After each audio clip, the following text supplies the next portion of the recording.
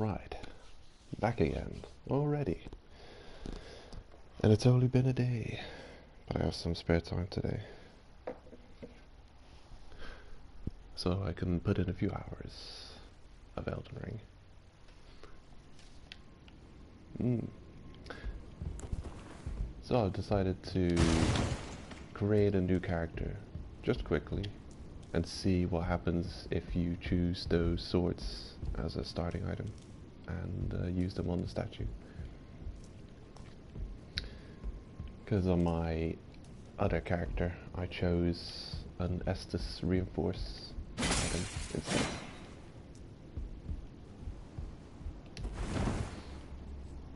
So, right,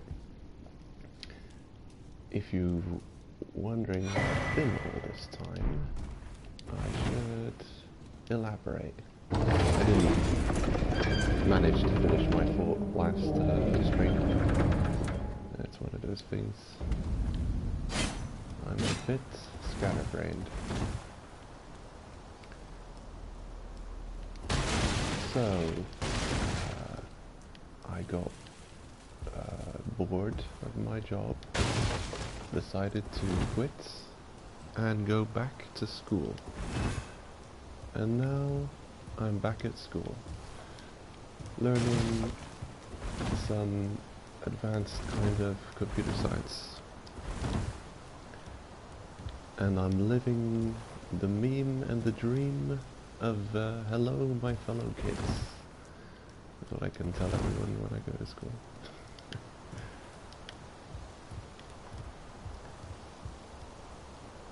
So yeah, the job I was doing, very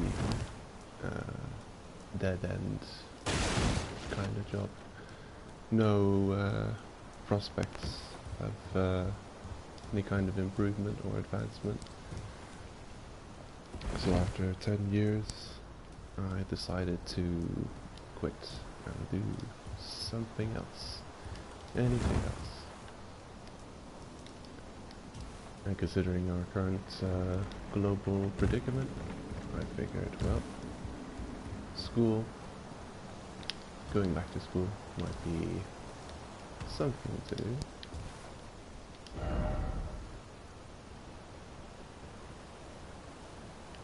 No too high up ahead.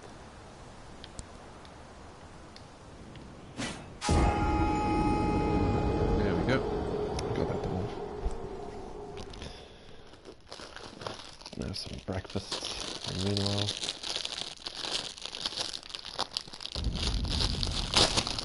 white cipher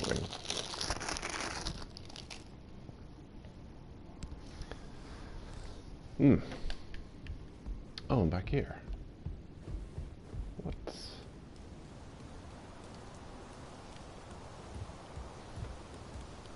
So they actually want you to die to the tutorial boss? Otherwise you respawn here. Interesting.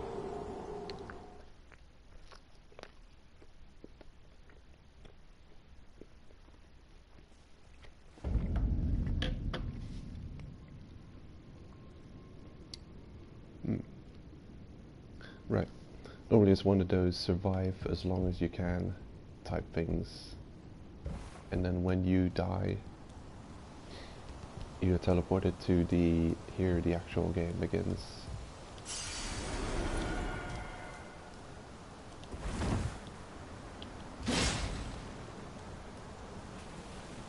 But this is a departure from the norm.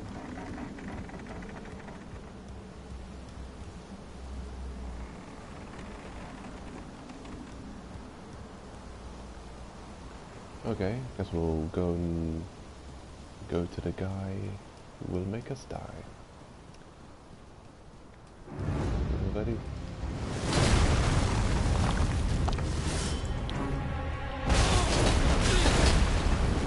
Oh. What? Okay, that was just weird.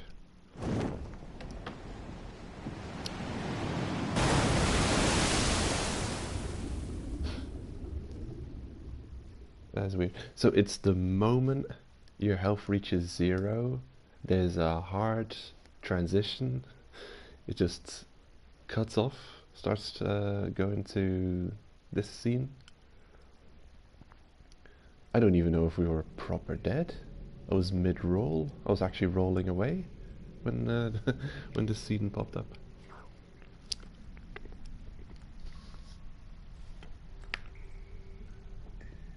You'd expect a full lengthy death animation, and then a "you died" popping up on screen, and then a long fade out, and then afterwards it's that scene happening.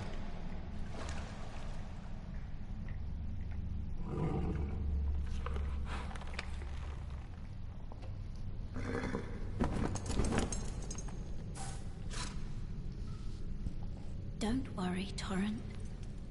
Fortune is on his side. We found him here, after all.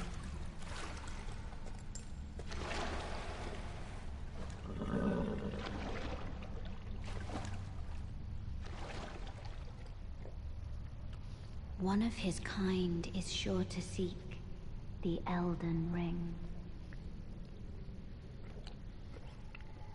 Oh my god. Even if it does violate the Golden Order.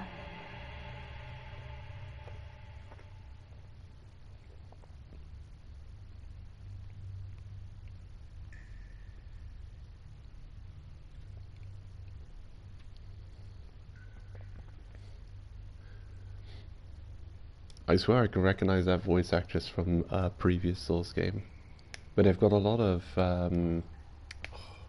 there's actually quite a bit of female voice acting in previous Souls games.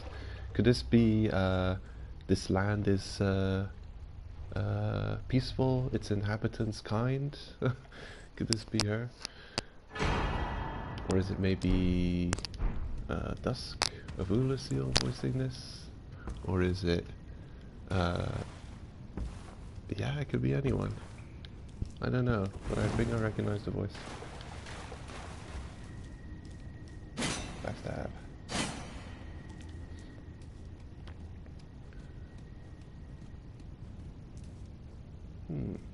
Curious.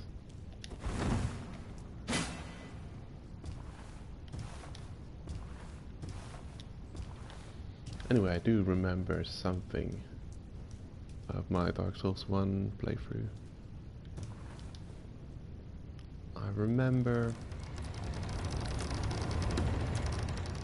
I do remember getting stuck pretty early on. Kind of stuck. Like already from Firelink Shrine, I got stuck.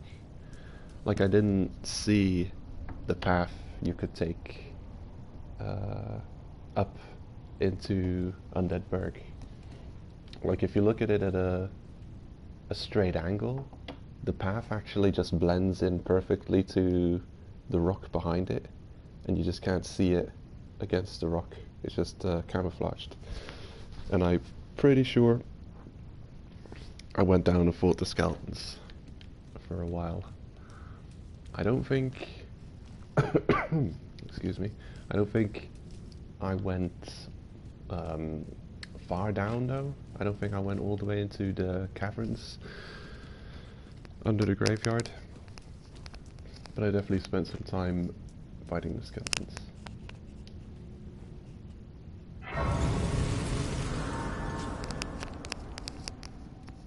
Bonfire box. Alright. Let's use it.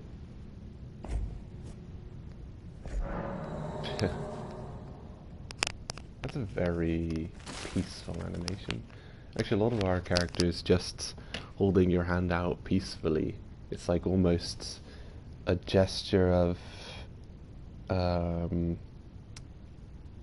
yeah, of acceptance. It's like just you're holding your hand out open, or a gesture of I come in peace.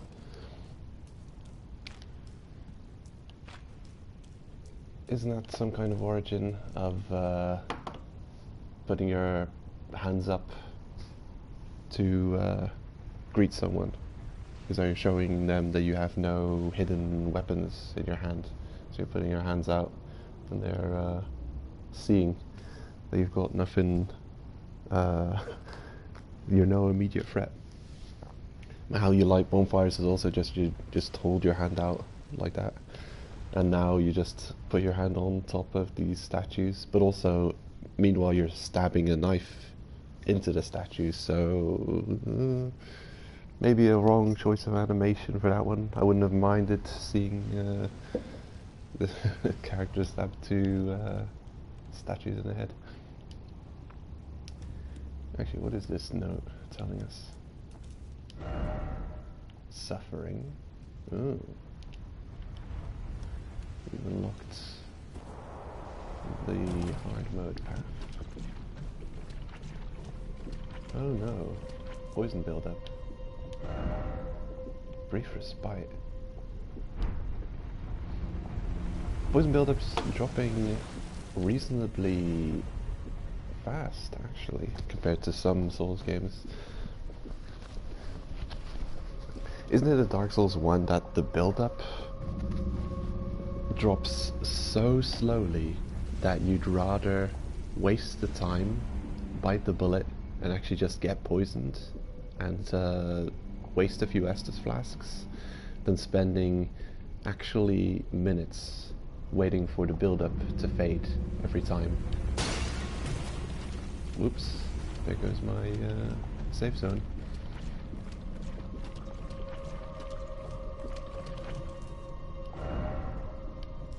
Monster ahead. Oh. Hello. Yeah. What the hell is that? Reminiscent of 2 moments prior. A moment in Demon Souls I can think of, and Dark Souls 2.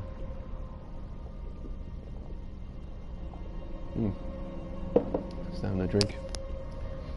The bloodstains haven't been working for me. There's something wrong with my world's bloodstains. It's not doing anything.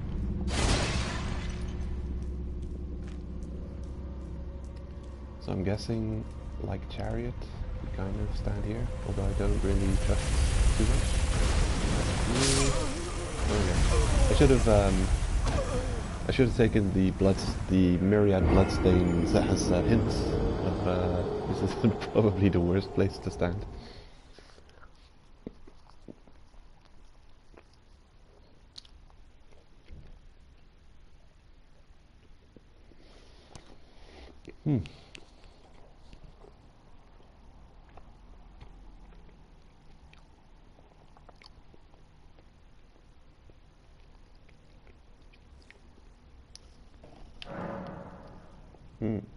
Death. Upon dying, you will revive at the last site of grace that you visited. You will drop any runes in your possession at the site of your death. Actually, a lot of tutorials have been popping up for just about everything. So they're going for a very in-your-face tutorializing in this Dark Souls. And I think I'll just call it Dark Souls, or Dark Souls 4, because it is very within the style.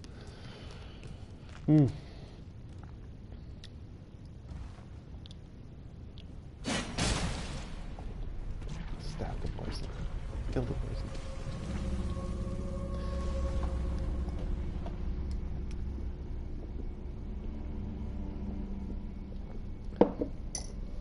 I wonder if that was a problem on previous Dark Souls games, that people would miss tutorials that are written as messages on the floor, or just walk past them or skip them.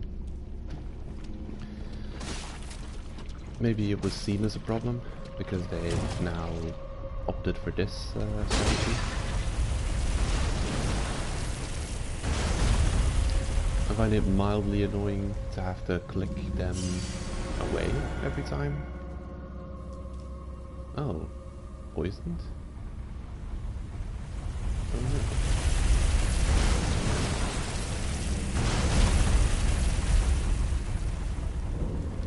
Oh. Okay, hello.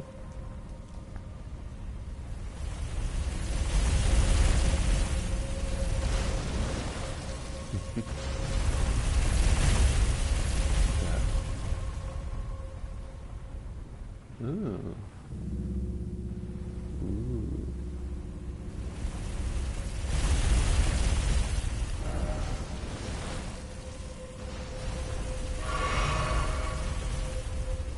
Whee!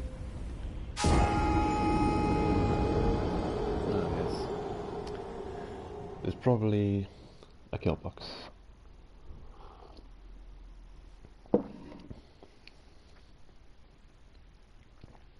Or maybe there's a better way down that I didn't notice.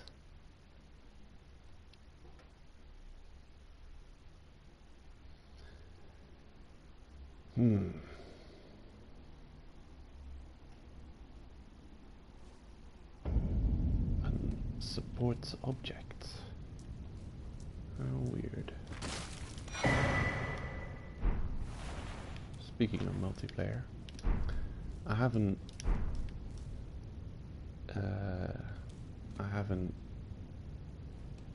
checked it out yet. I should probably at least give it a try at some point.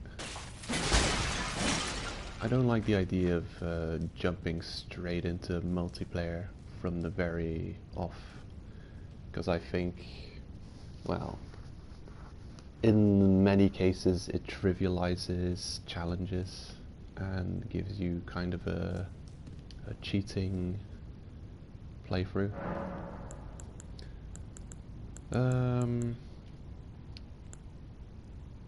I think on your first Souls playthrough you should at least try to learn how to beat every boss and every challenge on your own. I've seen playthroughs of people who straight away just jump heavily into the multiplayer and they get super carried through the game, and yeah, I mean it's an experience, but not that I think Souls has to be difficult. I just think there's yeah, a completely different boss experience if you summon for boss or if you solo the boss. It's just night and day, different experience.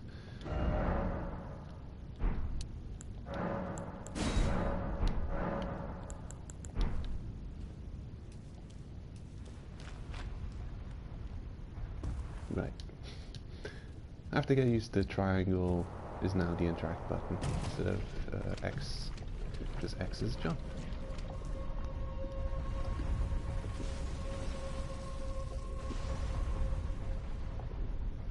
It makes sense really, but I guess it's a little bit annoying that two-handing has become a two-button hit now. Triangle plus R1 or L1. Go, go, go. Don't get poisoned again. That is weird. I'm pretty sure last time our poison buildup dropped as well. And then eventually it just said you were poisoned. A bug? Bug that's still in the game or is not working properly. So what it is there's a hidden counter to the side, the build-up of the poison, and it's not the same as the counter you're seeing, or at least the visual representation bar showing you how poisoned you are. Possibly.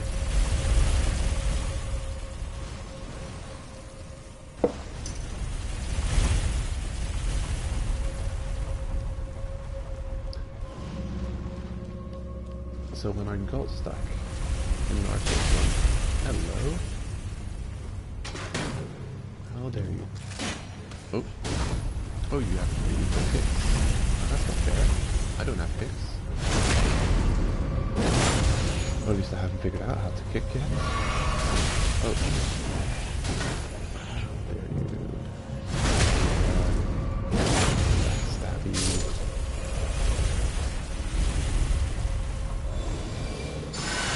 Oh, look at that. That's a different heal. in my actual character. I'm on a side path here. I'm on a little exploration mission.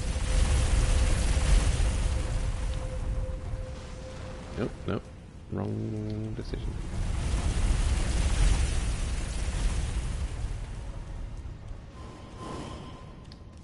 Hello? Oh, dear.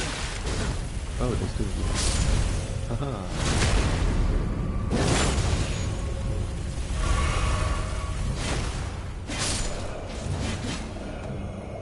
Gotcha. Let there be jumping and then running. Oh, running. Okay.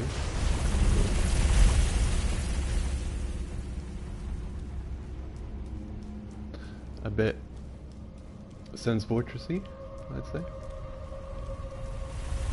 I dig it. Uh-oh, he's gonna... Yeah, so. It's the same chariot too, so it's not like there's another track here. It's just if you decide to go down, he moves over to this spot instead. Clever contraption. Very clever. Run, run, run, run, run. Oh no. I knew it. I knew it. Very clever contraption. Because he would stop there and turn around and then cycle through that constantly. Now he's cycling through this. It's a diabolical contraption.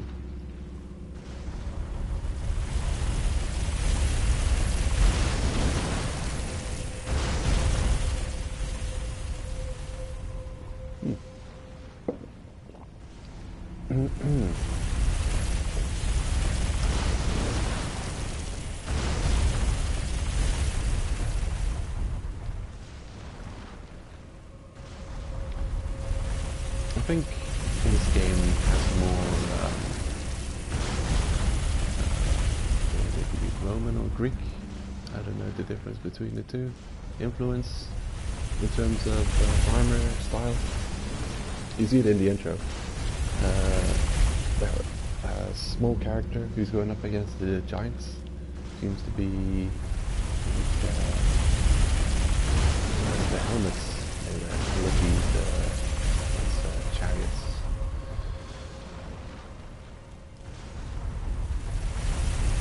I think it takes influence of their armor from all kinds of places. We even got a samurai starter class.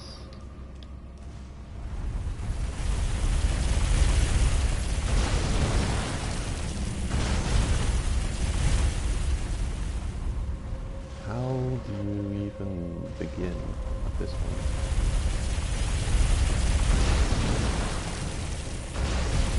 Oh, I've got an idea. You walk behind him. Yes. Okay, let's go. Whee!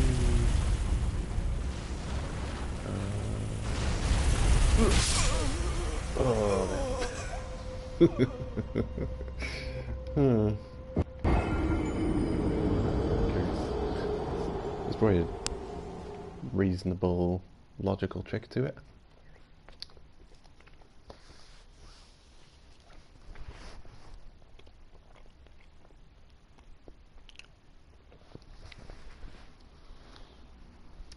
So I think when I got stuck in Dark Souls 1 on the skeletons, I looked up a guide on YouTube, and I wasn't interested in Let's Plays at the time, but I stumbled upon a walkthrough guide from Wiki Game Guides, and I started watching the first episodes of beginner tips and tricks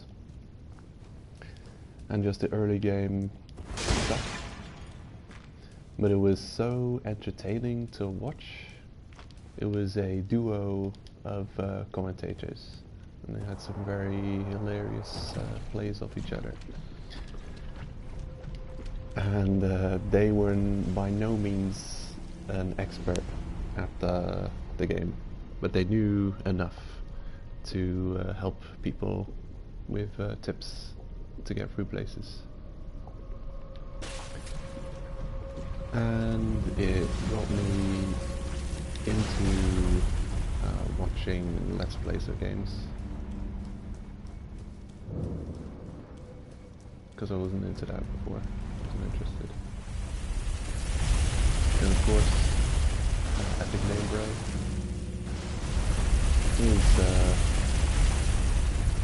the guy to follow if you were wanting to see a good Souls Let's Play.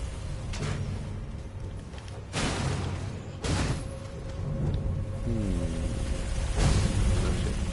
Gotta hit against that one. Stop kicking me. Stop it. You're bullying me.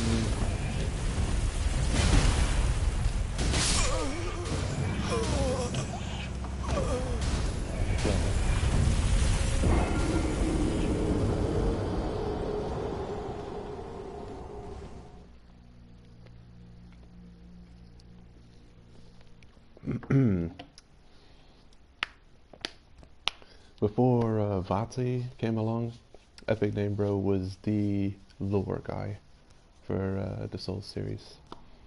Absolutely. But at some point, he just got completely sick of YouTube for some reason and moved to Twitch. I think he was complaining about spoilers in the chat saying things that he didn't want them to say. Well, yeah, on Twitch you've got moderation, but yeah, I didn't like how angry he got at the chat, and I really don't like it when people overgeneralize. They'll say, oh, you YouTube people and you Twitch people. You can't say that. It's all people, you know, they just happen to be on this platform or that platform. And what creators sometimes don't realize is if you can't just move platforms and not abandon some of your audience who were following you on a certain platform. You can't that you're moving platforms and you're bringing everyone with you. It just isn't that way, right? No, you're inevitably leaving people behind who are not willing to move to the new platform, which is a shame. Okay, mistakes were made, possibly. Nope. Do I can like lure him over here? Nope, you missed it.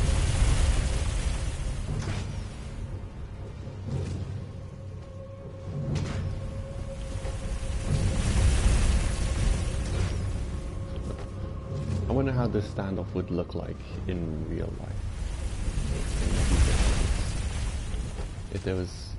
If ever there was like an archer and a melee guy, if you could get within this kind of range within them, and if you would stand off, what it would look like. Because you can imagine in a Wild West kind of context, a standoff at this range happening. I can't really imagine it in a medieval setting, like archer or a crossbowman. Crossbowman, it's simple. You probably, when he's reloading, you charge him, because it takes a stupid amount of time to reload a crossbow, I think. You got, depending on the model, you got these like winches where you have to stick your foot into the end of the crossbow and then ratchet up. You have to use this special tool to pull the wire because it's so taut.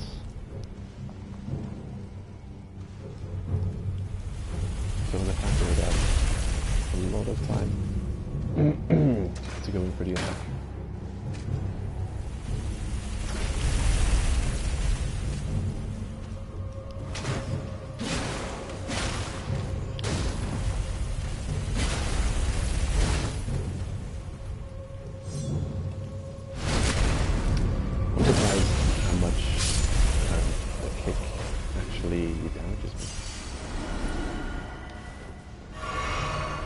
Should probably use Elden.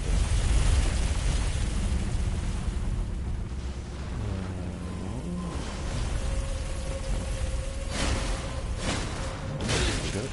Oh.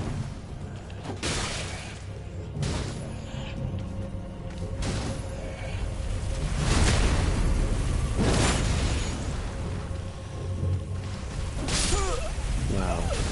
He recovered quicker than I expected him to. I was figuring out how to two-hand the weapon again. It's a two-button combo. I was going to two-hand my weapon and hit him extra hard. Look at that strange creature.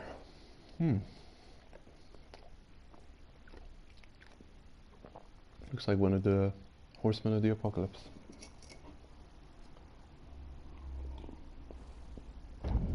Famine or pestilence.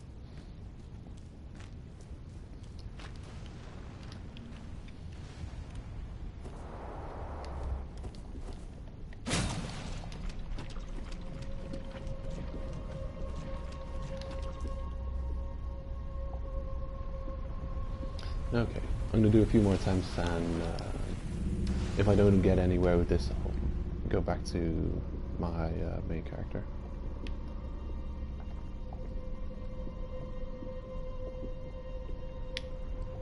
So it is a challenge of sorts, and it's locked behind the sword starting item. I'm sure you can find them throughout your playthrough. But the reward behind this must be worth it. That you would take this starting item.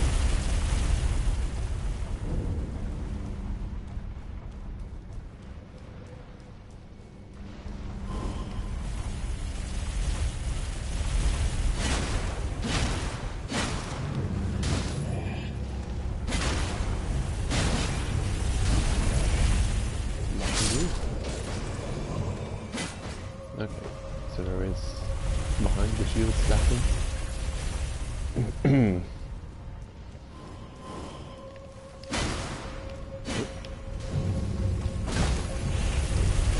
If you time it right, this guy will run into... Oh, that's more like it. Beautiful. Oh, I see what they mean. So they expect you to jump down from there and then run. You do actually get a lot out of messages in quests like this. Uh-oh, watch out. Oh. Now that I've decided to come this way. Why are you doing that? Why am I doing that? Oh my god. Made it.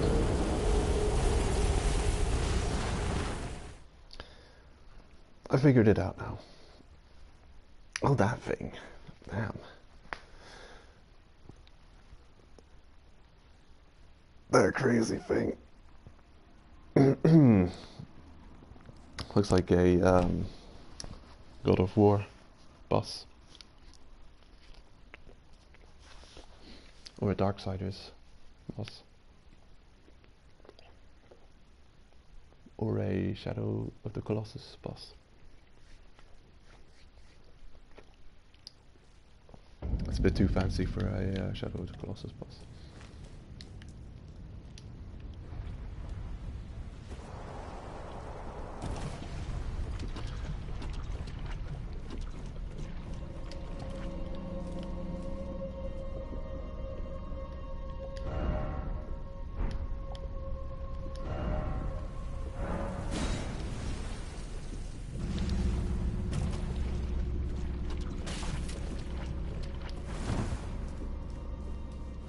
Okay, here we go again.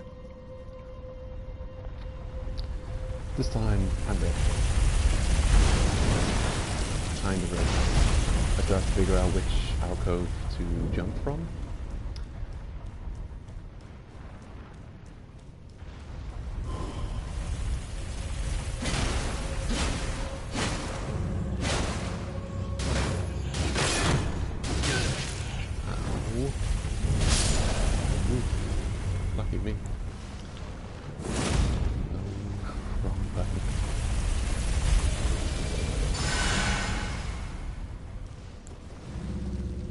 such a weird... That's strange. What's up with those health bar and stamina bar? I think they've gone with a different visual representation of health and stamina in this game. So in this game they're showing a really large stamina bar and a small health bar. And up to now it's always been the other way around. It's always been a large health bar and a small stamina bar. But you've actually got a... Well, I don't know. I don't know if you can perform more actions before your stamina runs out. Possibly.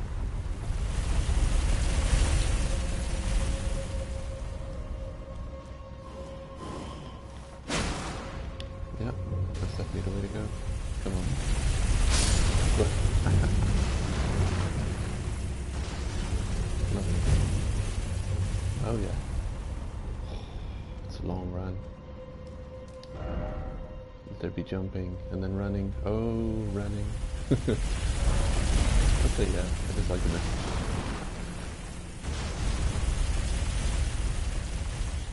Right, so actually, you've got the whole time of him going all the way up there, and you've got the whole time of him going all the way down here.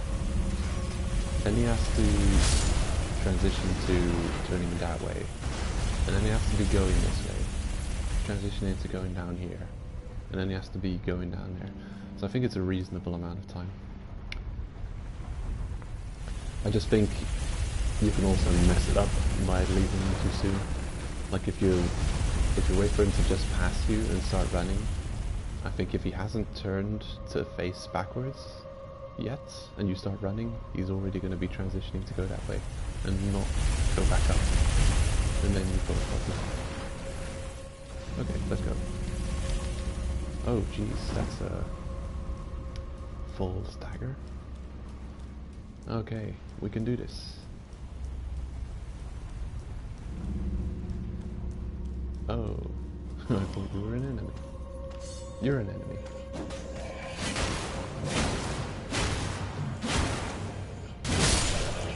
Ooh. That's weird.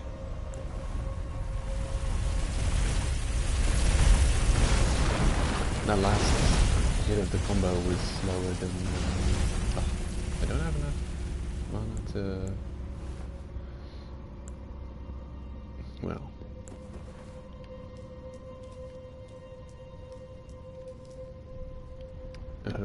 where do you go?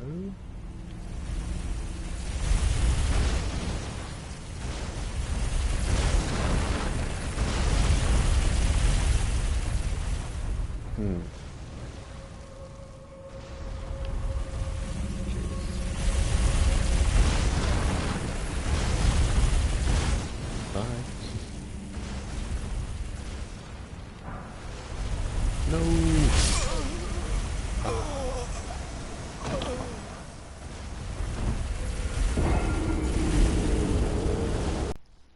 From location to location. And I think when you cross this bridge and reach that one safe zone, you've gone past the threshold to start him moving in the next location. And then he actually goes quite deep before coming back and takes a whole bunch of time. I expected him to do that again, but alas. And I picked something up. Is it good? Is it worth it? I found Golden Rune 5. Use to gain runes.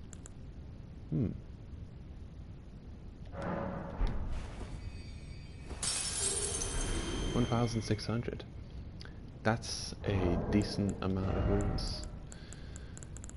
Which is this game's soul currency.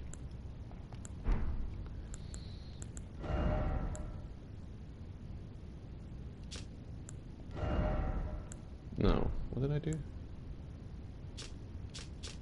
Oh, right. Okay.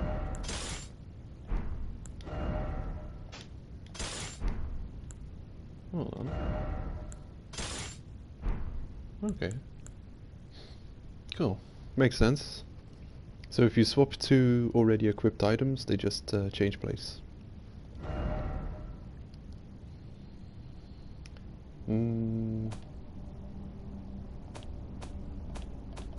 Okay, without L1 and R1 you can cycle between all equipped items, which is useful.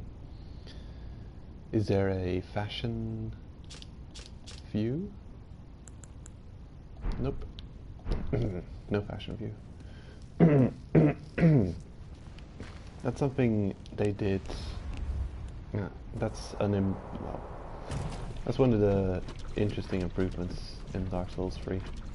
Is they made that fashion view where you could, when equipping items, have your character zoomed in on the right and be looking at your equipment on the left. And you could change equips, which really made to facilitate this strange idea of fashion souls. Where you'd be mixing armor to create something amazingly fashionable.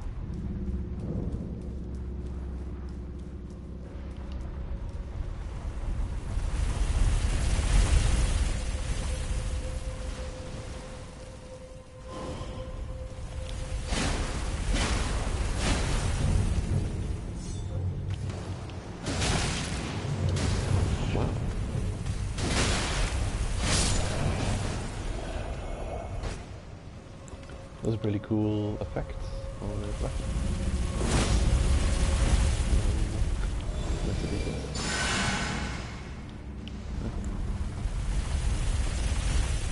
That's the weapon art that I keep using by accident. You can do the sphere. Actually, you can do all weapon arts by pressing L2, even if you don't have the. Doesn't matter what weapon you have equipped on your left hand. You use your right hand's weapon art by pressing L2. I'm only getting a bit confused about it because my main character's weapon arts is the sword stance. Come on, oh yeah.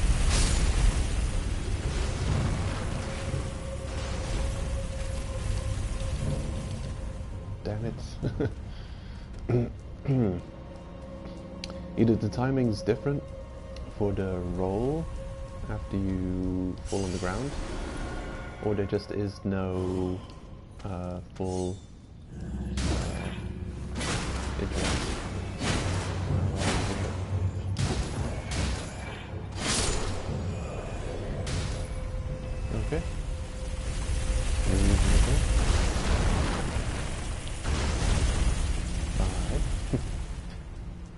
Okay, left or right? What's... Oh no. Oh no. Nope. Oh, okay. Oh shit.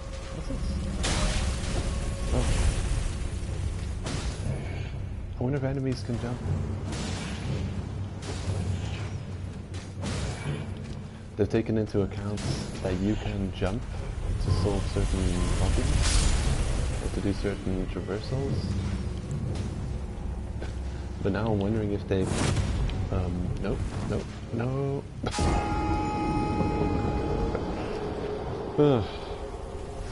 Well. It is a whole kind of path. It's a whole thing. So, yeah, it looks like fun. It looks like that's a reasonable starting gift to choose the sword item, which unlocks this path. But I'm going to go back to my main character.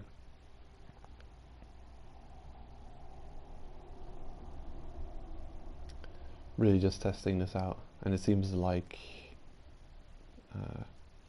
quite a difficult path. Until you figure it out, of course. Once you've got it figured out, kind of like Sen's Fortress. Not trivial, but you really shorten the time it takes to solve this puzzle. And you can see it as a puzzle. Actually, a lot of Souls games you could see as very puzzling.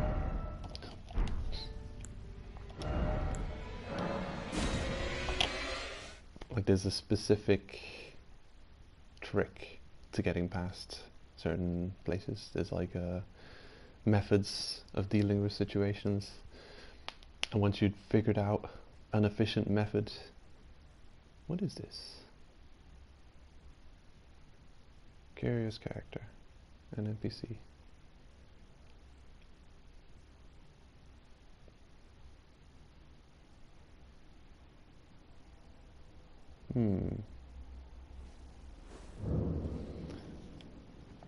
So where were we? Yes, we found a mysterious cave. Oh boy. Examine. Oh, look at that. The summoning pool is now functional, so you activate them. I found it curious. There are these other statues which allow you to respawn at them if you die.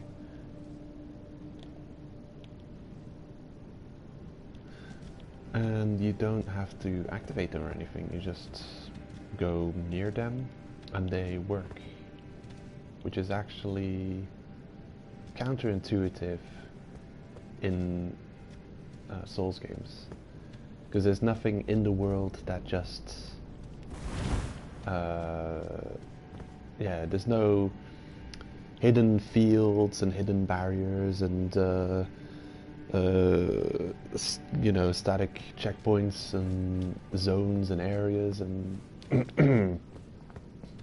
anything like programmed into the game that just works on the side and just facilitates quality of life for a player. Like if you compare Dark Souls to a lot of other games, there's so much like hidden checkpoints and triggers and things and pop-ups on the screen, and there's all kinds of stuff that happens. You just take it for granted. It's just a video game-y kind of thing. But Dark Souls actually lacks a lot of that. They put a lot of control into the player's hands. In fact, so much that you can believe that things around you won't even function until you've interacted with them. That's how much control they put into the player's hand in Souls games. So, not this statue. We had to interact with it to activate it, but the other statue that allows you to respawn at it on death, we didn't have to interact with that one, and it was a weird... It seemed quite weird to me. Because Souls doesn't do that. Let there be light.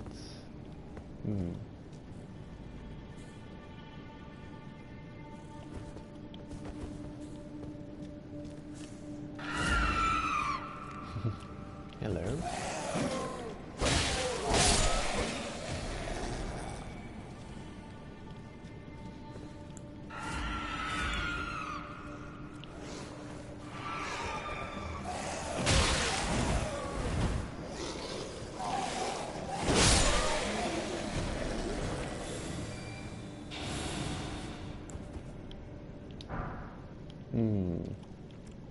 Glass shard. I haven't found any equipment in the field, so I'm wondering... You know, this is a stupid idea. I don't have any way to light this path. Let there be light. Let there be light. Maybe they're using these messages to light up, but they're not providing a lot of area light. They're just lighting themselves and a little bit of the floor around them. Yeah, I don't know. I'm not against the idea of exploring, but I have a decent chunk of souls, and I actually don't want to lose my starter souls in this game by doing something, by putting my souls in a place where I won't be able to recover them. And that drop off looks like a point of no return.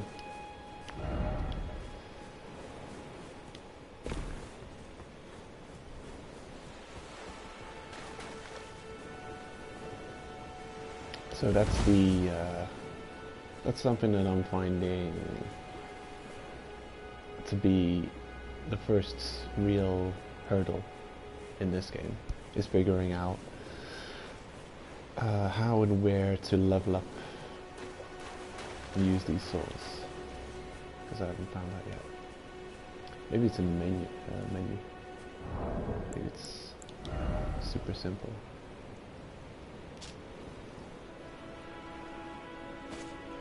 Ooh, look at that. Right helm, show helm. Okay, gotta check that. Is there a turn off helmets option?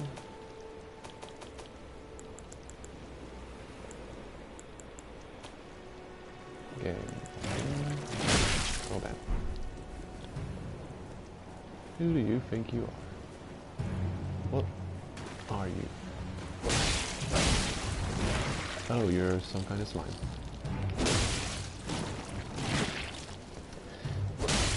The other character I was playing with a minute ago actually has a fire attack, which would probably be super effective against this one.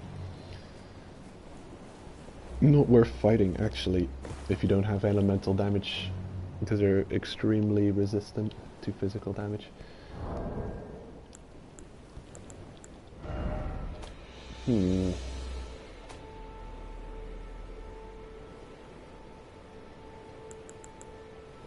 What is that?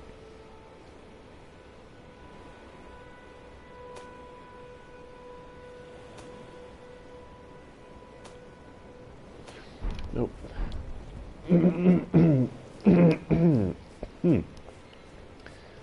Excuse me. There is actually there's a remove helm option when you're looking at your character.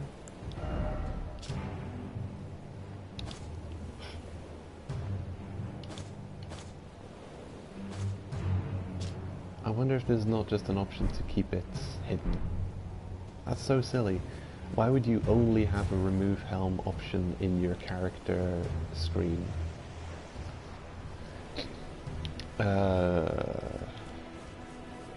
Yeah. Dark Souls and the Souls games in general have innovated in many ways. Hello?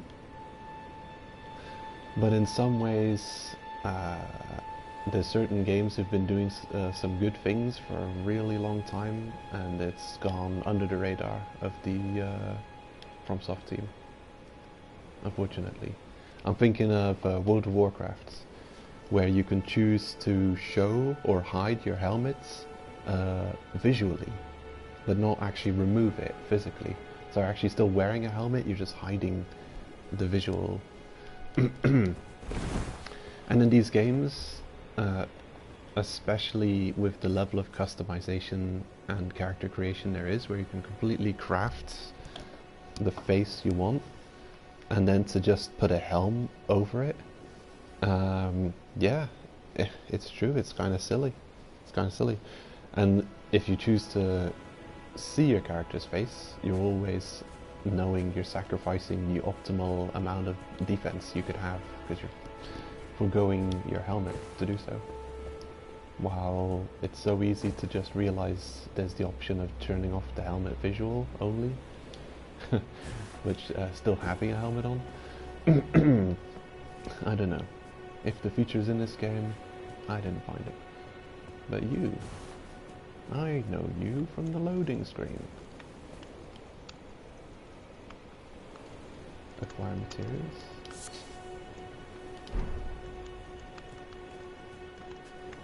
What do you need? I don't want any trouble. Oh, hello. I'm merchant. With the shop menu, you can spend runes to purchase various items. You can also sell items for runes. Each merchant stocks a different variety of items to purchase. Alright. A broadsword, club, short bow, arrows. Iron round shield.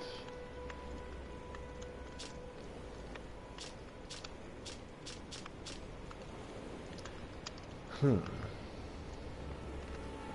Left ornament 1.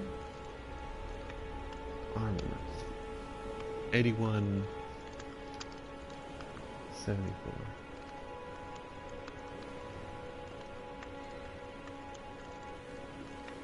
Oh, there it is. Physical block 71. Magic. Okay. Lightning. Weakness. Guard boosts. Okay. I understand. Notes imparting knowledge in brief. Stone digger trolls. Lance squirts. How weird. I'll buy this cheap one and see what it does. The shield of 71 physical. 71 physical, 40 guard boosts. Done? Well, be on your way then. Patches. Reminiscent of patches.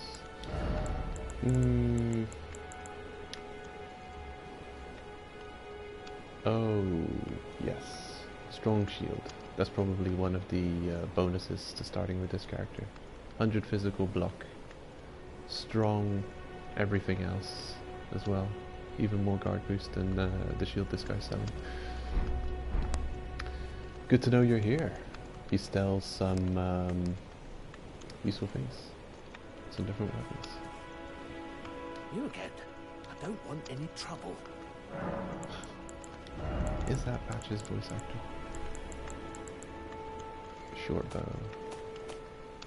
What do you guys do? Bolus. Alleviates poison buildup and cures poison. Blood. Sleep. Ha! It's sleep status effect in this game. What? Armorer's Cookbook. Expands crafting repertoire. Okay.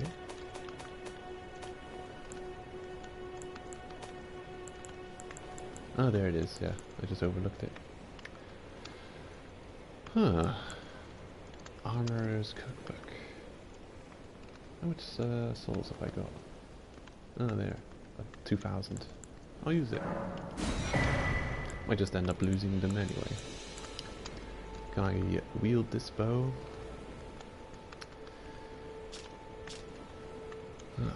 Does it have a stat requirement?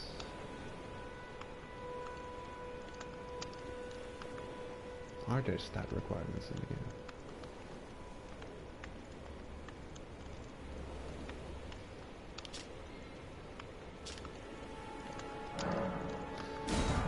I shall buy it and figure it out later.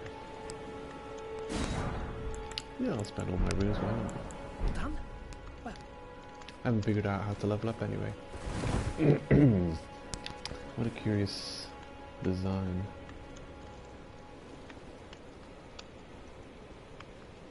What are those things you're holding?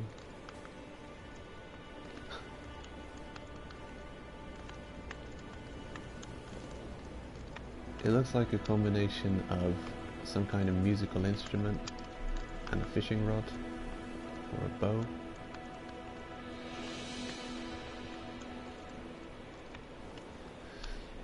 And then in the other hand, he's holding a really long fork.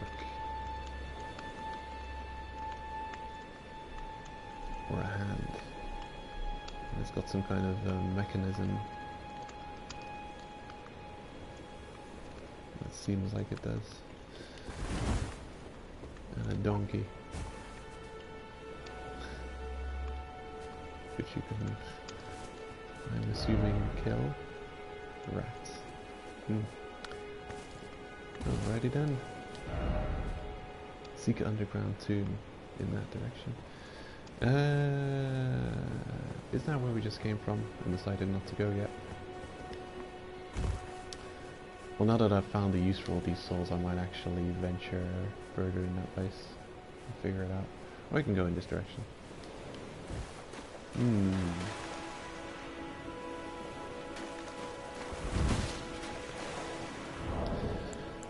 First things first. I'm gonna figure out.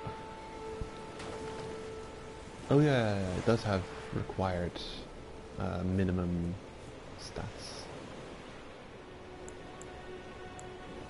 Oh, it actually tells you what your equipment load is. We're of a medium equipment load. Okay. Too bad I haven't got enough items on me to put ourselves into a heavy load. I'd like to see what the movement looks like for heavy.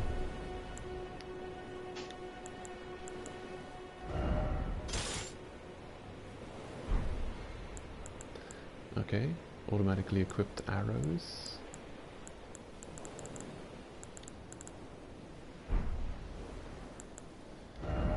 And we found some kind of book. A good armorer's cookbook.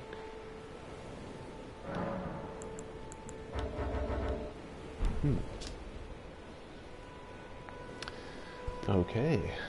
A record of crafting techniques left by an armorer who served the great General Radan. Contains knowledge of dealing with rot, the application of fire in particular.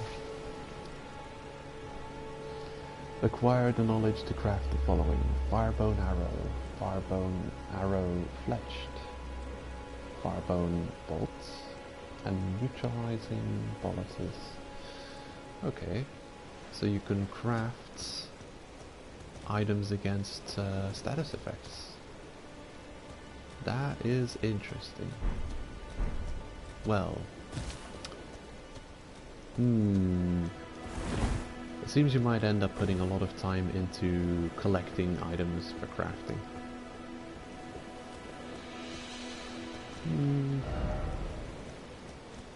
Death?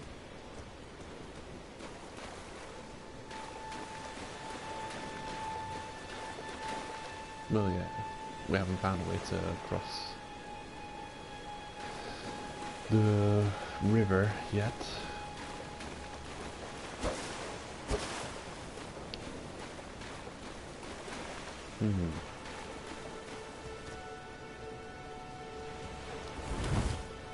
I don't know. I shouldn't really judge it until I've figured it out. I was thinking it might add some level of tedium to the game, but maybe it doesn't. Maybe it's just extra options.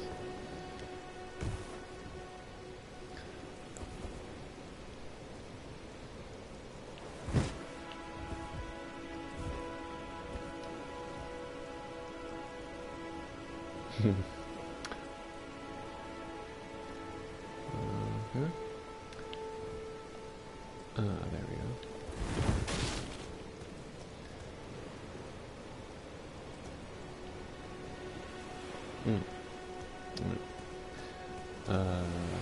The new style of bow wielding with the action skill L2 button and the L1 button to aim. I'm assuming R1, regular fire button, R2 button, arrow choice button. You can choose which type of arrows. If you've got two different arrow types, you cycle between them with R2 and shoot with R1. Bow ready. Cancel with X. Or cancel with triangle.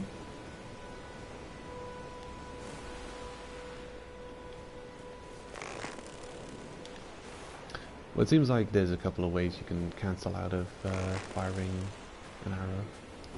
You can just roll out of it, back step out of it. Oh, whoopsie. Jump out of it. You can't cancel until it's fully drawn. So if you decide to... I'm going to press R1 while I'm walking and see what happens. Oh, okay, wow, yeah. So you have to commit to the arrow if you choose to shoot one. because the whole knocking of the arrow and then firing it is all one animation which starts up and can't be interrupted. Looks pretty awesome though. Look at that. I mean, there's a screenshot in here somewhere.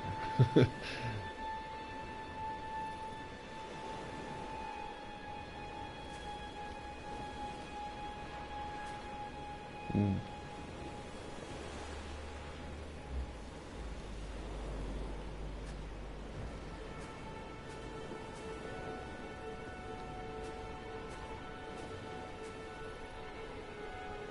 There it is. Oh yeah. It's alright.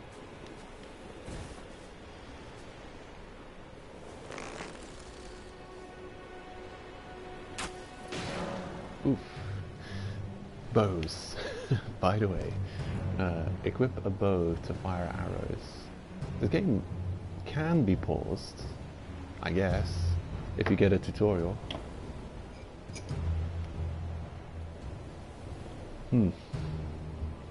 How weird is that, eh? Dark Souls that can be paused.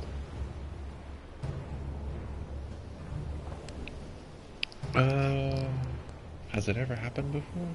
I don't know. I don't think it has.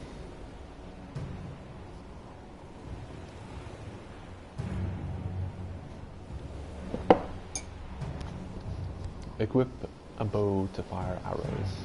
While wielding a bow with two hands, hold L1 for precision aiming. Use right analog to look. Fire arrow type 1, fire arrow type 2, precision aiming. Okay, so the R2 button isn't cycle through arrow types, but it's actually just fire the second arrow type, which makes sense actually. It's a good design decision, because the cycling through, you'd forget which arrow type you were firing with the cycle button. Actually, has it always been like that?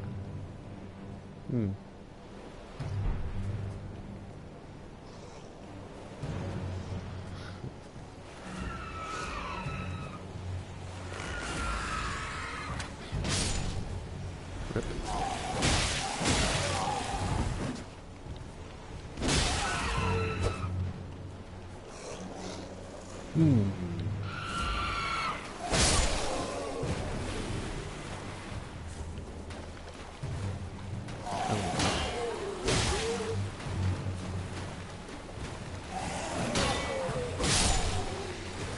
Oh, it's R2. I was trying to do that guarding counter. The new flashy guarding counter.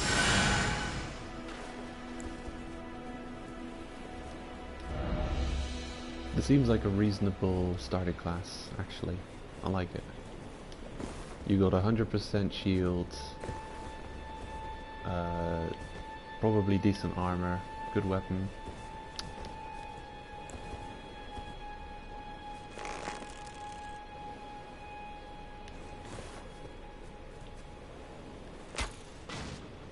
Oh.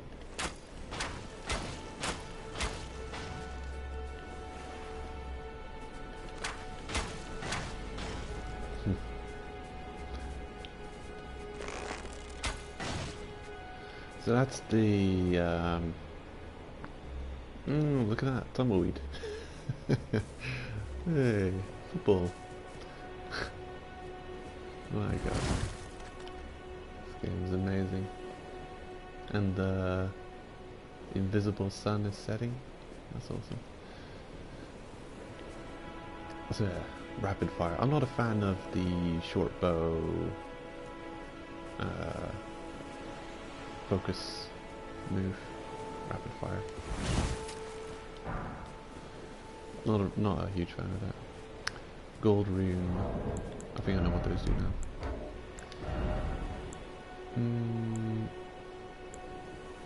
Gold rune. Used to gain a small number of runes. How about this rune fragment? Material used for crafting. How do I craft things now? Hey, what? Multiplayer menu? Tarnished furrowed finger. Use... Wait, the sign will appear in other players' worlds and allow them to summon you as a furrowed finger for cooperative multiplayer. Multiplayer begins once you... Multiplayer menu. With the multiplayer menu you can use... right. I'm trying to read the item description. It's the multiplayer menu that just popped up. I thought... Yeah, okay. Got confused there for a sec. Multiplayer menu. With the multiplayer menu you can use various multiplayer items. If you set a group password... Oh, group password. Okay. You'll be more likely to see messages, summon signs, bloodstains, phantoms, and so on from others using the same password. If you set a multiplayer password, you'll only be matched with other players using the same password for most multiplayer features. However, multiplayer passwords do not apply to invasion multiplayer. Yeah. Finger severer. Send someone back. So black separation crystal. White separation crystal. Send a cooperative summons sign to several nearby summoning pools.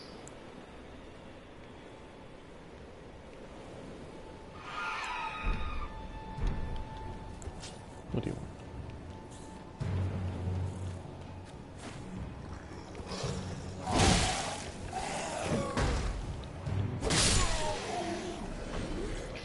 I wanted to test another move out on you, but figured it was easier to kill him.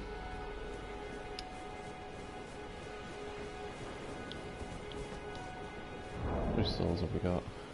170. Right, I think I'll go back to a bonfire and see if we can't use some kind of menu to craft items. Oh man, everyone's running around with a horse. I'm guessing we can just fast travel whenever we feel like it.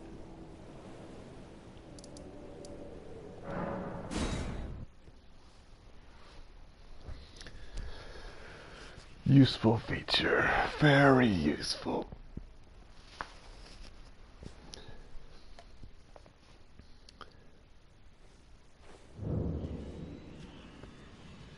The poison resistance is something weird in previous Souls games. So if you have a ridiculous amount of status effect resistance, the bar that needs to fill up to actually get afflicted with that status effect is really long. But when you do get afflicted with the status effect, I think it actually also lasts longer, because that same long bar that took forever to fill is also running out over the entire length of the bar, which doesn't make that much sense. So if you'd be resistant to poison, okay, so it takes forever to poison you, but when you do get poisoned, you take poison damage for much longer. Making it possibly just as bad as low poison resistance if you're running around in poison constantly.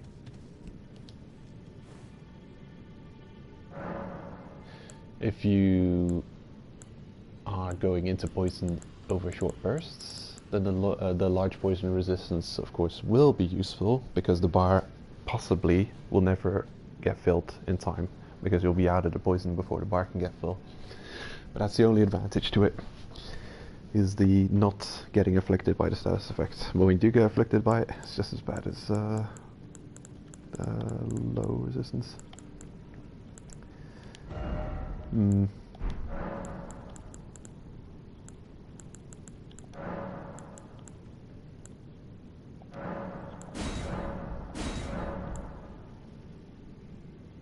No, I have none of these items.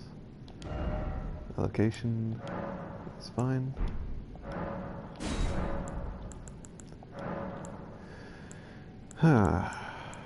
Well, damn.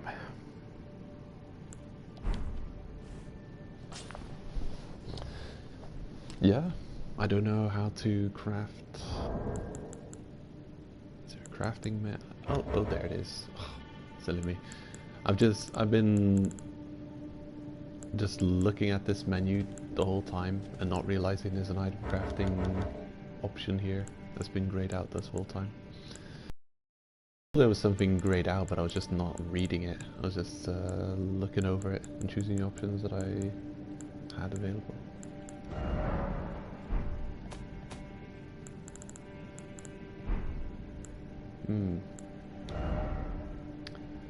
Oh, I can see all the messages in this area. Oh no, those are all the messages discovered.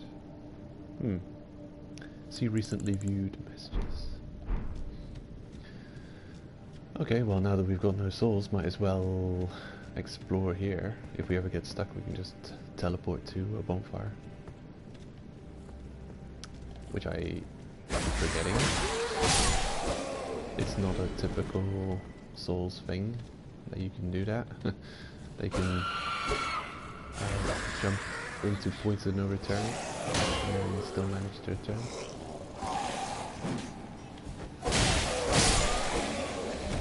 Alright, teleporting.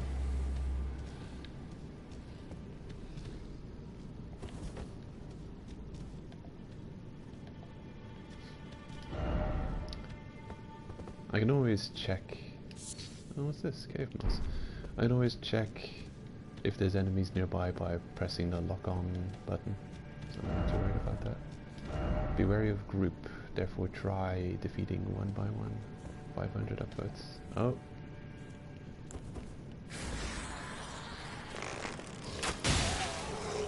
Bam.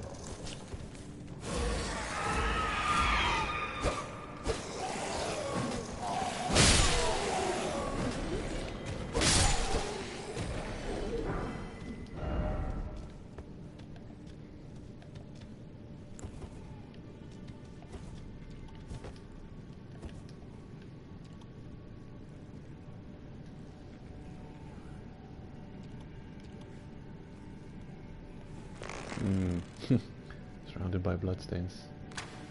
Whoop. Nice dodge. Whoop. Okay. He's keeping his head really low. Stop it. Whoop.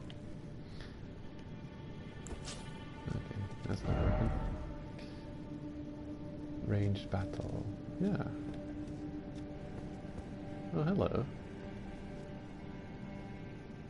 Oh, boss. A gold summon sign. Sunrow. Land octopus ovary. Okay.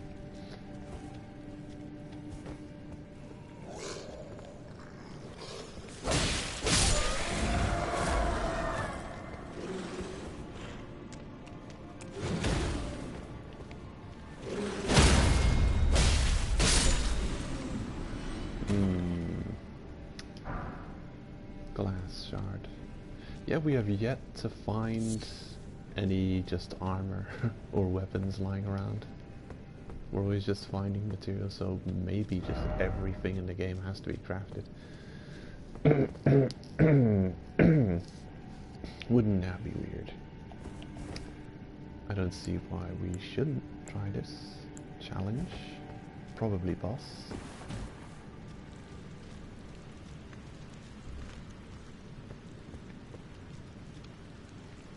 Oh, hello.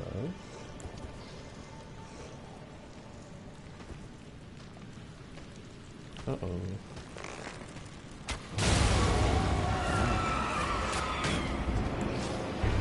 Oh no. The pack of delusions.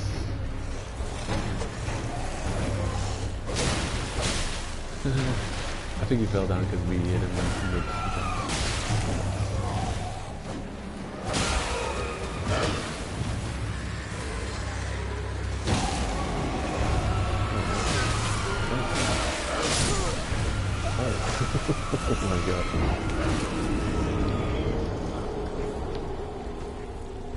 Okay.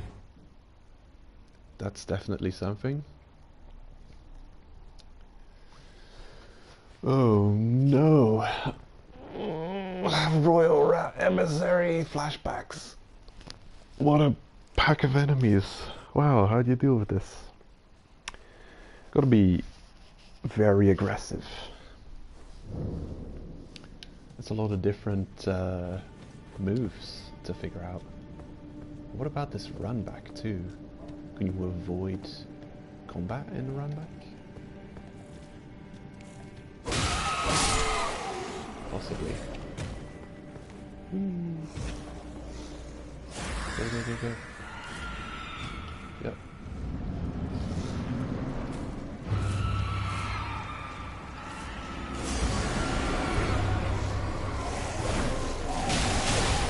I'll try eliminating from first.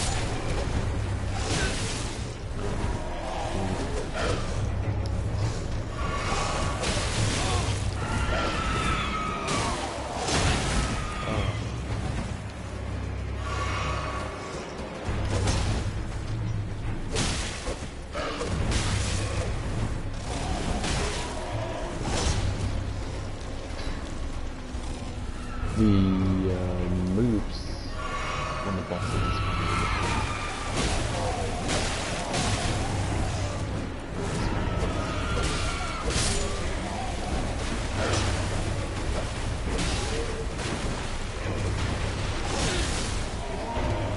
Ooh, this is my hiding spot. Okay, I've got to change my...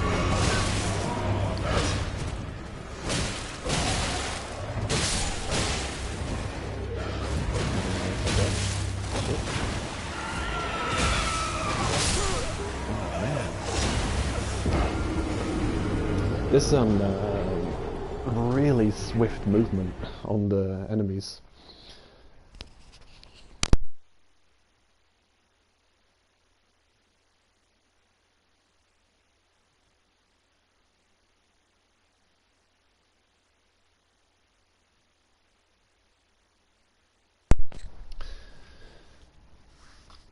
Alright, gonna change my allotment and give it another try.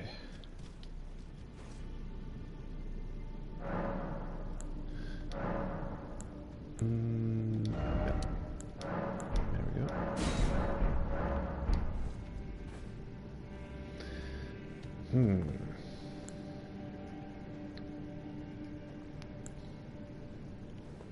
I don't know.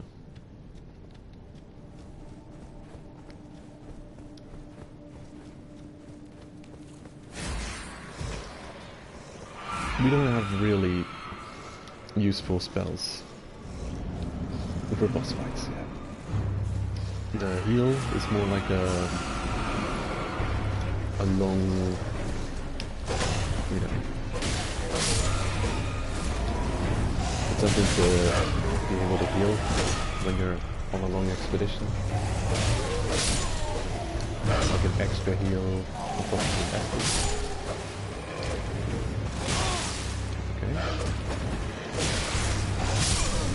Don't like the way you move. Good job killing me though. I should probably roll towards this boss. Yeah, it's one of those things. It's a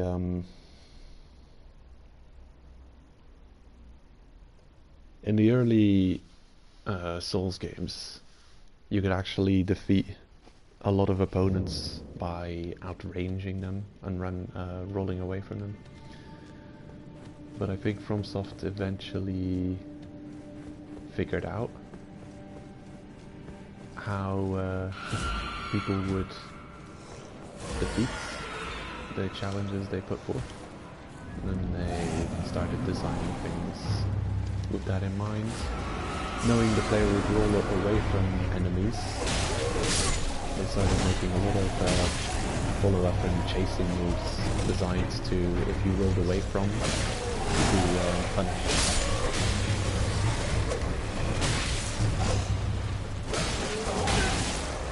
Come on.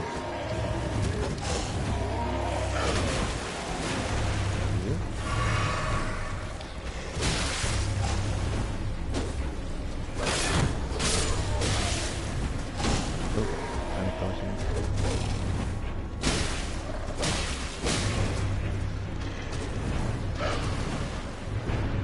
Okay, we're getting somewhere.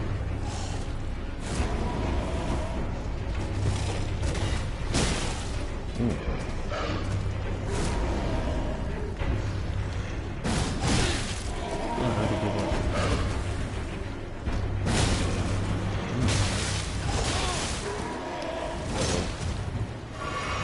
Where's the reinforcement?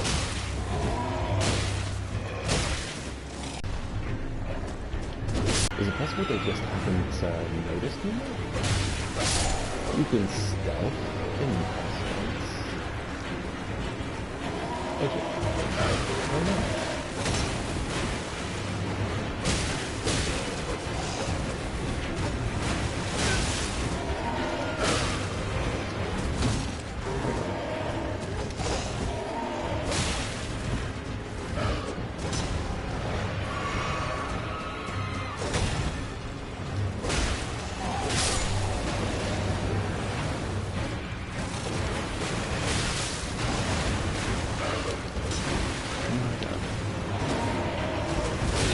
I tried to do an old-fashioned jumping attack. Oh man, I'm getting distracted by a whole bunch of things. I just got a message that the internet connection is not good enough for everything. Wow, I'm in the middle of a boss fight. Seriously. This is the worst time to give me a message like that.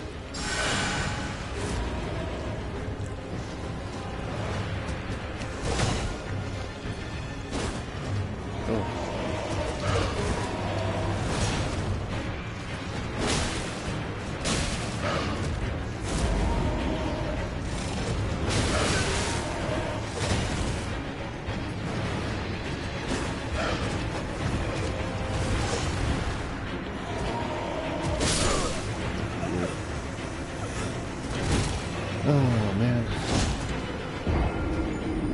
I'm still alive.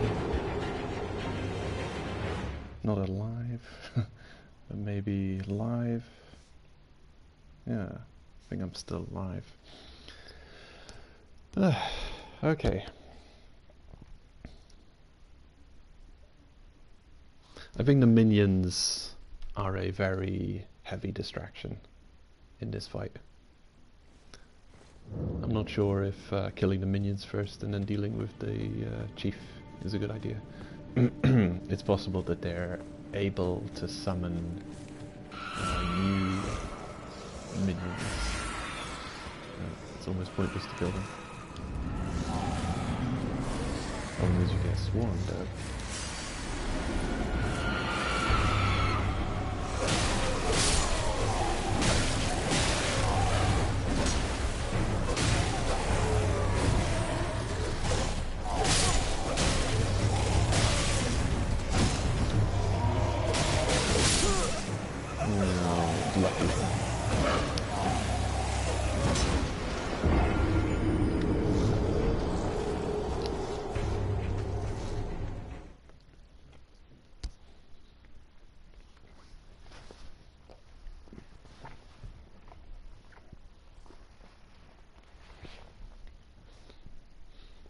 Interesting feature.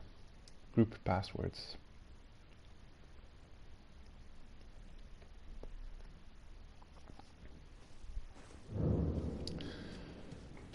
I wonder how the invasions work in this game. I dread to think about it.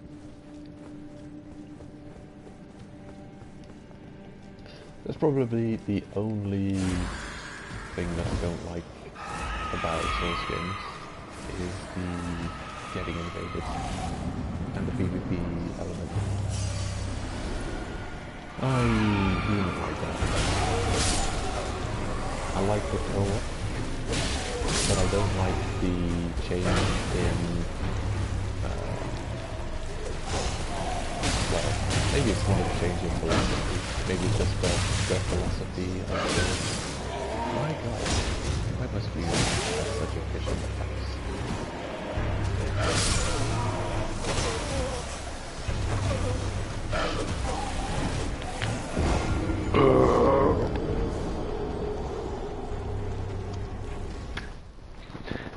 It's just the idea of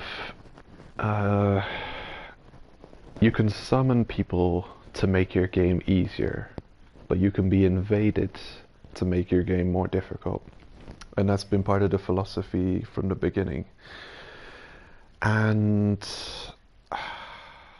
I don't really like that so much. I don't mind the challenge. I enjoy the challenge of the game itself. I don't like dealing with enemy players. That's a different thing entirely. I don't summon people to make my game easier. I summon people to have fun. Is why I summon people. So it's not for beating a challenge that I would summon. So the yeah, so it's like, oh, you choose to make your game more easy. But the thing is, you're also, depending on the situation and the place you're doing it, you're not even making your game easier by summoning. You may actually be making your game infinitely more difficult because of the invasions. The movement on these creatures, my god.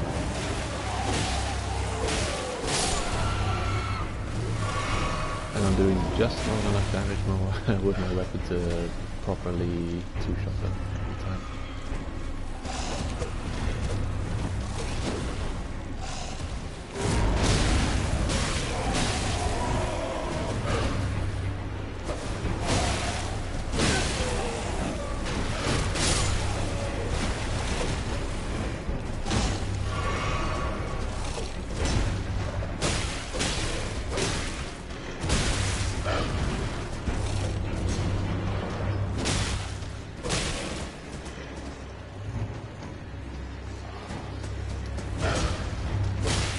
You can do a guard counter against these large opponents.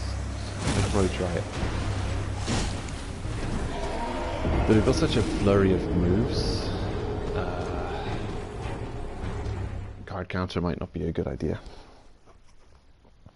Although maybe it will be. I haven't tried it yet. But yeah, that's something I don't like about the Souls games in general.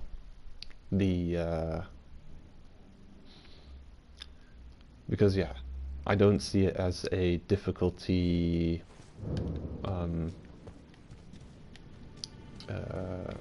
improvement. The summoning, yeah, but then you summon and you open yourself up for the invasion, so it just it makes it all just solo play all the Souls games in hollow form, so I don't get invaded. I don't have to deal with invasions. But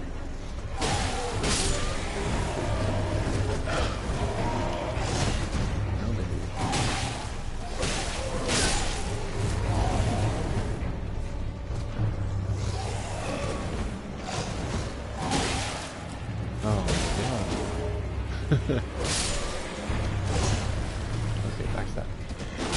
Hit him. Yeah.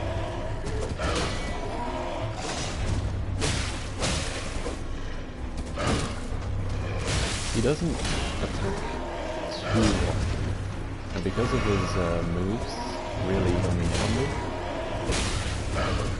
I think I'm gonna block well. Yeah.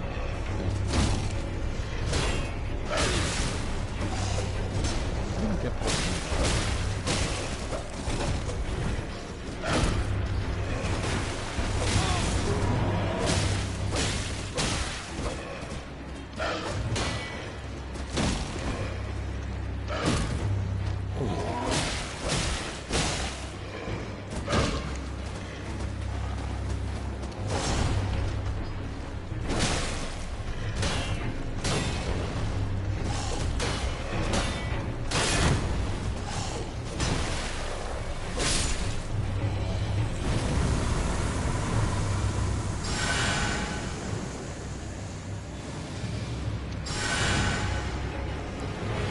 Doing reasonably well.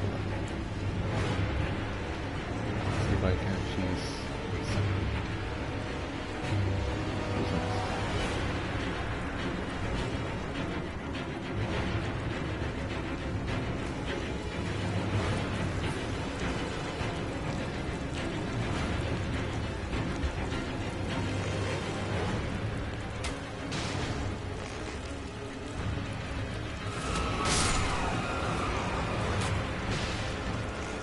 Oh shit.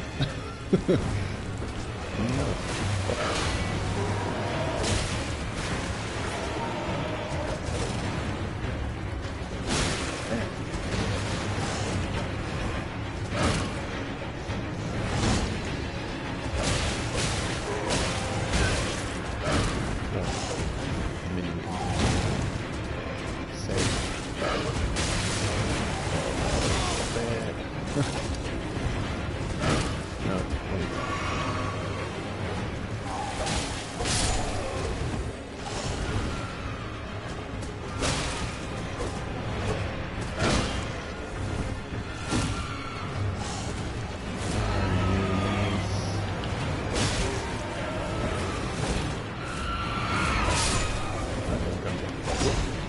Charging attack seems to be quite effective.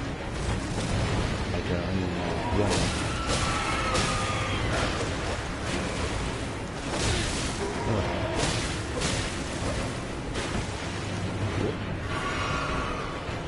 You.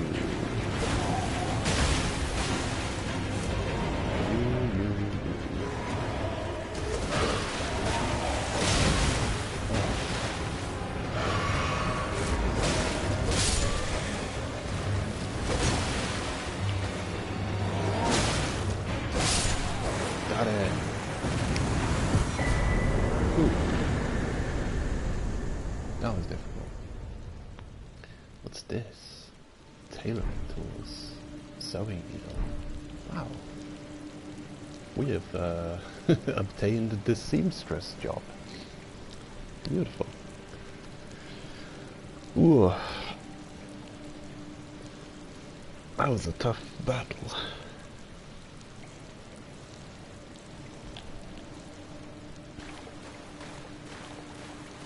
But it's wow. It's one of those things. It's the it's weird. It's really weird. Of all the games, of all the Souls games to do this game actually gives you not access to all the normal.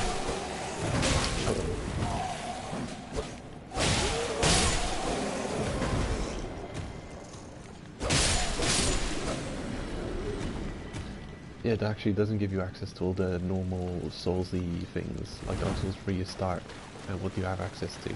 You've got a blacksmith right there, you've got a bonfire to level up at, you've got a couple of vendors you can buy things from. Everything is right there. And your hub's available. Turning Dark Souls 3 into an open world game, for instance, would be very easy. Because you've got all your convenience right there. Where's the sit down? You know, make myself a drink quickly. You've got all the convenience that you need to handle the open world. Like you've got different yeah,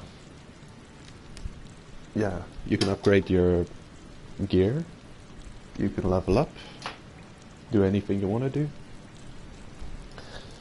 But here, I don't even know how to level up yet. And we've just chanced upon a vendor, a merchant, to get to buy things from, to buy gear and consumables and recipes.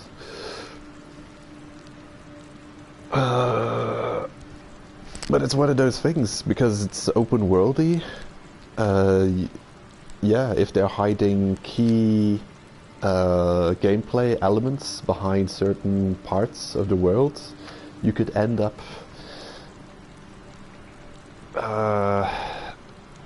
going through a large portion of the game without having something which could have been intended to have gotten early on in your game.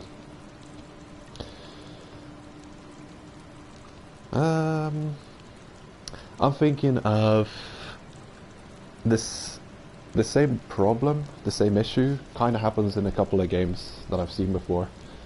Like I saw a YouTube video of someone who in Zelda Breath of the Wild went into some kind of dungeon at the end of their playthrough, where they had pretty much done everything, except they haven't been to this one dungeon, and then they went there, and the game tutorialized them an important combat move, which would have been useful throughout their playthrough, and they were so shocked to see it. They were like, oh, I can't believe I didn't know how to do this for my entire playthrough, just because they didn't go to that just random location on the open world. And I had the same kind of problem in Bloodborne with a there's this hamlet area to the left of Vicar Amelia boss, and I did not find that area. I just didn't find the entire area until later. I just didn't see that side path. I'd never been there. I'd been off the other side, but I just didn't realize that there was a path leading away over there. I just thought it was scenery. I didn't think there was anything there. I saw the side, the railings and some grass, and yeah, just figured there was nothing there. Didn't go that way, and I left it, and then I just carried on with the game. And for the longest time I had no idea why I couldn't, what do you need that thing for? Equipping runes? Yeah. I think you need to have that. You learn the ability to equip runes in that location. And I hadn't been there for a really decent chunk of my playthrough. And for the longest time I was just finding runes and thinking, when the hell am I going to get the ability to equip these things? So yeah, we've stumbled upon a cave, and we've got an sewing ability, or an armor smithing ability.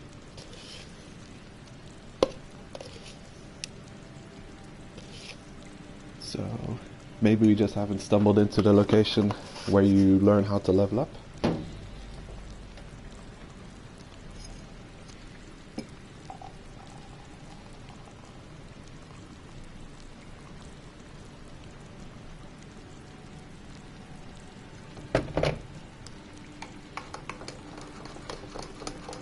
Then again,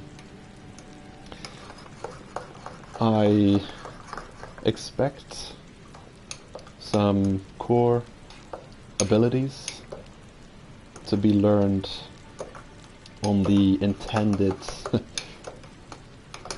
main path of the game, where the bonfires are spotlighting me to go, for instance. Like I'm seeing people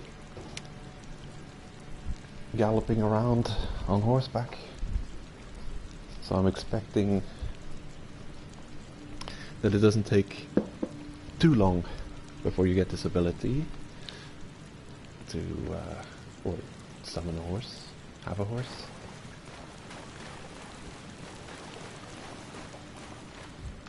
What's this? I've noticed there's no damage from fire.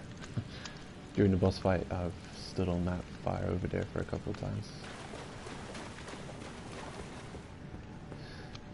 Which is not realistic, no, but useful. Oh, look at that. Return to entrance. Okay, but what's over here, though?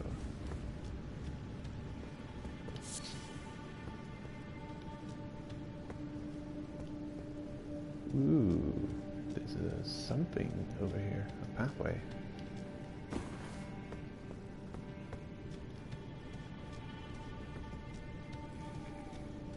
Oh. Yeah.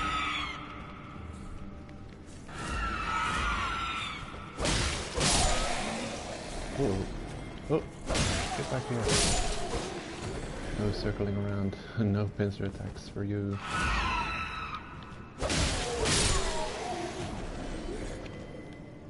I've been rather clumsy with the combat so far. What is this? Smoldering butterfly. Let's have a look. We've got a couple of new items. Smoldering butterfly. Material used for craft. Oh. It's just all materials for crafting. A serious amount of lore going on here. Armor's cookbook. A large sewing needle, curved like a fang. A book, the demi-human's prized possession. A portable set of tailoring tools. Enables armor alterations at sites of grace. Oh. Okay.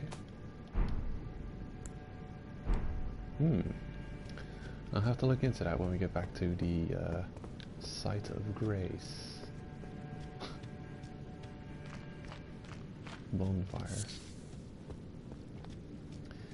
Well, bonfire is easier to say than site of grace. So of course you'd say you call it bonfire.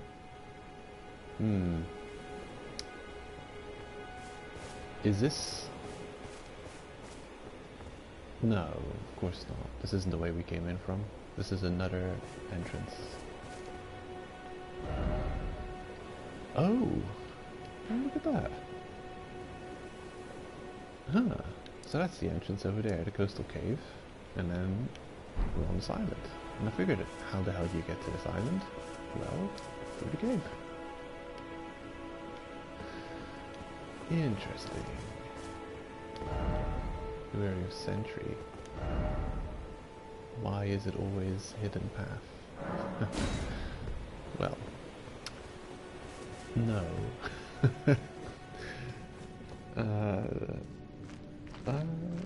No, not really. Not typically.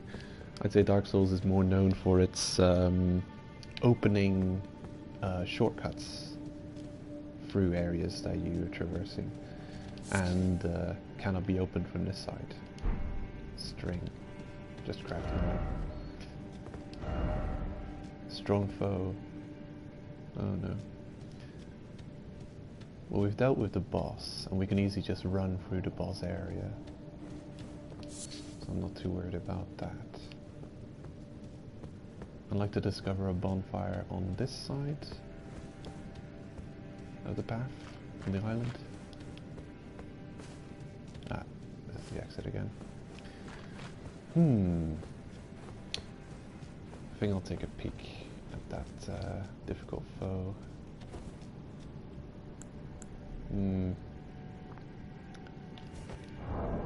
Heal's not looking too good. You know what? I'll come back here in a minute. I can do useful things with the souls I've got. I'm just going to teleport back for now. I'll come back here in a minute.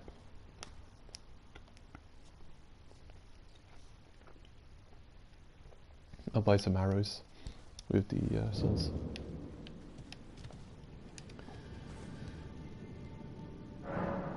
I should probably learn the new vocabulary. Alter garments. Oh, look at that.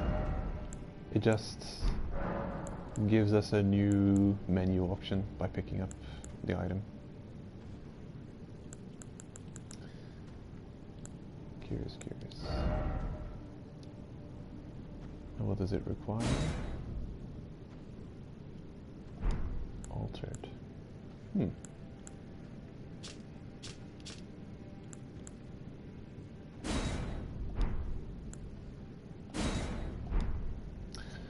Oh, it changes the appearance of certain items.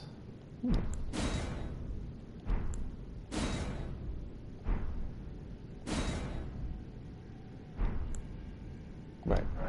So it's not an upgrade thing. It's just look at that. Someone managed to put a message on top of this thing. That's pretty funny looking. Because he's holding up. The messages in this game look like little stones which have been scribbled on.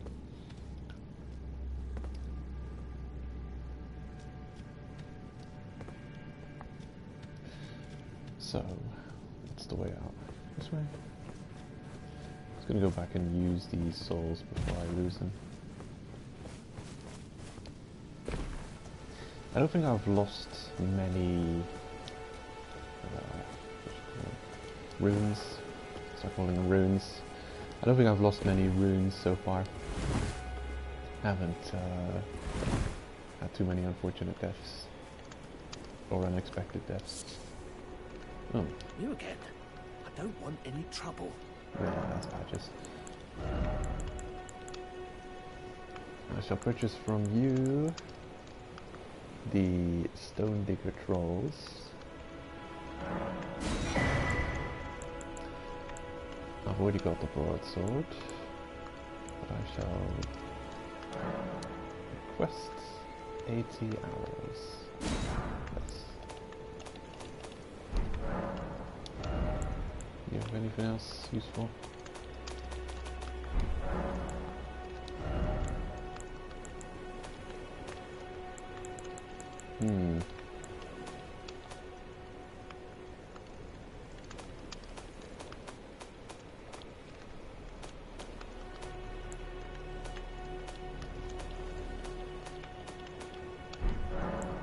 Done?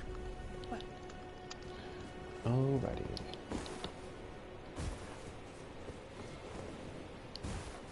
Huh. So, what have we got?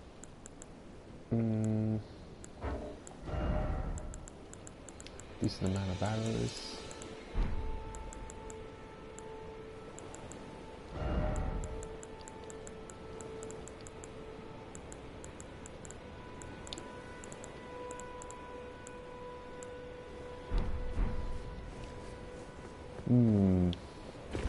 Yeah, I think I'll head back to that island and explore it a little bit, see what happens over there. I've got a feeling that everyone's gonna have their own way of playing this game. Because of being open world and everything, I got a feeling that a lot of people are gonna play through it in or a lot of people who are gonna have a let's play on YouTube of the game are gonna be completely reckless and try going as far as they can to like the furthest reaches they can go to see if it's one of those things. Like in open world games, you can often get close to. What does this actually do? I'm gonna use it. See what it does. It's probably gonna return us exactly where we came from. I don't mind. It's for science. Quite often in open world games, you can come close to the absolute end game location.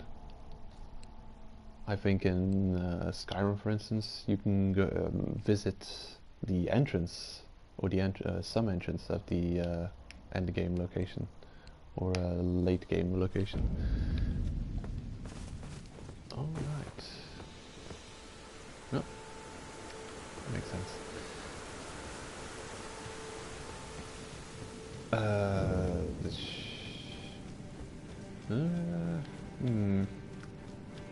Kind of stupid though. Unnecessary? I think unnecessary is the right descriptor. Because you have teleport. I think this game actually adds quite a lot of noob friendly mechanics. Like the pop-up tutorials that you can't miss, they have to click away, that even pause your game, even in, well, don't know about multiplayer, of course it wouldn't be able to do that. But in single player, these tutorials pause your game. And this is just a, hey noob, hey idiot, look, this is a way to get back to the entrance of the cave. If you don't realize that you can just open the map and teleport back. That's one of those things. Because yeah, it's like, it's got, I guess that is a new feature. That it allows you to teleport to any visited bonfire without having to be at a bonfire to teleport. So it's an open world map teleport, which actually isn't that crazy for open world games. I think quite a few open world games have open map and click on area to teleport to this checkpoint or that checkpoint. But it definitely is a slight variation on the Souls teleport added in Dark Souls 2. We have to rest at a bonfire and then you've got a selection of other bonfires to teleport to.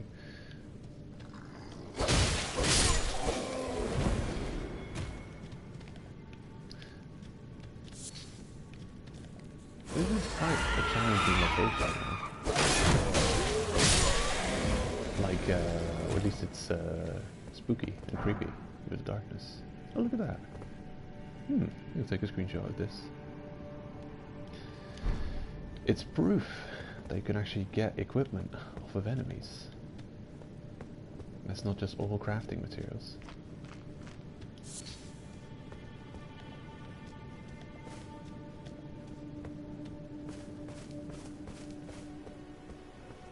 Okay. That was easier than I remember it being. I thought there was a pack of enemies ambushed us. Keep moving. They said something about sentry, and I see keep moving. Actually, as a new player to any Souls game, you get a lot out of the messages. Like, really useful.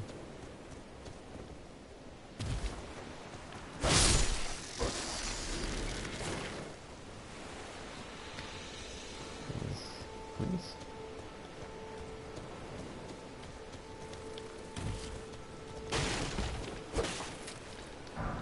Some people have already started Let's Play in this game. Lobos, of course. He'd be right on this game. I saw PewDiePie had uploaded a video. It's one of those things, you know. I don't know if he's streaming it as well, but his YouTube video is a heavily edited 10-minute kind of snapshots video of a lot of his early game experiences. After the stream yesterday, I started it up just to see a few minutes of it and see exactly what's going on. But I stopped watching it pretty quick because I don't want to get spoiled on the game. It seems like it's making a lot of long leaps in time. So in that 12-minute video, it's a collection of highlights from possibly a couple of hours of playing on Twitch, probably, or I don't know. I don't know where he's streaming stuff. These days you've got options. And really popular influencers, as they get called in the marketing sense. What is this? That's just a foot. It's a gross bird foot.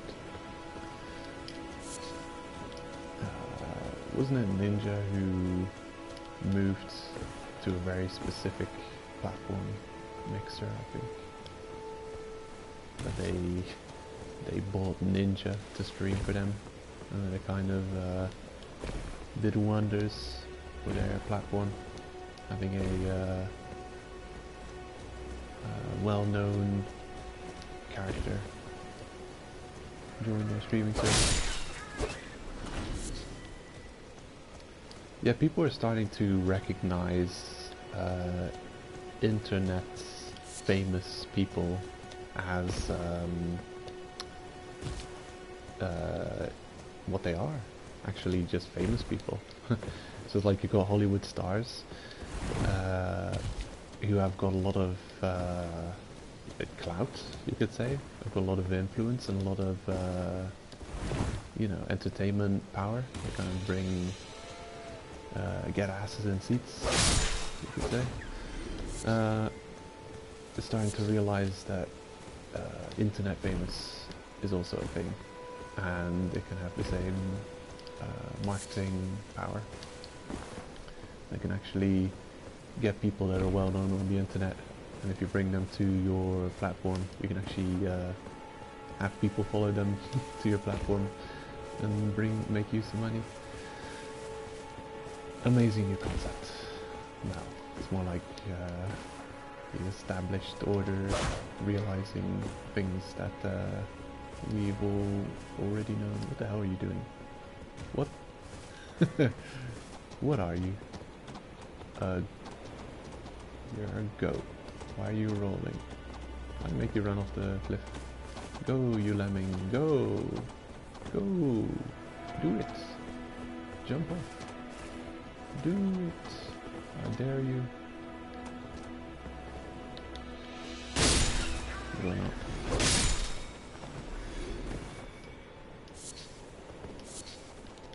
These bones.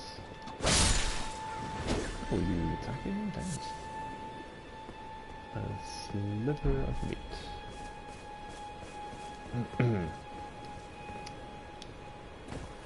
Relatively useless island so far. Only animals running around, I think. Visions of bliss. Those look pretty cool.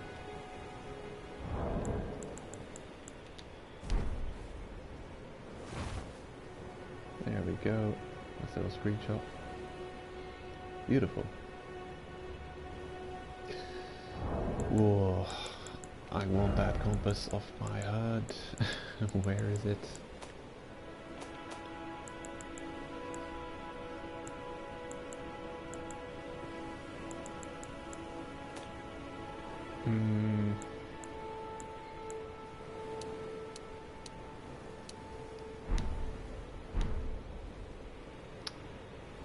Wait, did I turn it on or off? It's completely on now.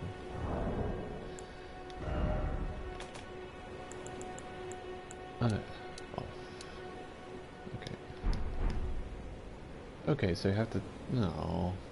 Ah. That's annoying. Okay. So if you have HUD on auto, the compass will not disappear with the rest of the HUD, which is unfortunate, because for screenshots you don't want to see that silly compass up there too, because it just reminds you, well, yeah, you're in the game.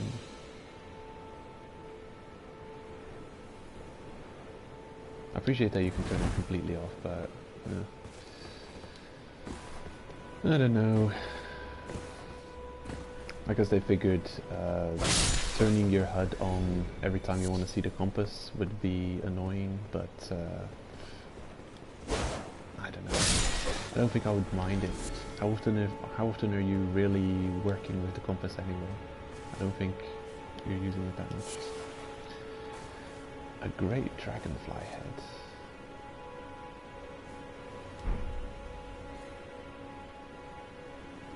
Okay.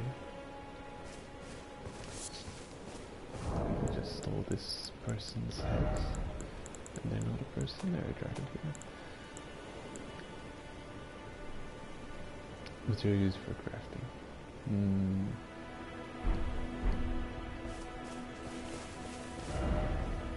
Bug? Yeah. A Bloodborne reference.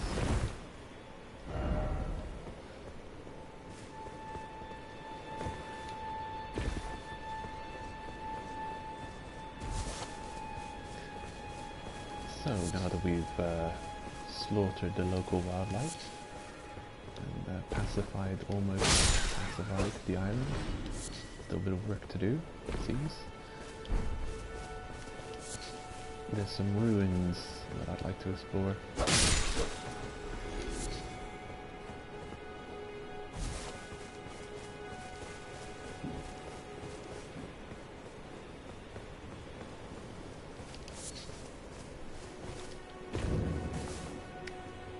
Torch of Dragon Communion. Ooh. Ooh. Hello. What is this? Oh my god. It's a drag. I did it.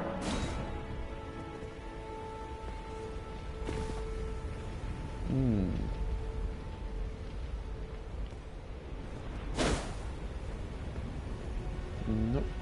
Already dead. Ritual of Dragon Communion. Hello? What's all this then? It requires a dragon heart. Ooh. Dragon fire. Dragon claw. Dragon maw. Channels dragon to bite. To rend. And spew. Amazing. Yeah. Look at that. Dog. How do you join this covenant?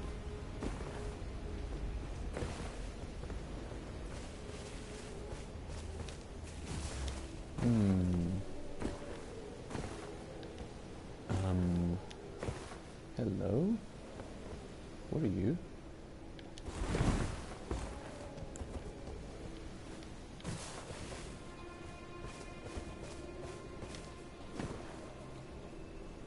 Enemy?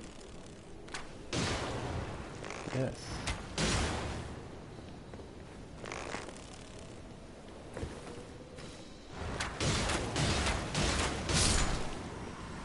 Ah. That's what you get.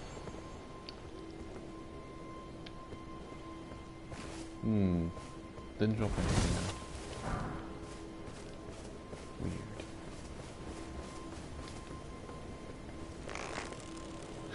Don't move. Freeze. You're under arrest. Man.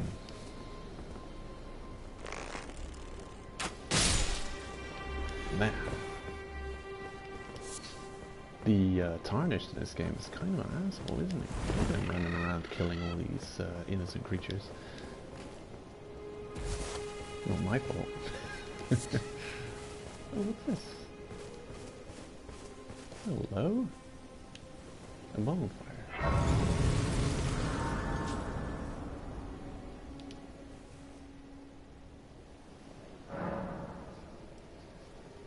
Ooh. That was a bit derpy.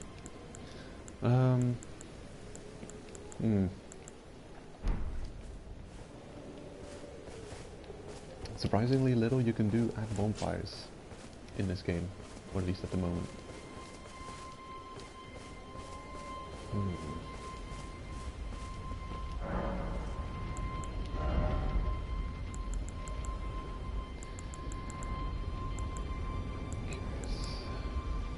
Faith and Arcane. You need a mix of Faith and Arcane to use those spells.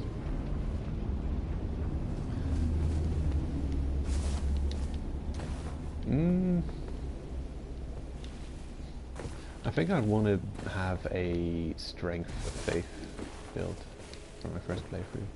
I don't know why, but I always gravitate to a Paladin-like playstyle in my early runs of this kind of game. Not just Souls games, but any game which allows for it. Any RPG, like that archetype.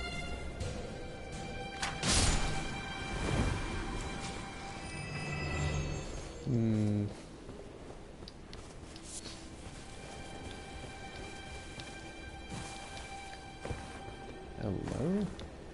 There's a thing up there.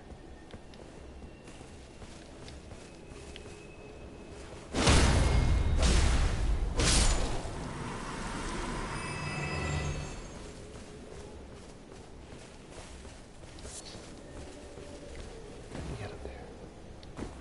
Oh, just like this. Okay. Oh. Sure. Oh, it's just a well-upvoted message. Far to the east, you'll find the Cathedral of Dragon. Ooh. Okay. So that's how you join the thing. East.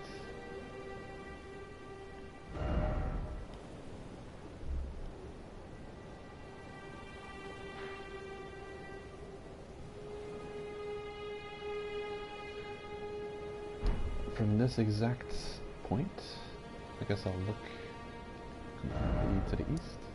Yeah. It's gotta be here, right? This island. So this is how you join the Dragon Covenant, possibly. Okay, that answered my question.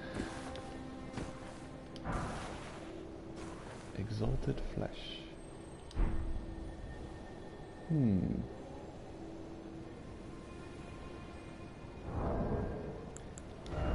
Crafting item? Oh no.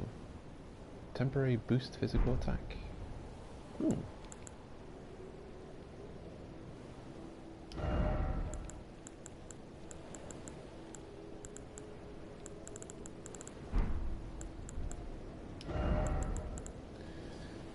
Increase the summon sign for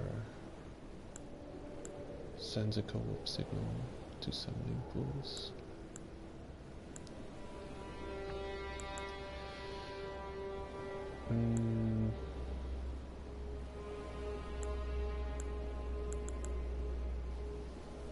That one.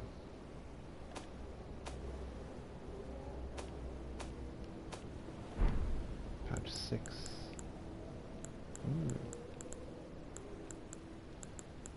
Okay, so how do you access 5 and 6? Which buttons are used for that? Still not sure how you use the motion control gesture. Which button you have to keep pressed to activate motion control. Left. This. I think I'll put messages on the right.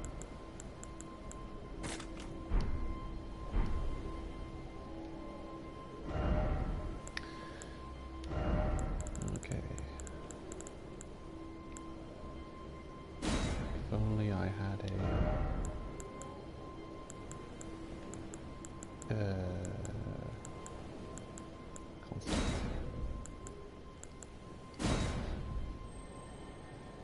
And now if I only knew where the hell I was standing. Where's this corpse? There? There. My first message. If only I had a life. Yeah. It's gonna be interesting to figure out what kind of messages you can write in this game. Be wary of down, huh? You know, whenever I see a message like that, it always makes me want to go and check and confirm the situation firsthand. Something ahead, yeah?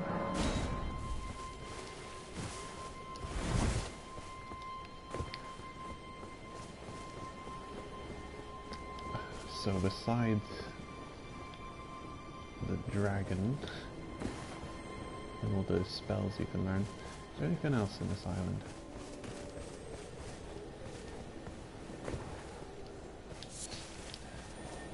I think in a couple of minutes I'm just gonna move on and go to the main path. Hello, what are you?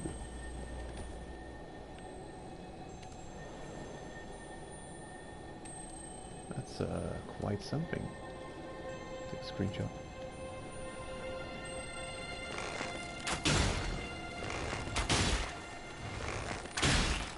A bug. Ooh, somber smithing stone. I'm glad he didn't get away. I had a feeling he was going to be a crystal lizard-like monster. Raise the dome. Dung beetle, yeah. I wonder if that was influenced in any way by Hollow Knight. The dung eater that they introduce you to at the very intro cutscene as one of the main forces. A smithing stone. Kind of a big deal. Good item. Lord, beware of depths. Well. Tarnished can't swim.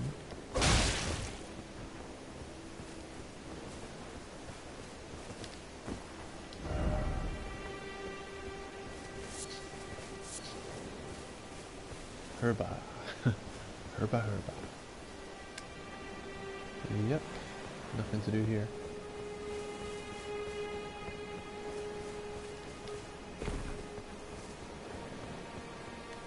Awesome. I think we've cleared out the area. The Church of Dragon Communion. Unbelievable. Such a mysterious place. And then there's this message at the top of those ruins that are not even simple to climb. I'm gonna go back on the main path and continue that way for a minute.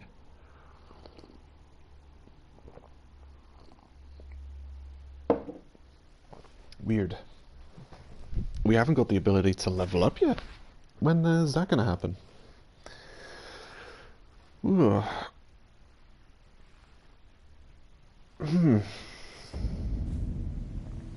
I'm thinking of all the other Souls games and Soulsborne games, and wondering if there was another game which had a long wait before you had the ability to level up. I think Demon Souls. Demon Souls is probably the most complicated before you can start leveling up. Then Bloodborne, following closely after. And then Dark Souls 2? Dark Souls 1? Dark Souls 3 at the very easiest end, I'd say. Although I think 1 and 3, actually 1, 2 and 3 are a lot alike.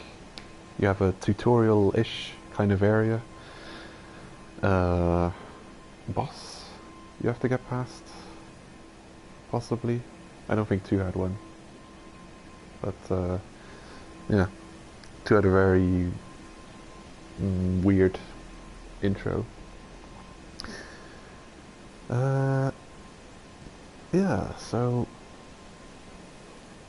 1 at Firelink Shrine, 2 at Majula, 3 Firelink Shrine again. Yeah, 1, 2 and 3 probably the same complexity before you can level up.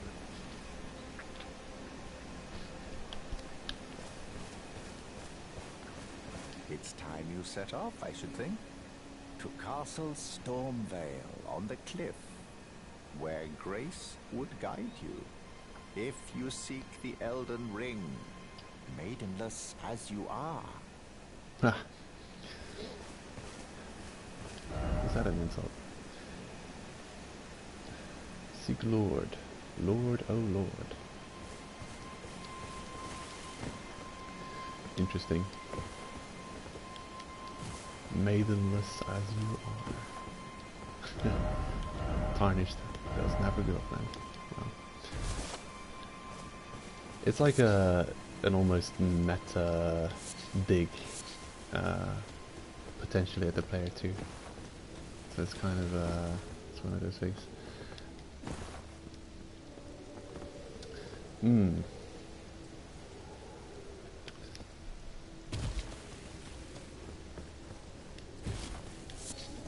wonder if there's any lore behind that.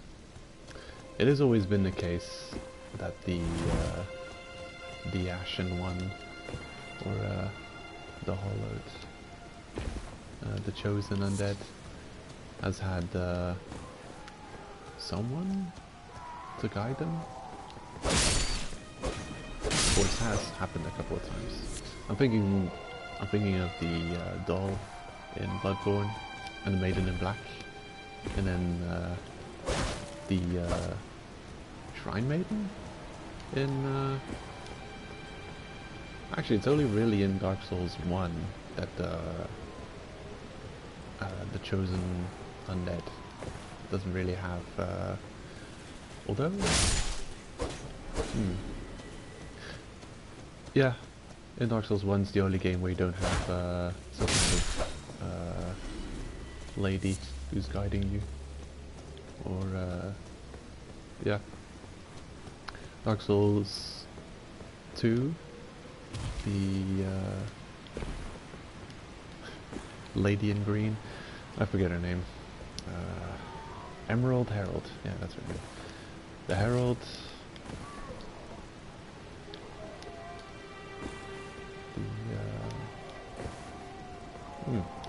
yeah.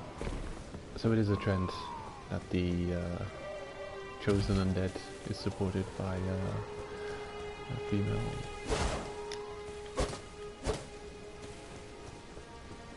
Curious.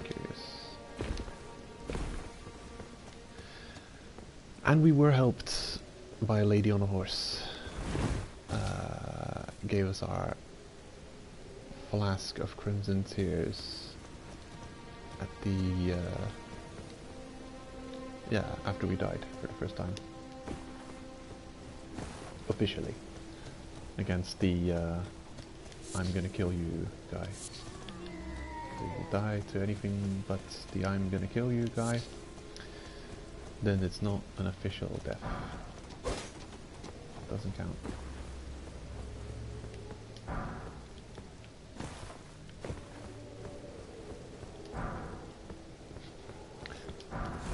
The Tarnished is just a very grumpy and belligerent person who runs around stabbing everything that moves and doesn't move. So there's a something. Hello? Hey. Didn't we see you already under the bridge?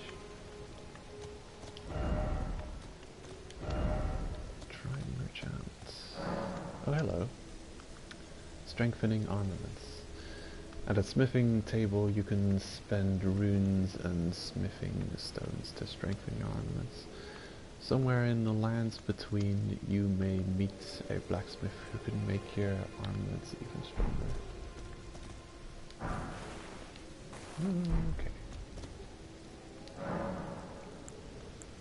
Okay. Or we can become the blacksmith. Strengthen armaments. With the smithing menu, you can spend runes and smithing stones to strengthen your armaments. You can strengthen your armaments up to +3 at the smithing table.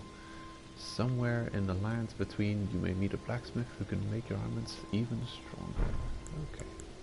So we can do some smithing ourselves, but you need a proper blacksmith to do it better.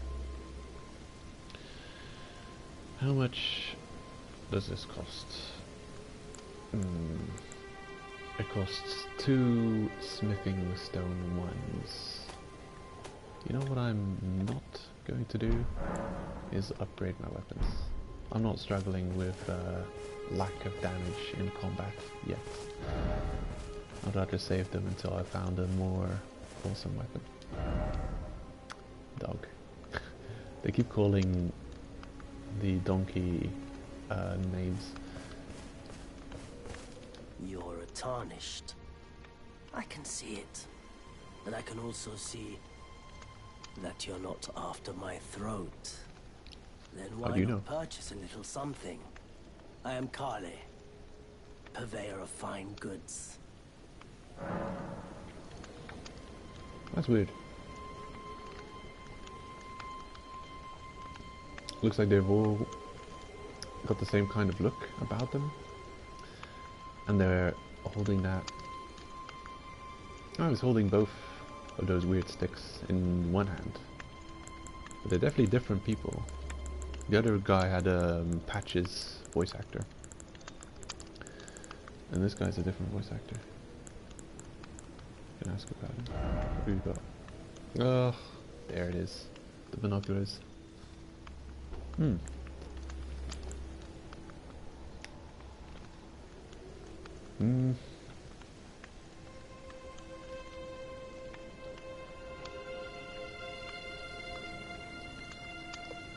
Pearl calling finger remedy. Strange.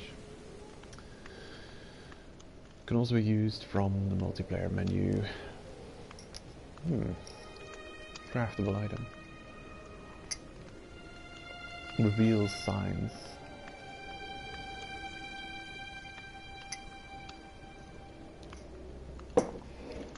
Curious. What is this, like seek guidance or what did that do? Strengthen the multiplayer connection.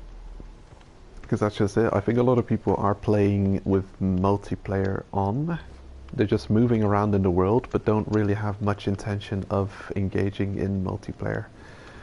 And depending on the connection, how good it is, the servers are, you'll see signs or you won't see signs.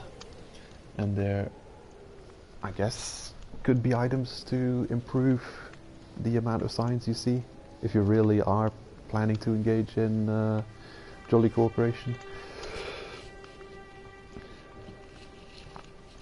So it could be a useful item, it's just expensive. It might also be that it's there to repair a broken bond or whatever, like you may have incurred some punishment for unsummoning a phantom or doing something you're not allowed to. Crackpots. A crafting kit. Enables item crafting from the main menu. Hello. That's kind of a big deal item. Provides both means to fight and means to survive. Awesome. Well, that's a huge deal item. Nomad Warrior Cookbook. 1 and 2. Bone arrow. Are those just the regular arrows?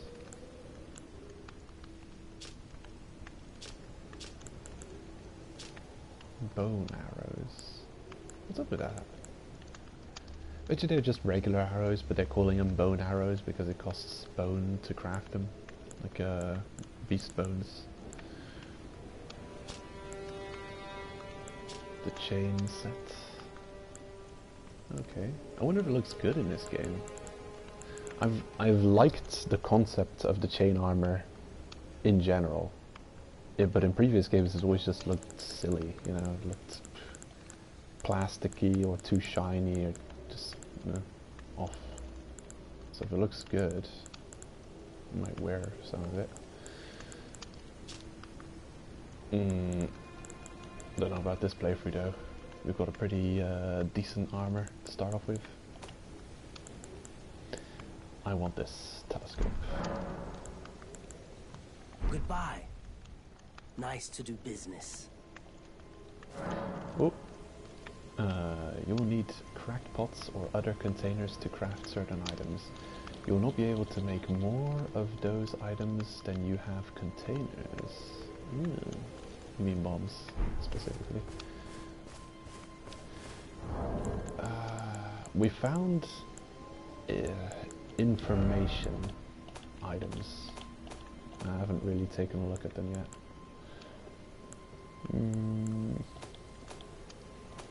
Where are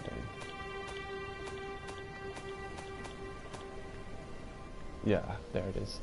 Notes, land squirts, information. Notes imparting knowledge in brief. Examine using square. It's like, hey, you know the lore button, the you know, second page item button to check the description of items. Notes sold by nomadic merchants, imparting knowledge in brief. Land squirts are soft where they touch the ground, and poison will cause them to rupture. Alright. The heads of the stone digger trolls bear old wounds. Okay, so it's not just hints, it's cryptic hints. And what's this then? Sights of Grace. Oh. So this is the tutorials we've seen so far. We've got a image representing them. That's cool. Helpful, yeah.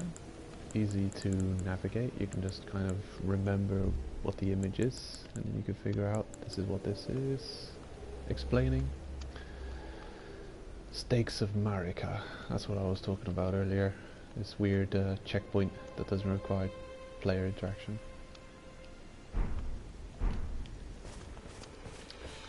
Oh, right.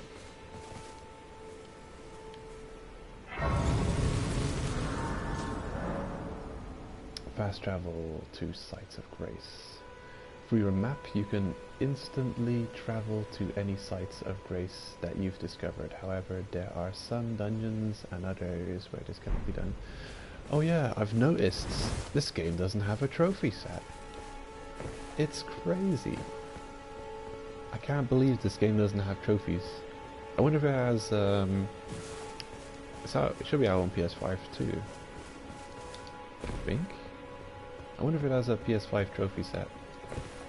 That's crazy. Every Souls game I've played so far has had a trophy set, and I've always enjoyed collecting all the trophies for those games. And this just doesn't have one. And I'm sure, yeah, it's silly, really, because I don't mind how grindy those trophies are. It can be fun. It's like an extra goal to aim for while you're playing the games. So yeah, I'm quite annoyed that this game doesn't have a trophy set. It's just always something fun to do. Yeah. It's a shame. It should have a trophy set, but it seems like it doesn't.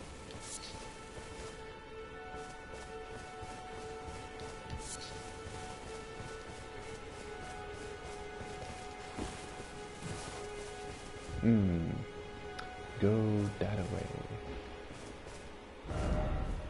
That away is over there to that thing.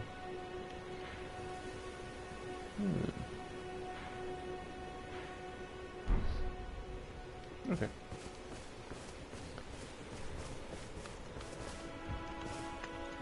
What is it? Still going to purchase something? I am of a nomadic people, selling wares as I travel. The land has been tainted by madness since the shattering of the Elden Ring. It's only tarnished like yourself, who keep things from drying up entirely. Let's say you're a very welcome customer.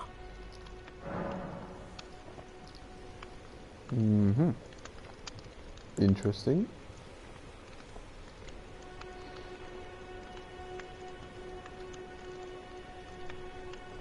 So you've got character, dialogue,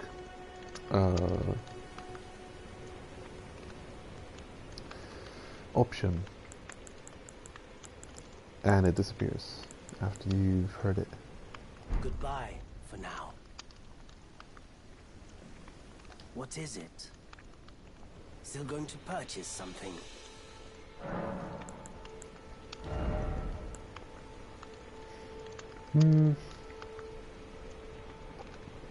Well, don't have enough souls to buy anything else. Holy water pots. Roped holy water pot. Yeah. That's weird. Hmm.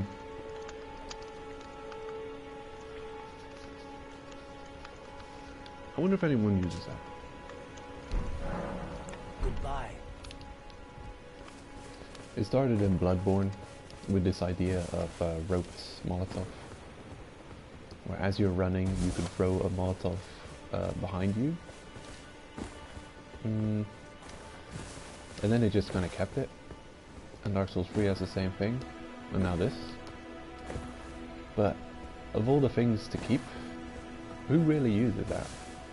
Like, how often do you run into a situation where you're running away from something and you want to deal damage to it, but at the same time you also want to run away from it?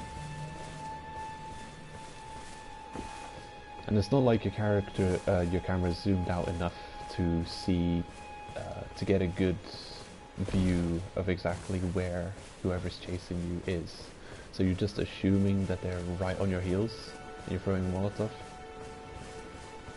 But they could be 5 meters away, 10 meters away, you don't know. You don't have a rear view mirror. You don't know where the people are. So it seems like an extremely clumsy situational item.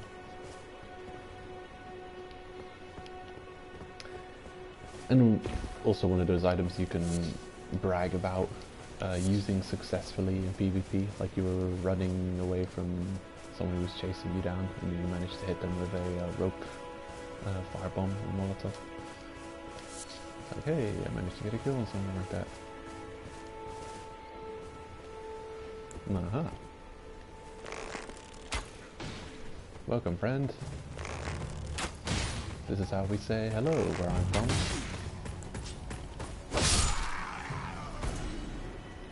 And a couple of friendly welcome arrows into your face.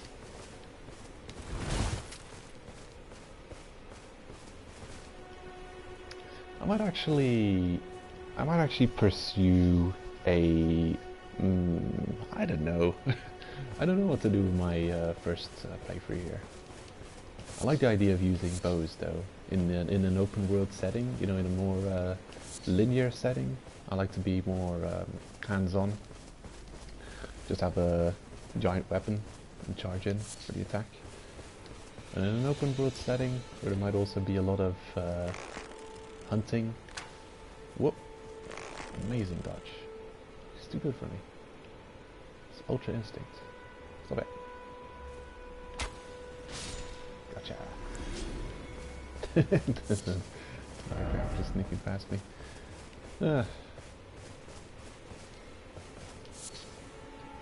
Beast bones. Lovely.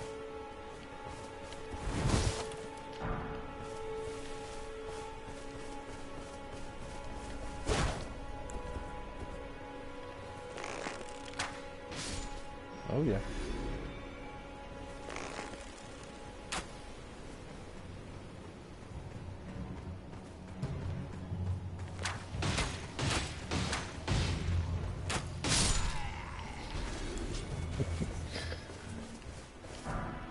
Oh, okay, nice. They're dropping gear. They're not too colorful for my tastes, though. I'm happy that things are starting to drop actual gear, though, not crafting items. Yeah, we should actually have the ability to craft stuff now. Let us check. Item crafting menu.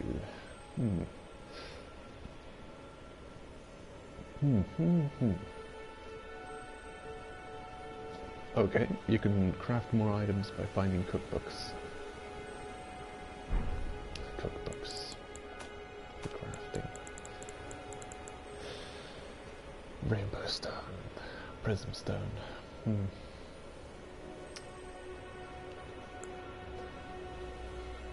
Throw calling finger remedy. Okay. It requires Erd leaf flower ×2 to create one of these.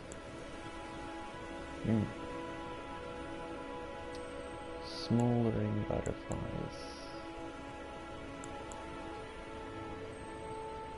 What's the difference between regular and fletched?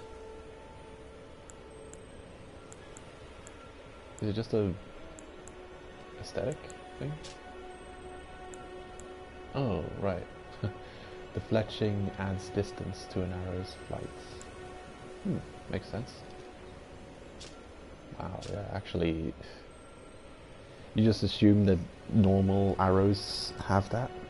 But look at this. It's just a stick with no tail.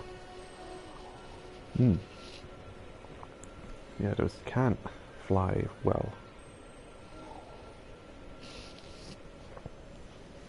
Deals fire damage. Regular arrows?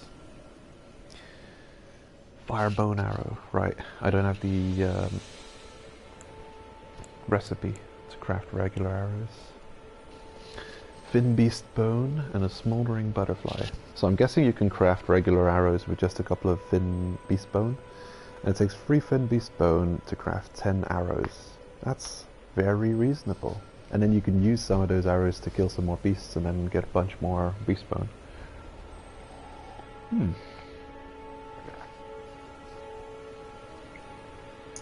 And you can have 699 arrows. Well, fire arrows. Maybe you can have more regular arrows. Nah, probably 699 regular arrows too. Awesome. And I can make darts. Throw at enemies to inflict damage. How much damage though? And they've got attribute scaling. So they're using the Bloodborne idea of consumable items actually scaling off of stats. Don't know if Bloodborne started that trend or if it was started somewhere else.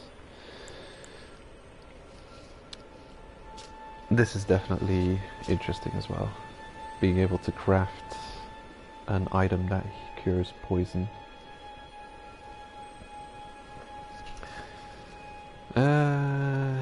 Yeah.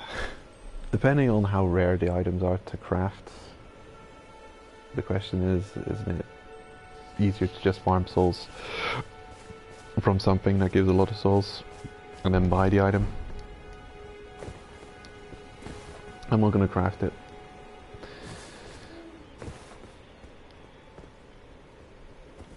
Besides, it doesn't seem very standard available, because I got that on that side path that I followed down to the cave with that merchant. So if this merchant sold it, then I would think, well, it's intended to be able to craft antidotes early on.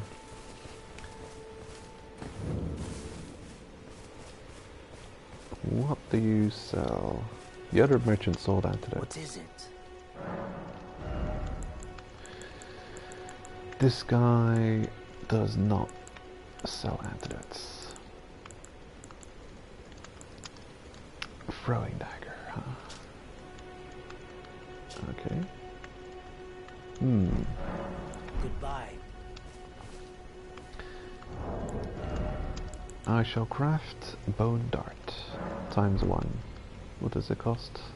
2 beast bone to craft 5. Okay. Yeah, I'll put them on my item menu selection thingy.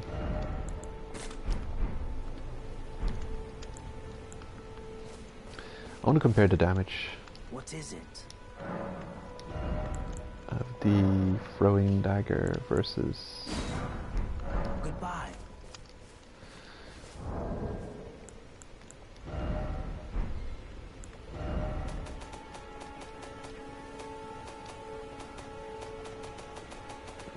Where would it be though?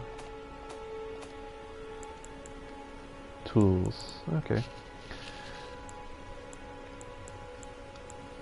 Throwing dagger, bone darts. This auxiliary weapon, used primarily to constrain an enemy's movements, can still be deadly in the right hands.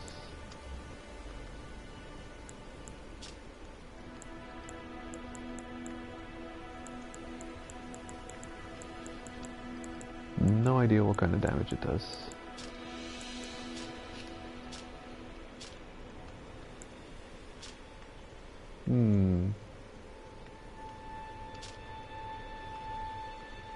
Nope. Do we see damage numbers actually? I haven't been paying attention to that. I think we do. Yeah. I'm just gonna equip them both. Let's compare the damage. Better not miss with the throwing dagger. I've only got one of them. Oh, okay. It runs away.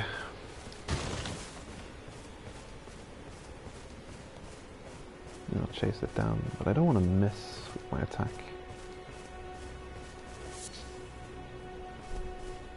Okay, now 72 damage. That seems like a decent chunk of damage. And now the bone darts, and I want to test it on the exact same enemy type. 72. Hello. 32. So the purchased throwing dagger does yeah, more than double the damage. I'd like to figure out exactly how much.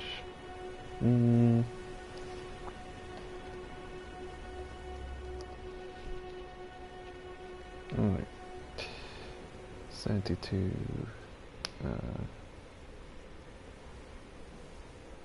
32 2.25 times the damage. Yeah, that is very significant.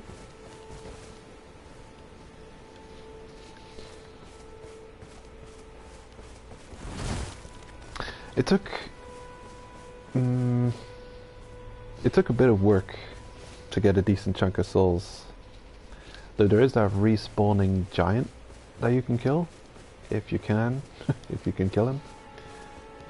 That drops like 1,000 souls.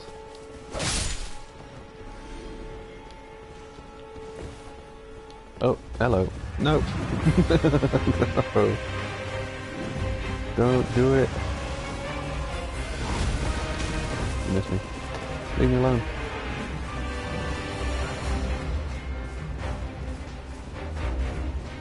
Can't get me here. Oh, you can get me here. You cheater. Not allowed to follow me to the bonfire? What the hell? What was that? I'm thinking, well, a castle would be safe. This guy just smashes through the walls. Crazy.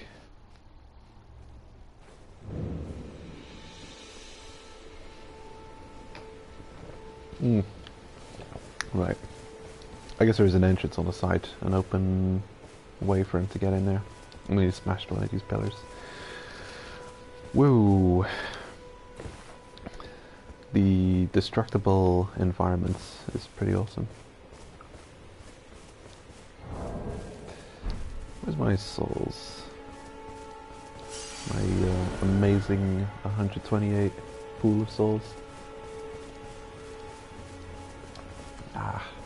I want to go fight the giant, but I'm running low on time. I'm really gonna keep on going for another hour-ish, and then I'll call it a stream.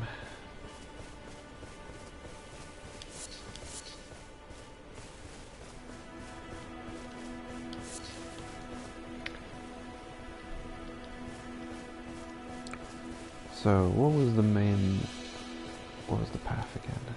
This way? Okay. Pretty much in the direction of the tree, from where we come from.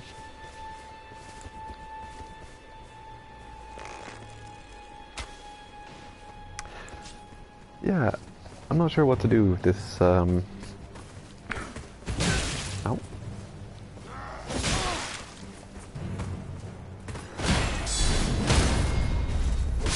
Okay, that's pretty wild.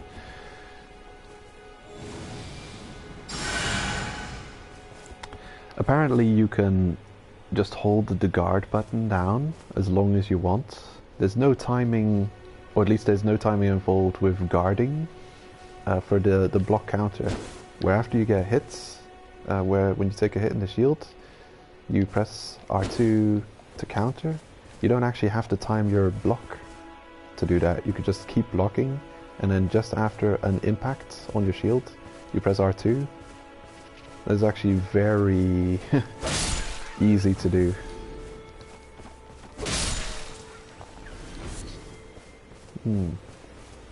I like it. What does it say? Luring out? We're talking about the sheep. I think I will want to buy that recipe to craft bow and arrows. So bear in mind they're not going to do as much damage as these arrows. Just look at that, it's so easy to do. the block counter, amazing. I like it, I like it. It's a easier parry. It's the poor man's parry. In Dark Souls 1 I learned to parry only in Dark Souls 1 and in Bloodborne a little bit. It depends on the enemy. There's specific enemy types which I just consider to be made short work of if you can time parries right against them. The ogres at the very start of Bloodborne, I think if you can figure out when to time parries on them. But Bloodborne has a relatively safe parry mechanic. In there you can bait out an enemy attack, you can hop out of range of the attack, and then you can try and take a shot and get a parry. And if you fail, well, you're not going to take damage. Shit. No. Come back here. Aha. Teardrop Scarabs. These are both Crimson and Cerulean Teardrop Scarabs. Defeat them to replenish the flasks that match their type. Oh. However, you cannot replenish more flasks than your maximum amount allows. There seems to be quite a bit of replenishing flasks mechanics. I guess allowing you to carry on for longer without having to rest at a bonfire. Makes sense. Especially for multiplayer. If you've got a vast open world game...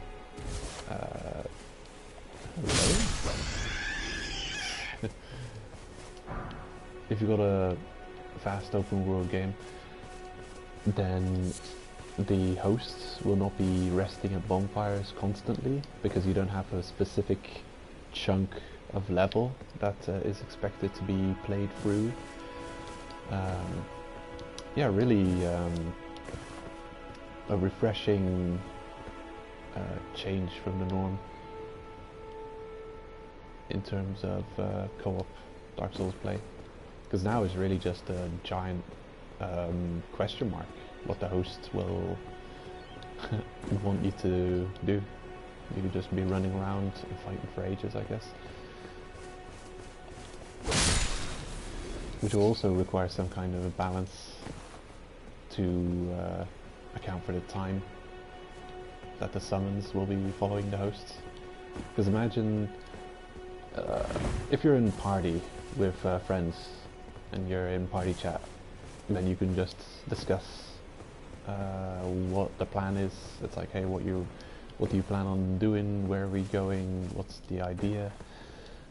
But summoning randoms and getting summoned by randoms in Souls games is often a weird kind of chore, because you never know what they're expecting from you. If you're a phantom, You don't know what the host is planning to do. Slumber. Hello.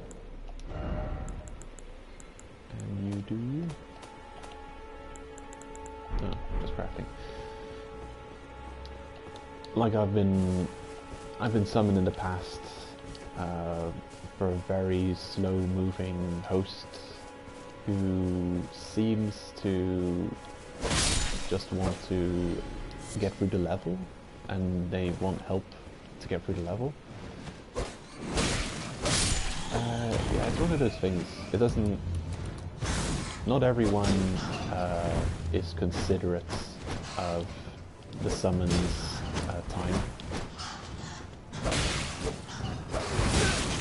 Like that's something I would never do. I'll never summon someone at the start of a level and say, "Hey friend, I'm clumsily going to move through this level, taking my time around it, looking around every corner and exploring every nook and cranny while you're just following me and watching me explore every nook and cranny."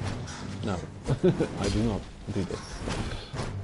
I'll only sign up close to, or I'll only summon close to a boss that I need help with, if I need help with a boss, or want help with a boss.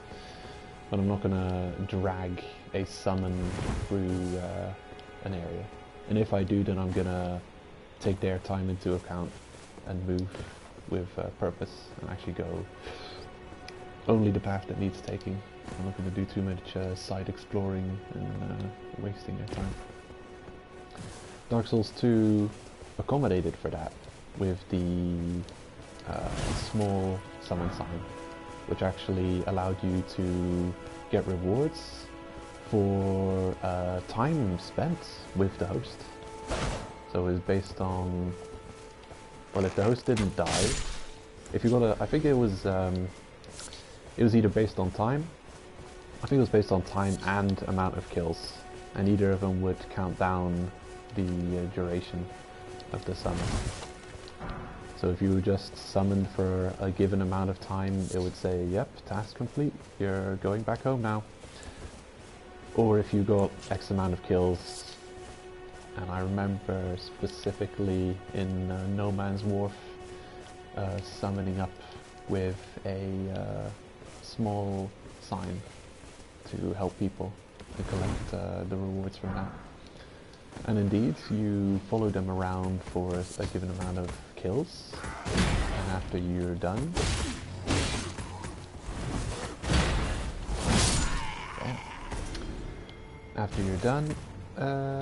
yeah, you get sent home. I get the, I think you got round stones that I could trade with the crows for stuff. Possibly. And that's actually a reasonable concept and solution to the problem of, well, what about hosts that just waste a whole bunch of the phantoms' time when they summon? Like very clumsy, walking slowly through a level, discovering the level.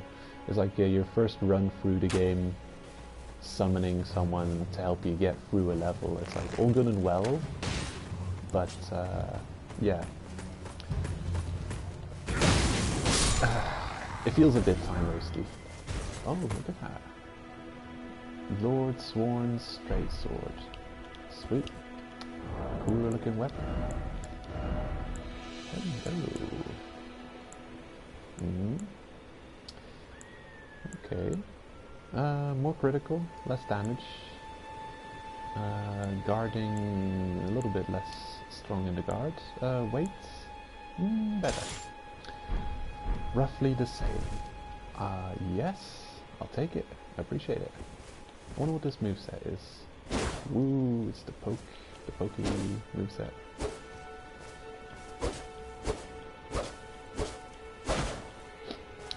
Okay. So attacking doesn't cost stamina, but you have a... And this is something I noticed earlier, but I just haven't mentioned. But attacking costs no stamina, but you have a combo counter. So you can't just infinitely spam R1. This is a 5-hit combo.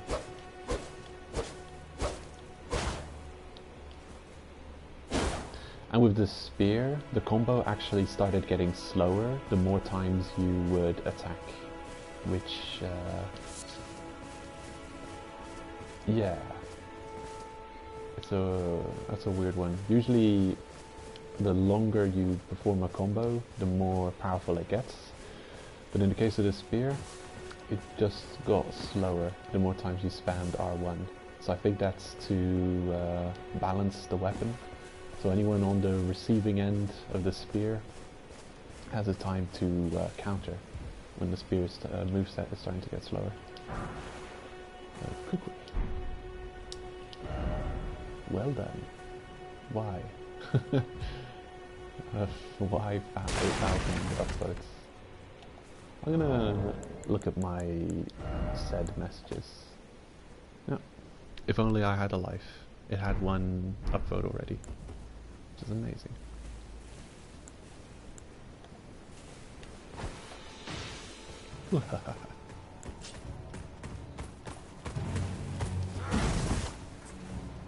Oh, you can dodge while guarding, while crouching, and stay crouching.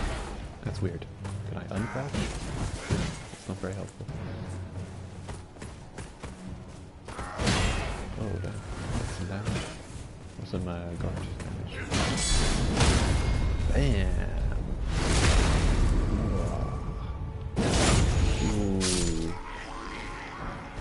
Ooh. Ooh.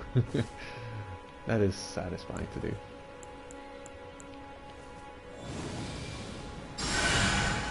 I should probably use my Estus a little more, or at least not hesitate to use my first Estus because of the Estus regeneration mechanic in the exploration. So it's easy to recover that Estus. This is something you seem to be finding a crap ton of, birdleaf flower. Probably used for 1,000,001 things. Look at that guy. He's some kind of boss.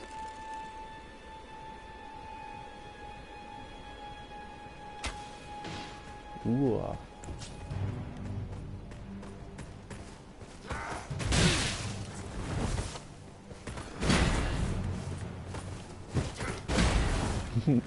Bad timing. I want to try and parry. I haven't even tried the parry timing in this game. Oh, way too soon.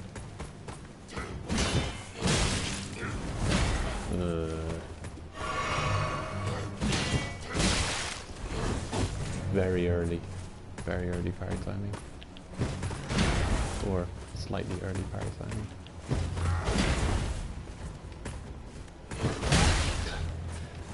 I think they might be able to dodge their attacks. Yeah. Come on. No, that can't be parried. I could backstab him at any moment for any of his attacks, leaves him open to a backstab. Partial parry.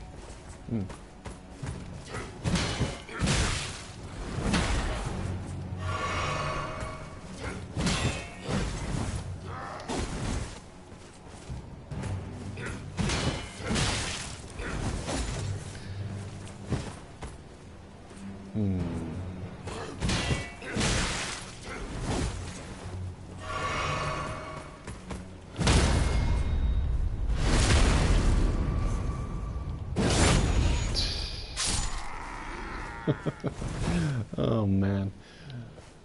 I'm terrible at parrying, I really am. Yeah. The further on the Soul series got, the weirder they became with the parry timing. Demon Souls, actually it's weird how it works, but I think... So here's the difficulty level in parrying. Dark Souls 1, easiest. Demon Souls follows thereafter. A certain amount of difficulty higher than Dark Souls 1. And then the further the series gets, the more difficult it seems to get. And it's parry is so not worth doing. Because, okay, you've got backstab. if you're wanting to punish an enemy opening, you can use backstab for a punish. Why not do backstab? It's safer. You could use spacing to just not be under their blade, and then punish them after they miss an attack. And there's so much other things to do than parry, because parry, if you miss it, if you're amazing at parrying and you can parry everything, yeah, it's great. I mean, you put yourself open for taking damage if you miss the timing, but if you time it right, you take their attack and turn it on them with devastating effect.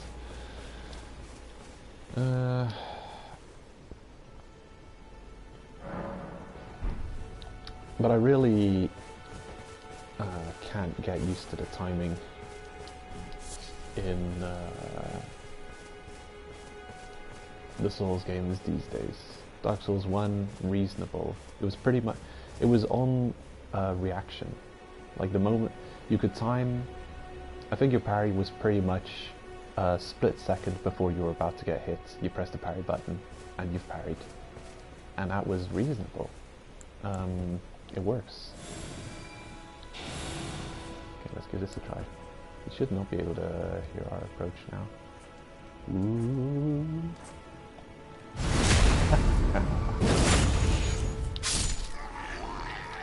Assassinated. Oh, nice. Oh, and we got another sword. Does looting an enemy take you out of the crouch? You can sprint while crouching. You can dodge while crouching. And you can lock on dodge in any direction while crouching, which is crazy. Or assassin-y kind of playstyle. Which way is he facing? Ooh, looking in the wrong direction.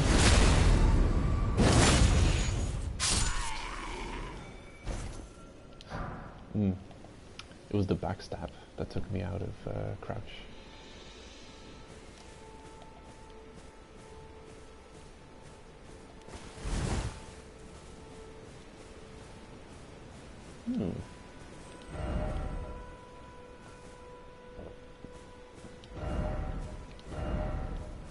A group.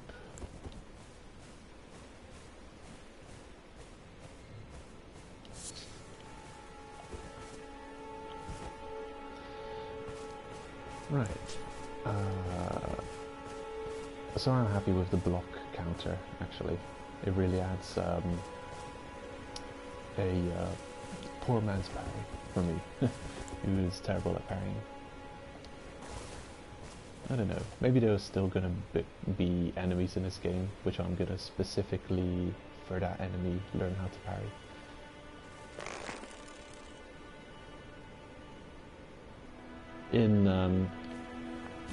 In the early game, Dark Souls 3, you had those Lothric Knights before the first boss, or before the second boss, which I'd say I didn't learn how to parry, but I did learn how to shield break them for a shield break counter, which is another option you can do with the right weapon.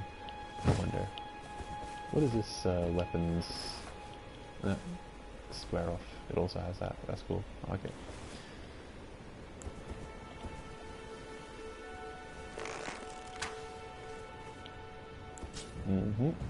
Arrow losing potency after a certain distance.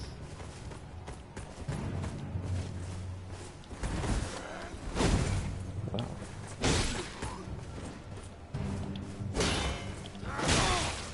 Oops, pressed the wrong button.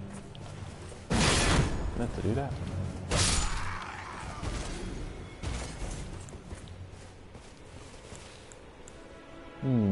Maybe I should have one Ashen Flask. A chamber lies under the ruins. Be wary of rushing in. Of course. Oh, look at that. Oh, beautiful. Castle gates. Amazing. Looks cool. I wonder if we can, I wonder if there's going to be many castles we can climb through and climb into. That would be cool. Oof. Heavy.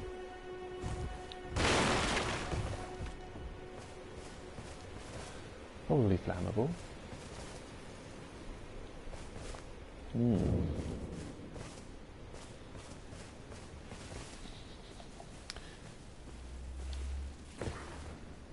Jumping takes you out of crouch. He's like, who are you?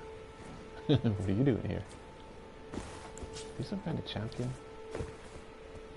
Come here and fight me.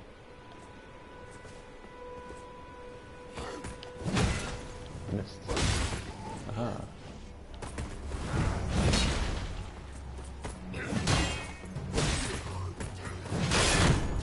Oh shit, I think God broke me. Oh no, I'm still alive.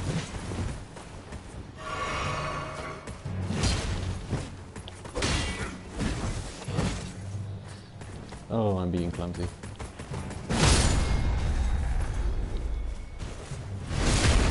This is what I was trying to do all along. But it's difficult with the parry shields. In Dark Souls 3 I actually opt to take a weapon art shield. So I can one-handed, instead of pressing R2, L2 on the shield with a parry shield, you parry.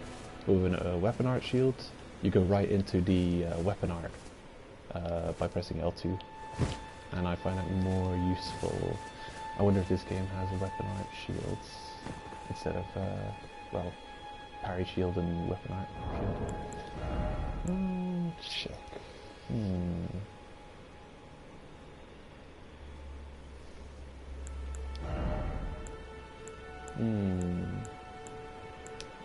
It does say parry above the focus point cost.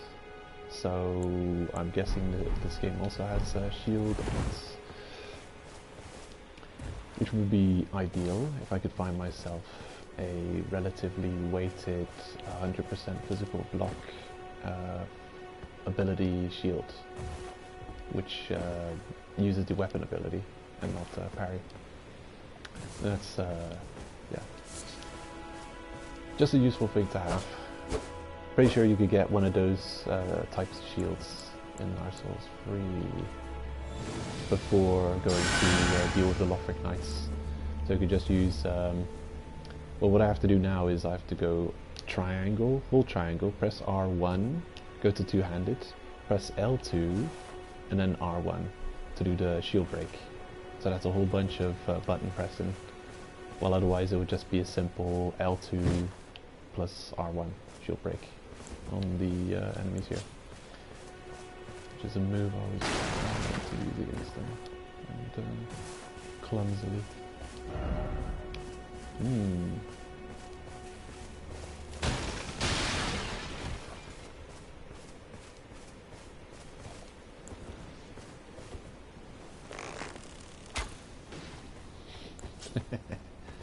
All right.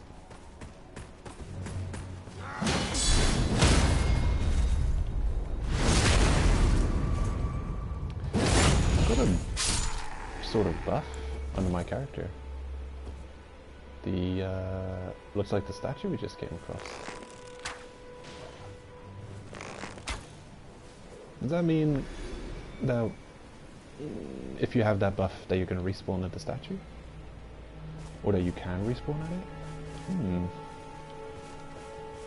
Curious.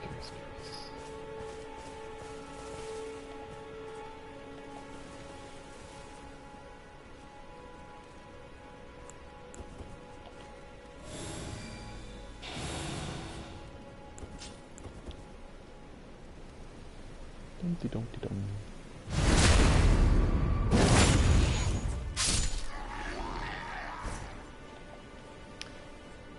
With this muffling buff, you can actually walk right into the backs of enemies and they still won't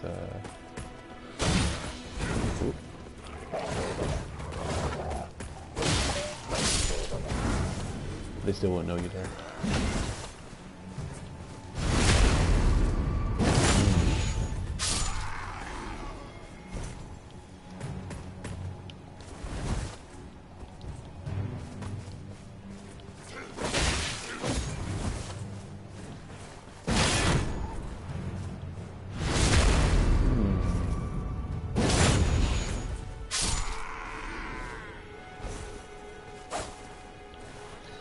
That's a curious one. We're out of focus points now. But you can still use the attack. I wonder if it's one of those things that the square off attack in previous Souls games, or at least Dark Souls 3, was quite useful. I think it's seriously, weapon arts seriously lose effectiveness if you don't have the mana to cast them, but in many cases you can still do the animation, but some positive effects will be diminished. And for this attack in particular, I think the damage is reduced, but you'll still get the useful shield staggering effect, so it'll still break shields. Hopefully, it is like that in this game too.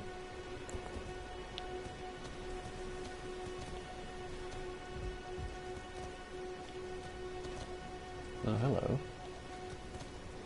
Are you on your own? Oh, look at this. I found a tunnel.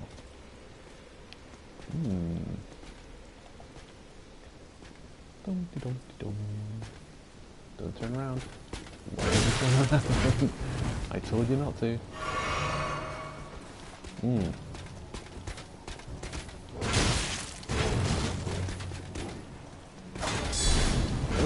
wow, okay. So they actually have a shield counter move as well. Oh. It doesn't always open the enemy up for a... oh my god. You're a tough opponent, aren't you?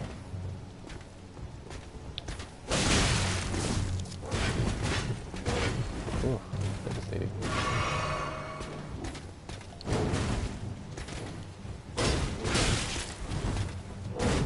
Damn. Oh, I did an accidental parry. Glorious. Ooh. Accidentally kicking ass here. Amazing. That was a tough enemy. Wow.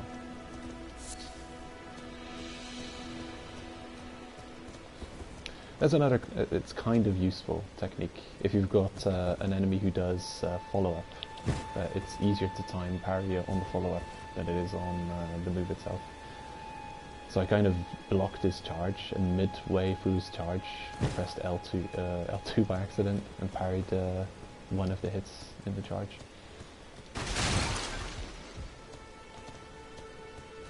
Accidentally impressive moves. What are you doing? Oh shit. Oh no.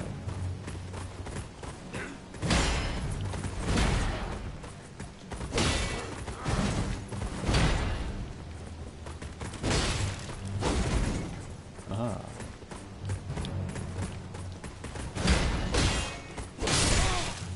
I'm still alive. I'm alright. Okay, come on, one at a time.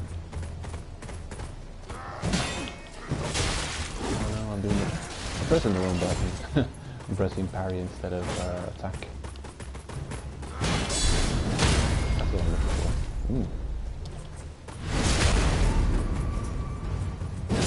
The counter move doesn't have a mass enemy pushback. In Bloodborne, if you got what am I saying, the riposte. If you got a riposte in Bloodborne, it has some stagger on this guy. But it has some massive stagger and knockback on enemies around you while doing a riposte. Or you're gonna die.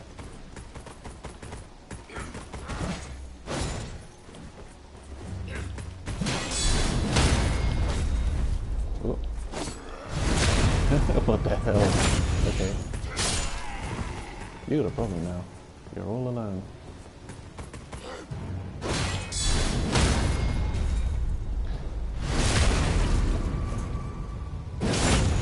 It does require some stamina to do the guard counter. I'm all out of heals. Oh damn.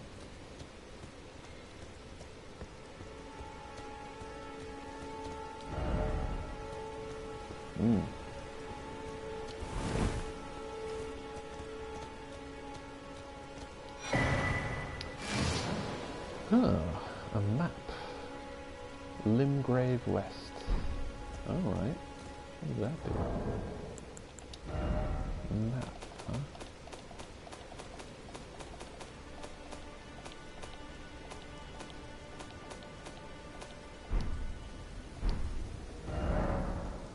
Oh.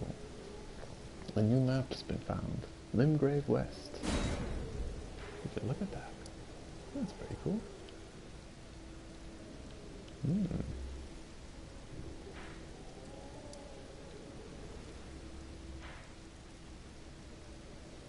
Huh. Is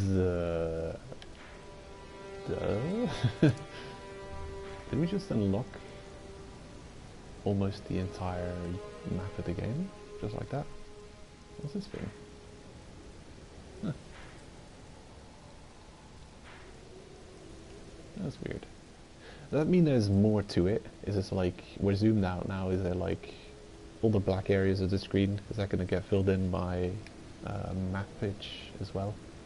I can only move this far, so yeah, just seems weird. If there would be maps in the game, it's just like you find map and then you've now mapped the entire game. Seems really weird. Map. Just getting started. Oh.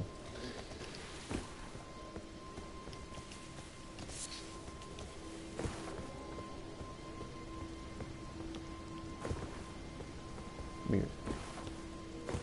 I don't know how big the game is. I thought it was just one area. Everything we can see now is one location. And we've got it all on the map.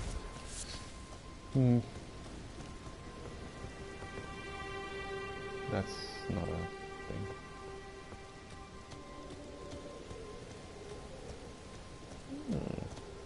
Look at that. Crazy. Oh?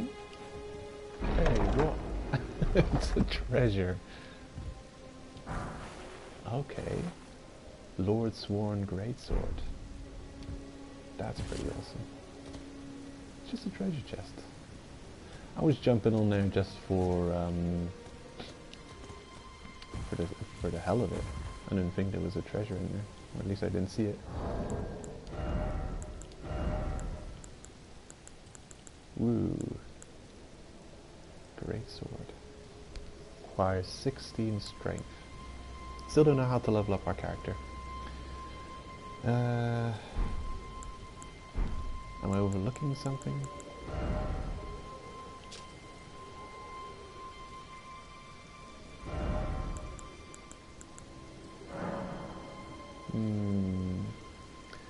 Oh, with the status menu you can check your level, attributes, base stats and more.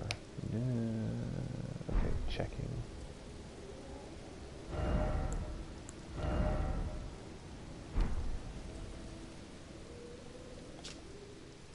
Oh, okay. So there is a way to...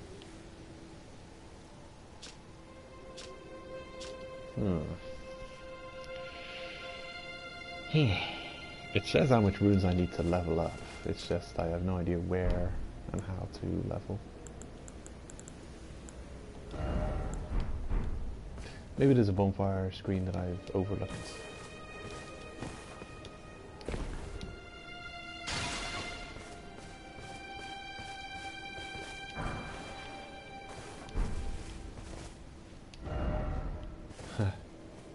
Treasure chest. It is too strong for us. More of a giant treasure chest. Need the strength of a giant to open that one. I want to check that tunnel we found. So I'm kind of in a bad state. All out of Estus.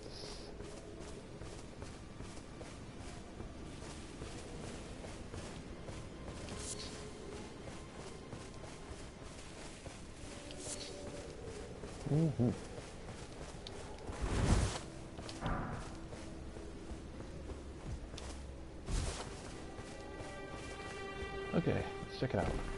What's in here?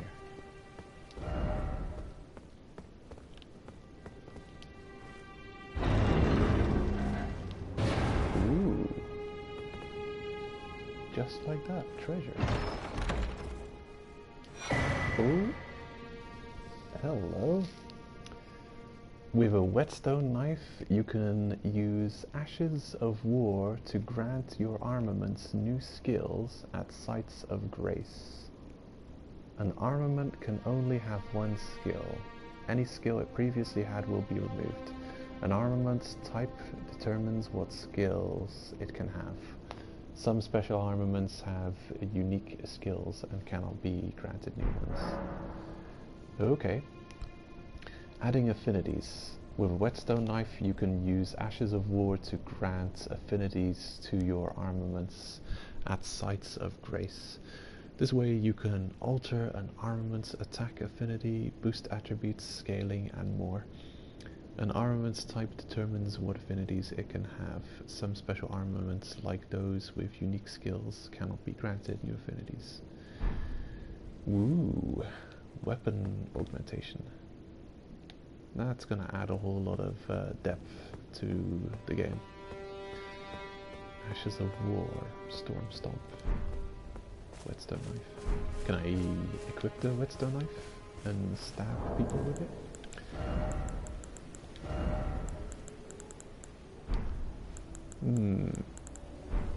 Well, that's cool. Great. I think we've got a useful treasure from this camp. I'll return and see if we can't do anything with him. What's going on here?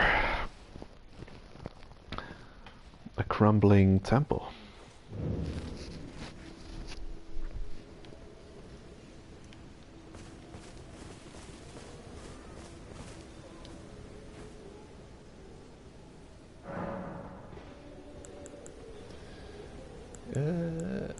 Alter... Oh, Ashes of War.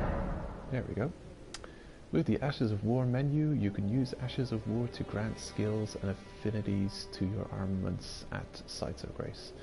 An armament can only have one skill. Any skills previously lost. By adding an affinity, you alter the armament's attack affinity, boost attribute scaling. An armament's type determines... Okay.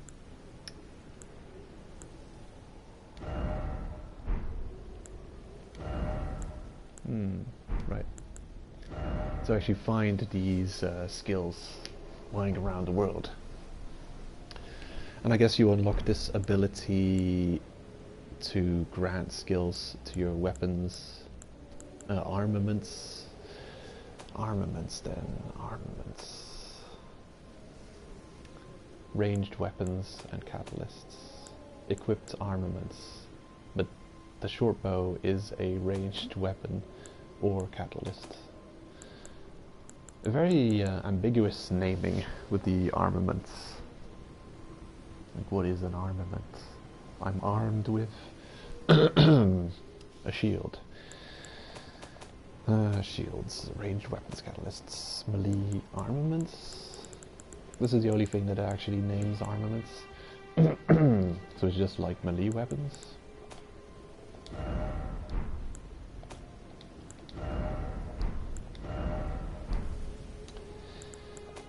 Maybe just all of these things are armaments. So that's why we're seeing these in the menu. Otherwise we wouldn't be seeing them if they weren't armaments. So don't call them armaments. But the shield and ranged weapon catalysts category are also armaments. So yeah, I guess you pick up one of those armament skills, and the moment you pick that up, you get this ability to imbue your armaments with these special powers. What is this for a bonfire? Looks like a whole bunch of little branches. The like flat branch or bark pieces with a tail, all pinned to the ground. Very tree or root-like.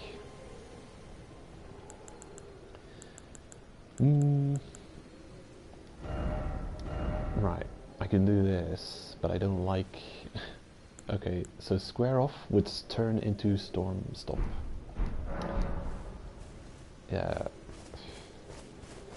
That's a skill that I don't really like in the sword category or greatsword category. I think it's normally, if it's anything like the greatsword skill in Dark Souls 3, where you stomp your foot on the ground and then you open yourself up for a follow-up attack, heavy or a regular attack. I don't like it. It's not as functional as many other focus attacks. Like it's far too easy for an enemy to. It takes too long to set up. Easy enough for an enemy to stop the counter attack. Was I planning on bringing in Ashen? I think I shouldn't use my urgent heal as much. I should use my mana for weapon art. I just use my flasks to heal.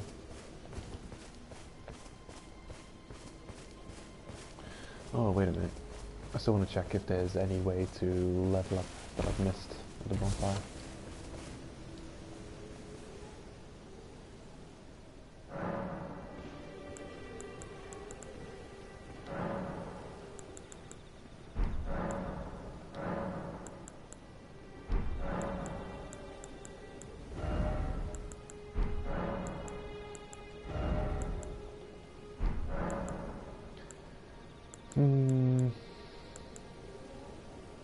No. Doesn't seem like it. Hold on. Just gonna check one last thing.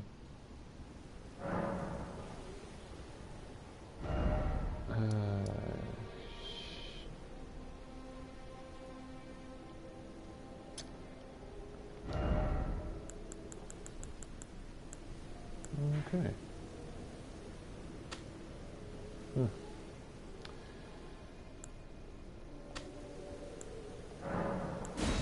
You can put a whole bunch of markers down on the map.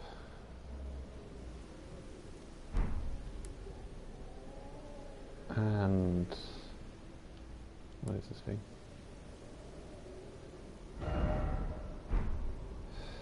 A beacon, right. Beacon? Beacon 1, beacon 2.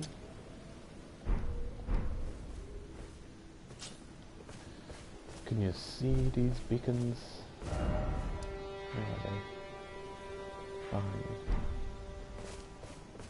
Oh yeah, there they are.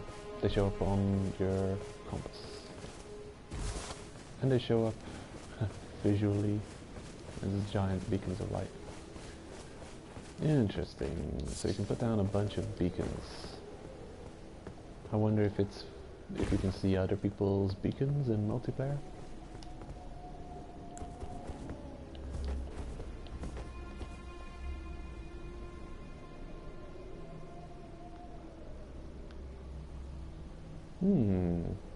Curious. They seem to be just words reaching up into the sky. I'm gonna put a beacon a bit closer and examine it.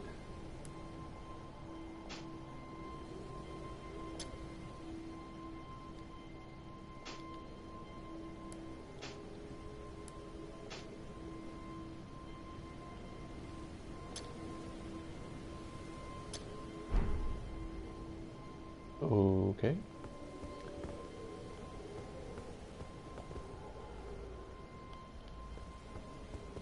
Those are actually not as close as I thought they would be. Okay, put them a bit closer still.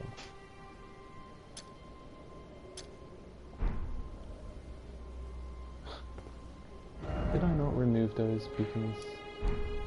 Okay, now they're gone. Strange. Very rudimentary beacon technology. Okay, what did I look at? Oh, disappeared because I reached it.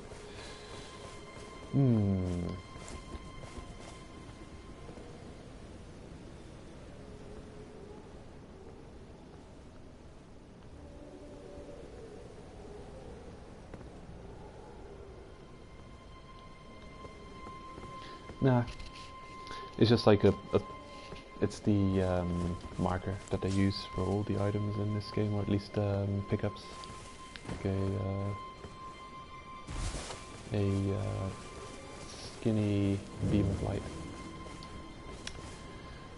All right. Yeah, let's carry on. Now that we've explored that area, I'm gonna just sneak through and try and pass through the gates.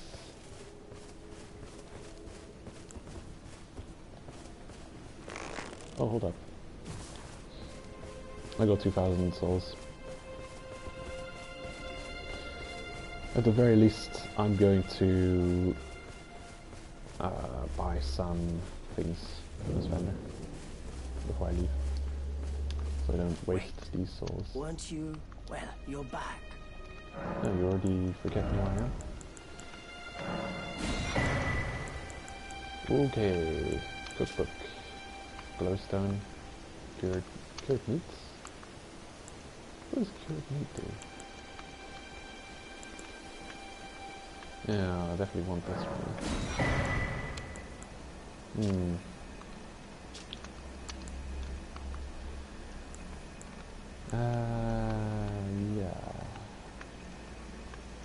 Oh wait, invigorating cured meats. Yeah, I think the cured meat was attack buff. You don't necessarily need that. Flask of Wondrous Physic. Contains information about... okay. I don't know if I want that. Goodbye. Those kind of items actually become very useless at a certain point. Oh, look at that. The rustling winds on the trees. And we're glowing. What is going on? Some kind of magic hour?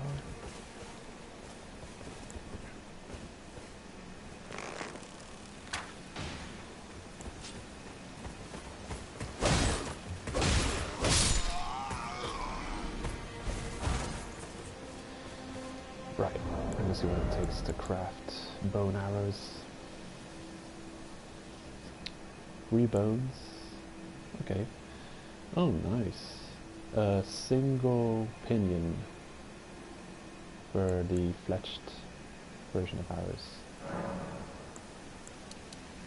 Oh, craft multiple. Woo. Decent. Yeah, I like it.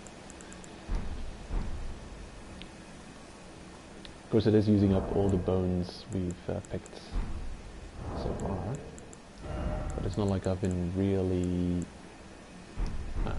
farming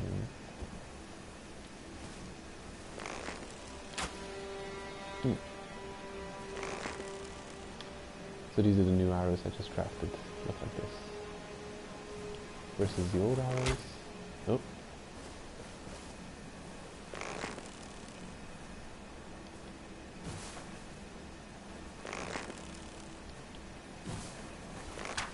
Why did you do that? What is that? It's some kind of strange move. It's like your character does a specific move after you fall onto the ground. Looks like the bow has more to it than it used to. It seems to have a dodge attack.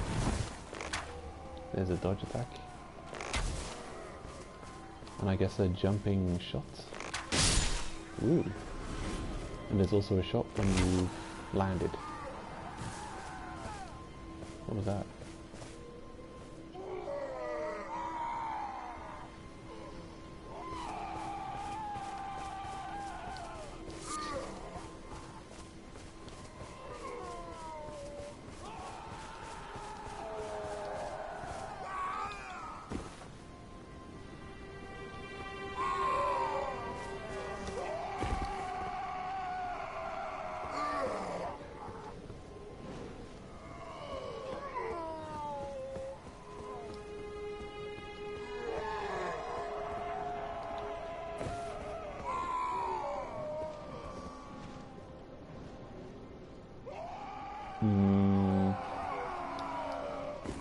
Someone's having a mad time. But where are they?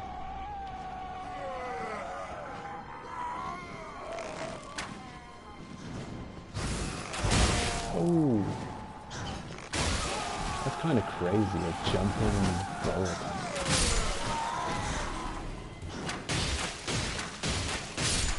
Of course, bow is the ideal weapon for flying enemies. What's making that noise? Weird.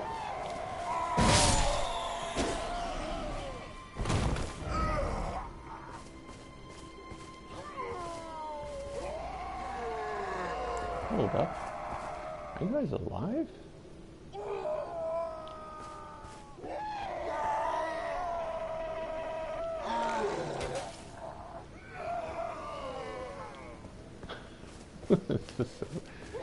So strange. I haven't compared the damage between the bought arrows and the crafted arrows. I'm gonna go do that. Okay, bought arrow. 92. Crafted arrow. 56. Almost double the damage. So it's easier to come across.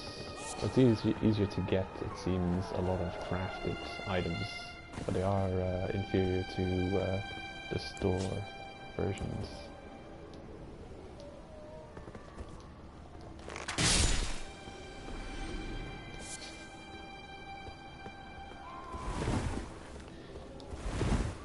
The bow play in this game is pretty amazing though.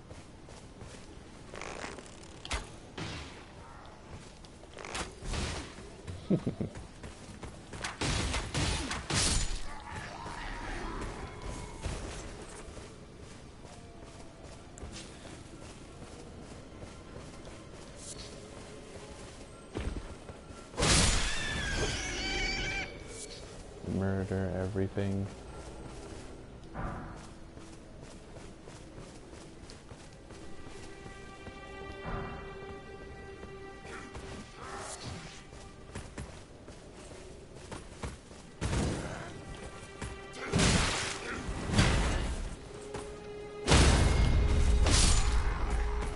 Oh wow, that strong hit actually put him into a repulsed state.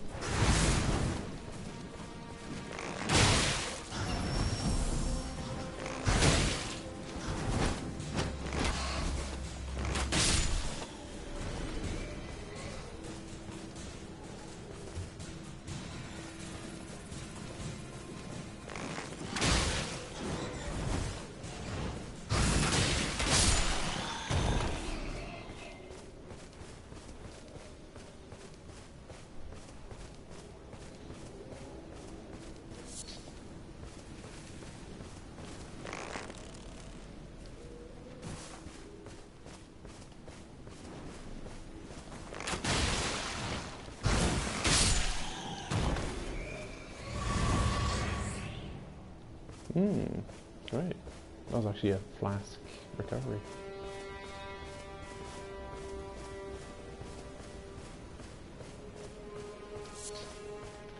I wonder if there's reasonable ways of recovering the Ashen Estus as well.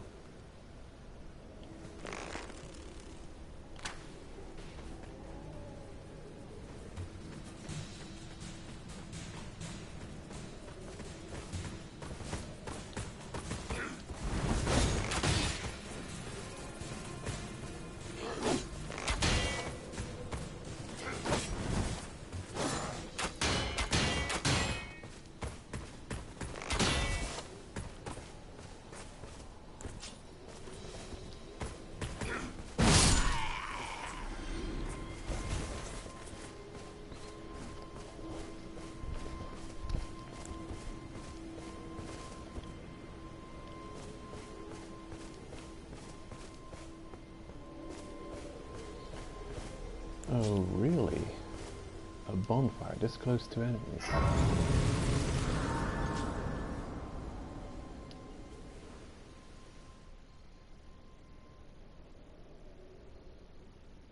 Uh-oh.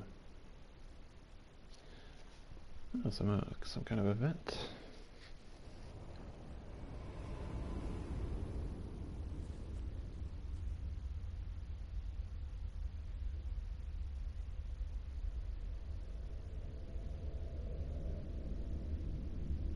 Greetings, traveler from beyond the fog.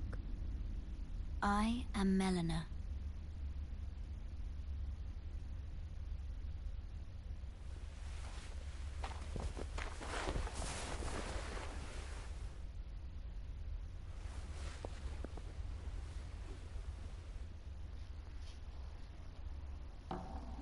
I offer you an accord.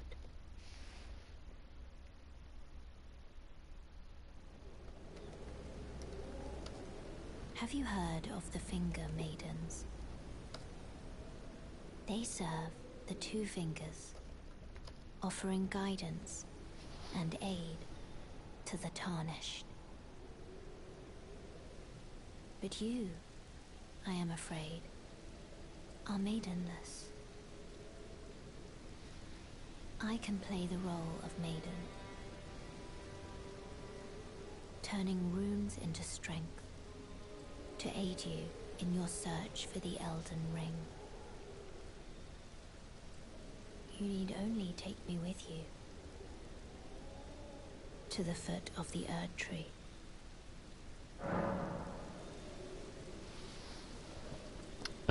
Sure. How could I refuse? Then it's settled. Summon me by grace to turn runes into strength. Ah, another matter. I bequeath to you this ring. Oh. Spectral Steed whistle.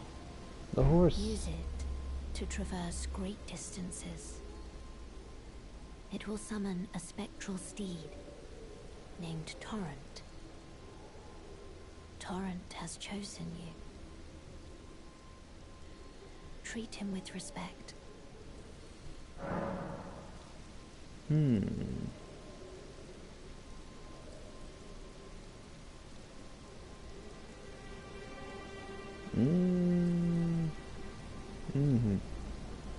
Right. She plays Yorshka in Dark Souls 3.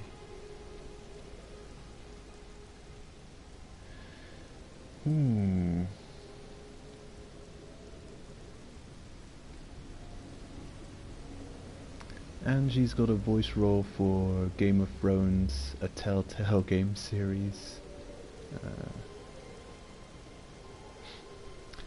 Oh, hello. I can level up. Damn. Okay, now I know how to level up. Gatefront. Memorize sword. Okay. So I guess you have to reach this point to be able to level up. And what if you don't rest at this bonfire? And you just not have the ability to level up in your playthrough? Something worth testing. But then again, if this is the only way to get that Steed, then you're also giving up on a useful traversal mechanic. Shall I turn your runes to strength? Let my hand rest upon you.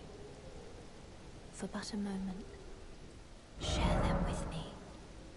Screenshot. Your thoughts, your ambitions, the principles you would follow. That's pretty cool. Very intimate leveling up kind of system. Dark Souls 1.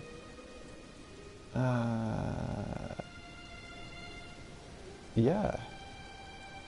I think Dark Souls 1 is the only Soulsborne game that didn't have like an intimate level up kind of mechanic. Demon Souls, you had the touch the demon inside me, from the Maiden in Black. Then Dark Souls 2, you had the Emerald Herald and the feather.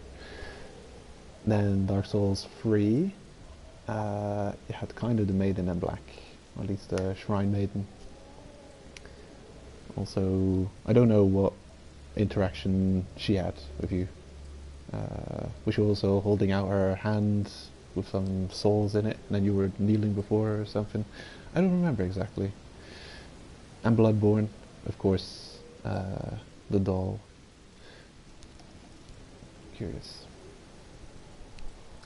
With level up, you can spend souls to increase attributes. Runes. Runes is the I'm gonna come up with another name that isn't souls item. Look at that. People are moving around us while we go. R3, simple view. Look at that. That's pretty cool. Look. We'll take a screenshot. Can't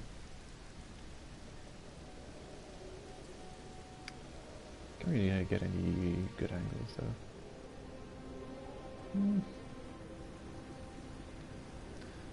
That's kind of cool. Is this like the leveling mechanic? Do you need her to level up? It's kind of one of those things in Dark Souls 2. If you kill the Emerald Herald, you're kind of setting yourself up for a lot of hassle, because as you're leveling up NPC. In Bloodborne and Dark Souls 3 you just couldn't kill them. In Demon Souls neither. They were immortal beings. Right. It has to be strength to start off with. Though I'm not really sure where to take this playthrough. I'm really liking what you can do with bows. Though you can't do everything. You can't do everything. But it's possible that I want to test a bunch of weapons in this first run. And so I'll want to invest in strength and dex.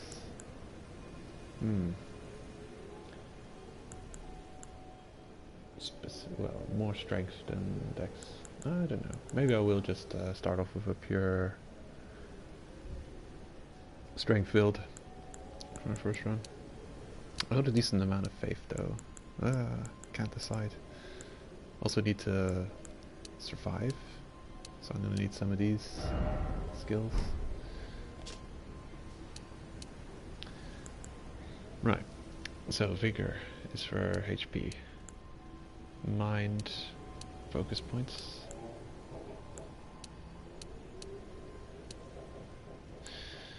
Endurance for stamina and equipment load. I appreciate that. It does both of those things. Very useful skill to have. Strength. Dexterity. Int. Right. I'm not seeing any changes because I don't have anything that scales with int. That can get stronger. Does increase magic stats. Holy. Okay, that's strange. What does faith do? So I got defense to magic, fire, lightning, and holy.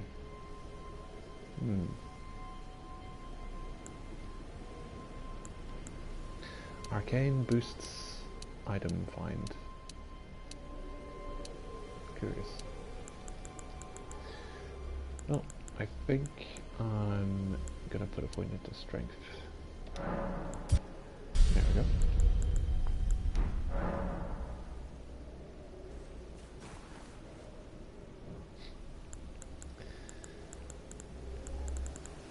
Seems good. Oh, She disappeared. Ha! Use the Spectral Steed whistle to summon and ride your Spectral Steed. If your Spectral Steed dies, you can summon it again, but it will cost 1 flask of Crimson Tears to do so. You can dismount by using the whistle again, or by pressing L3. Okay. Right. Yes. What's the shortcut for the bottom 2 items? Doesn't say. 4 of those items can be used without opening the main menu. Right. Alright. Reasonable. I guess it's not that far to look. I should probably put messages and summon on these non-quick menus. There we go. You... There. And this has to be Steed. The Spectral Steed whistle. A delicate goldwork ring can be used as a finger whistle.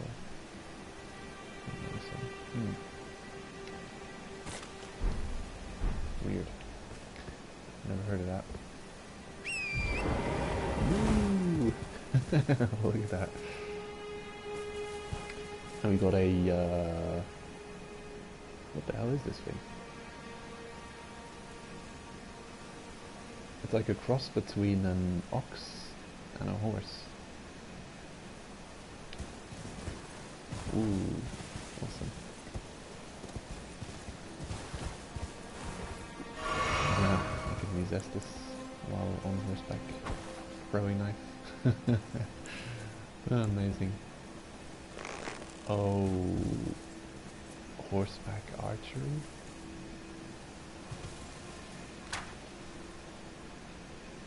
The horse kind of faces whatever direction you're shooting in now. What if I target? Ooh.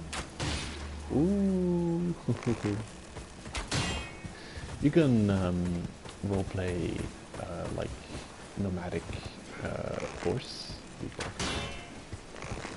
Like, and there used to be like Hey, Speed Brave here. How is Elden Ring? Oh, hey, Speed Free.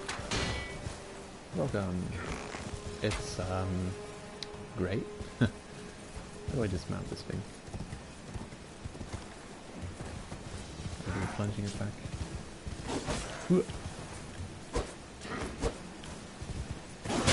Oh wow. The horse absorbed most of that damage. What are you gonna do? Damn. It's actually a powerful asset.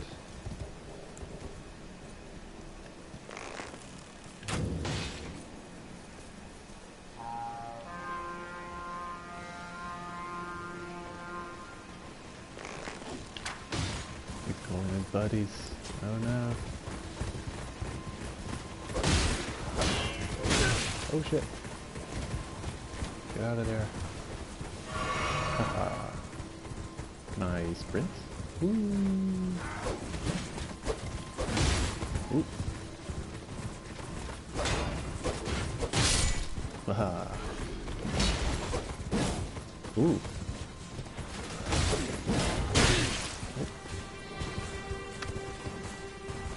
That one guy in the middle, he's too good at getting next to me. Ow.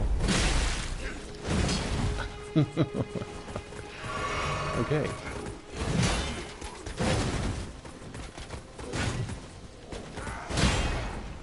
Got into a really bit of a problem.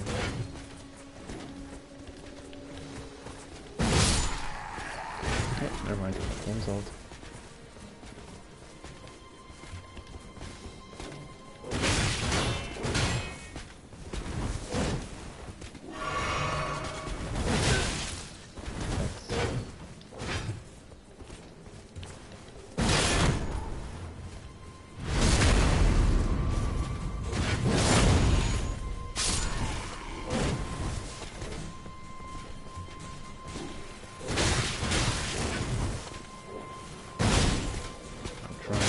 shield break against you. They keep attacking me. It's too good.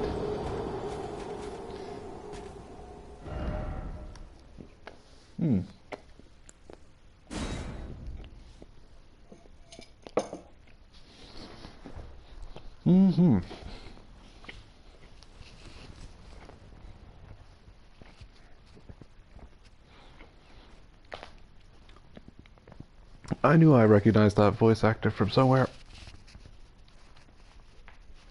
She was in the previous Souls game.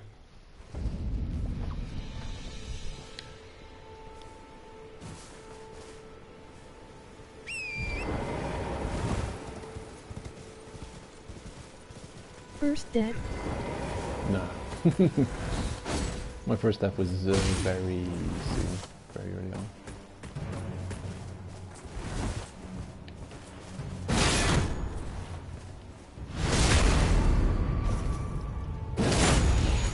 This time things will be different.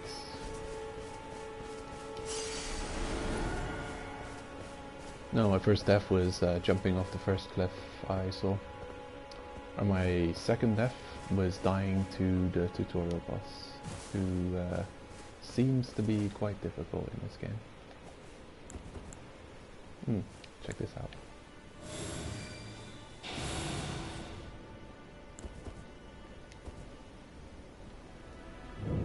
Charge!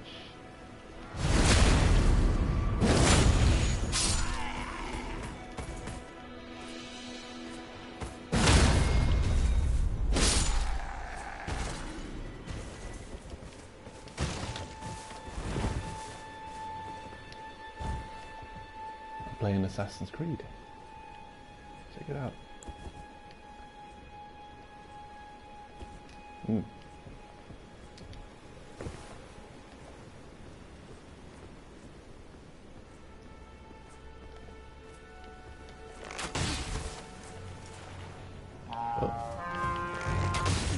Out of arrows.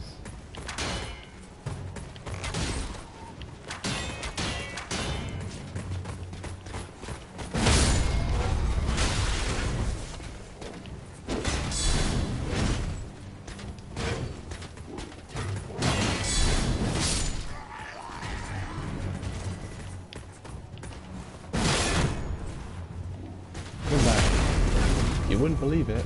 It improved even more. Keeps getting better. It'll soon be absolute perfection. How dare you? Can't be sorry. Okay. Come at me then. Oh, now you're gonna spam block against me, spamming block against you. The moment I get my sword out again, he's gonna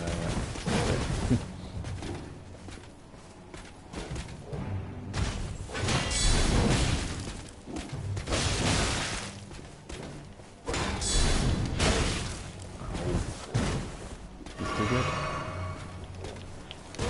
Day and night cycle cool. Also the combat looks intense. Yeah. This has been the first serious, tough guy to fight with.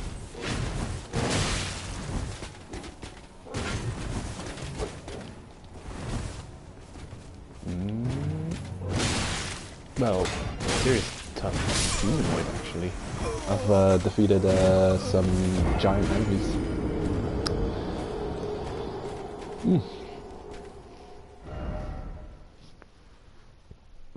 What is this option?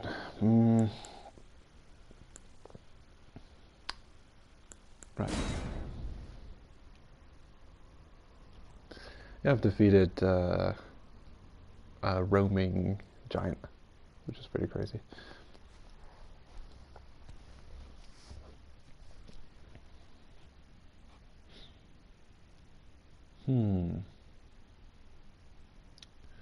Parry was very effective against that one enemy last time, but I'm terrible at parry.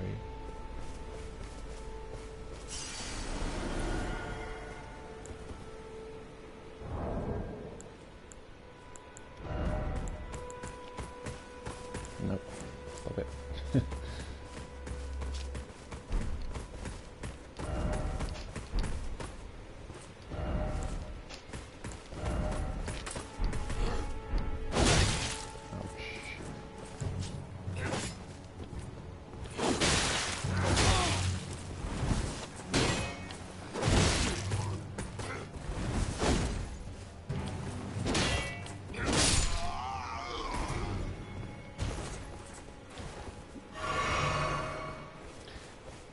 Okay, I'm still kind of learning the buttons.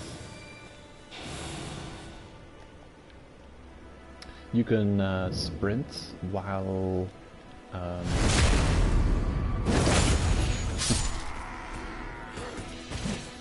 and you can crouch, and you can dodge while crouching.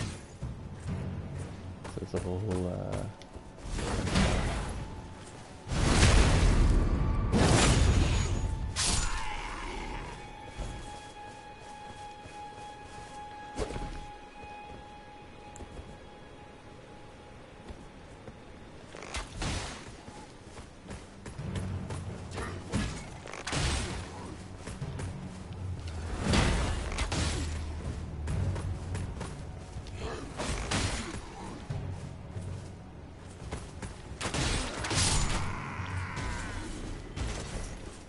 owned.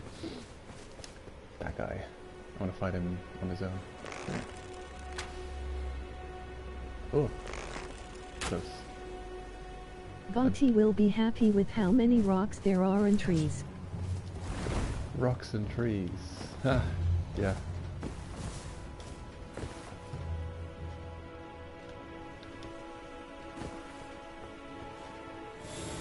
Oh shit, I don't want to do that.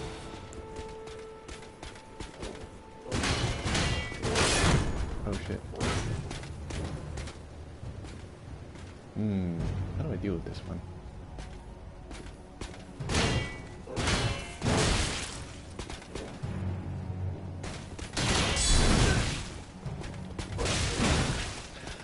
It's too good, man. He's too deadly.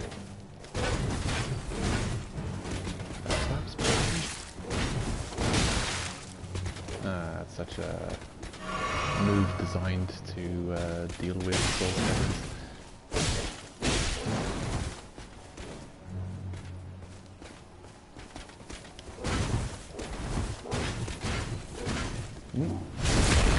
Back right over.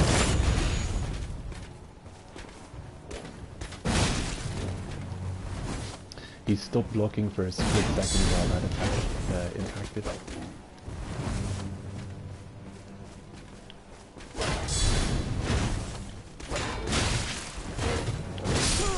Man, he's good. Serious threat. There's probably a real good way of dealing with him. I don't know it yet. I've tried all kinds of techniques on him that just absolutely devastate other enemies.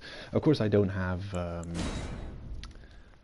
crazy damage. I haven't been upgrading weapons or armor yet.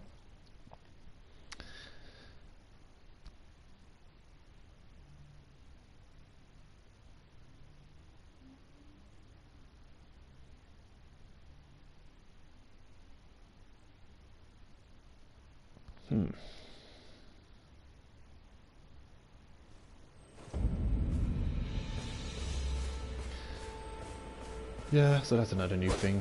We've got this checkpoint statue, which works just like a bonfire. You can choose to respawn at that, or you can respawn at a bonfire.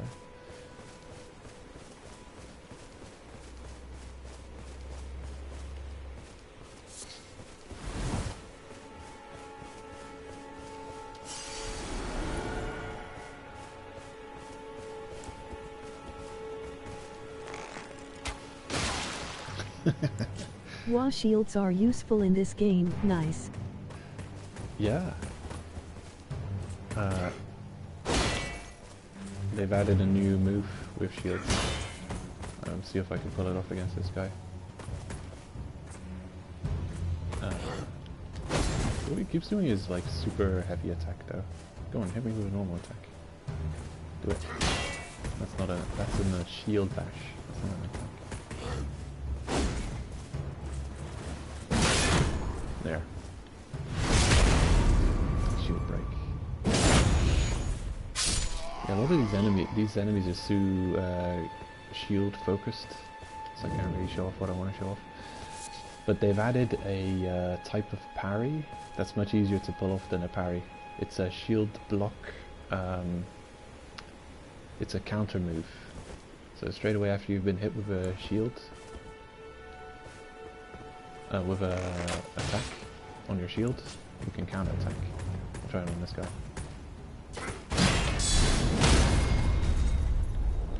Amazing stuff. See? And really, the timing is very forgiving.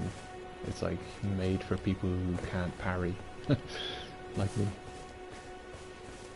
So yeah, you just wait for an impact on your shield and you press strong attack to counter straight afterwards. Cool.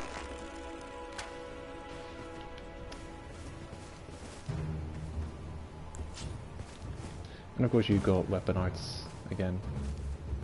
And you can actually change weapon arts.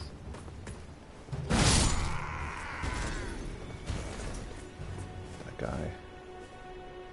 Maybe I should avoid him. He's too powerful. Dum-de-dum.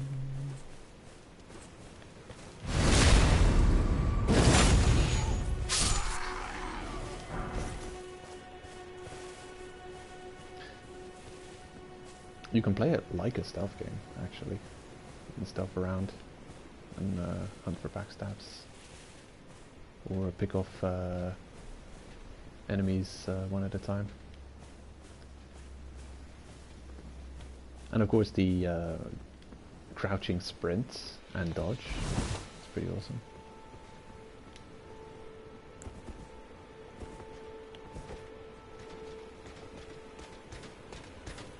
Oh, I didn't ask for you. Oh shit, he got jumps. We're screwed. Oh, that's a punishment.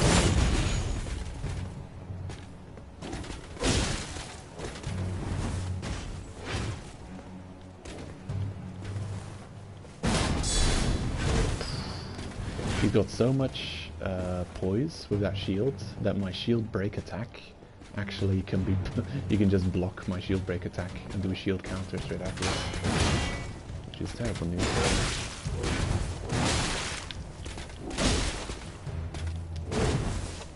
Stop right there, criminal scum, you violated the law.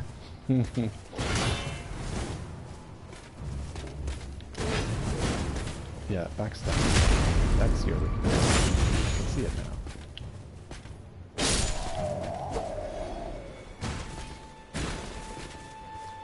Lovely. And you can incorporate jumping attacks into your fighting style. So you go, wow, plunging attack. And after a plunging attack, you can kind of follow up. So, oh, that was a damage. Oh, damn you.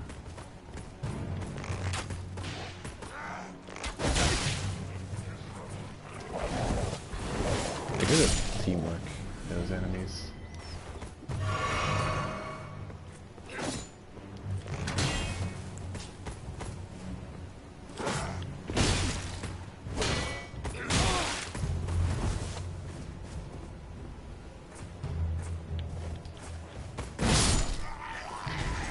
So far as I can tell, there doesn't seem to be a kick in the game anymore.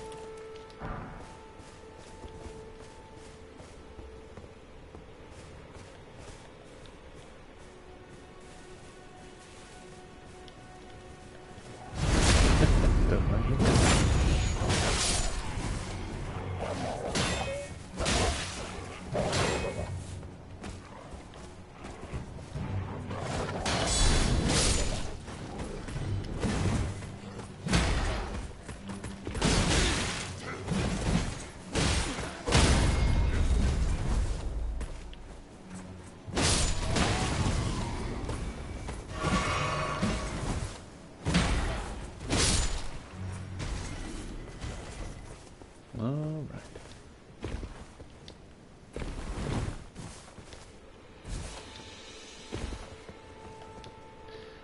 Defeated the camp again.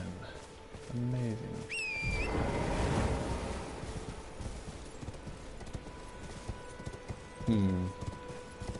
I'm just wondering what is a more easier button combo to press than triangle plus up. I think triangle and down is easier. Who's that?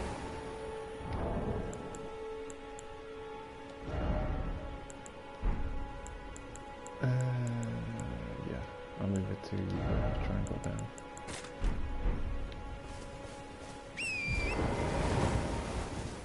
Who are you?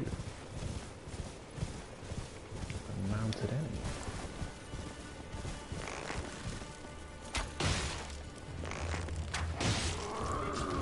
Oh shit. Oh no. How do you go for this thing? I guess you just speed up.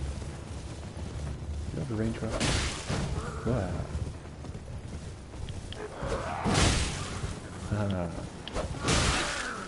Oh shit.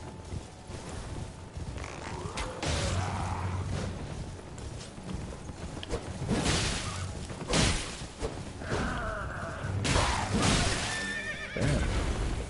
What a horse. Woo.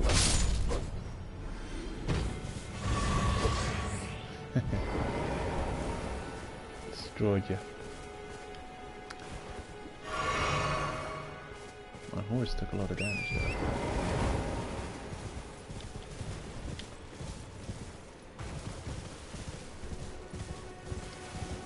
Oh, look at that, there's another one. Jumping.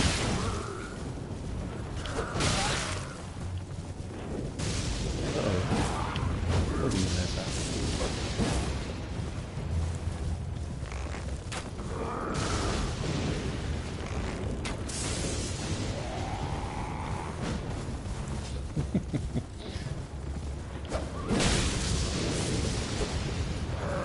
Oh shit, there's a bunch of them.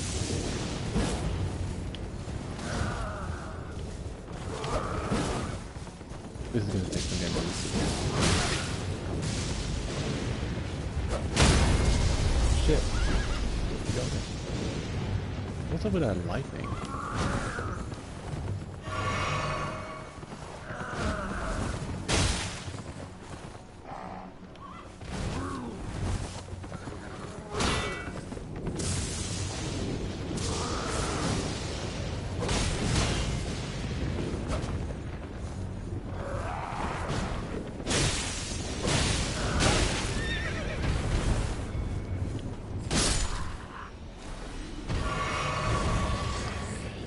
Ooh, these guys are tough. Pretty great for souls, though. And what is this lightning? What is it? Fulgur bloom. Ah, Fulgur engine. I guess Fulgur means something about light.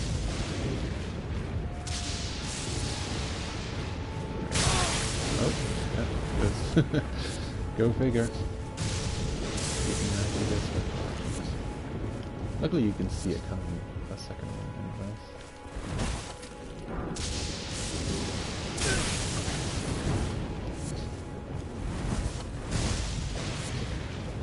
What's that?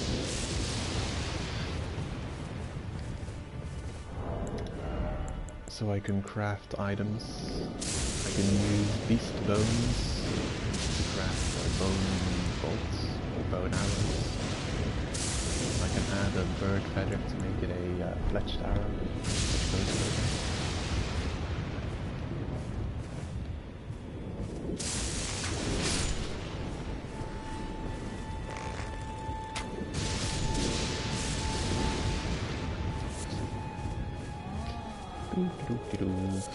It takes 3 beast bones, 2 beast bones to make 3 arrows. Oh, hello. They're fighting back.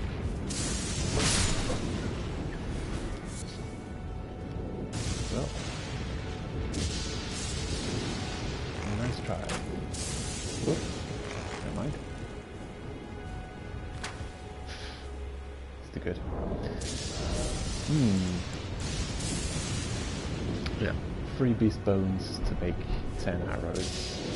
So shoot 10 beasts. Let's see. Vanilla ones are useful. 1 beast bone. Ooh, okay. That's a bad rate. If you're going to be farming materials to craft arrows, how about you? Okay, that was a good shot. Can one shot. So let's say you get 1 beast bone per kill. You've got 10 arrows. 10? 3 times, so you get 30. So with 10 arrows you can create 30 arrows by killing beasts with some arrows. So it's not an amazing rate of farming. When I'm looking to Elden Ring, I think, damn, the many skills and weapons can be fun for many different runs. Yeah, I think so too. And you can add abilities to, like, you can add weapon arts. Like this weapon has the square off art, but I've already found a weapon art. I've got the stomp, you know, that silly stomp attack that has a follow-up move. I found that, so if I wanted that ability on this weapon, I could just equip it. So you can equip weapon arts. Then of course you've got unique weapon arts. It mentioned that you cannot change if they're equipped, but I'm guessing they might be fun too. And it seems like it only costs a reasonable amount of mana to use weapon arts in this game. It doesn't cost like half of your mana bar to just use a skill. Oop, it's done. Got him.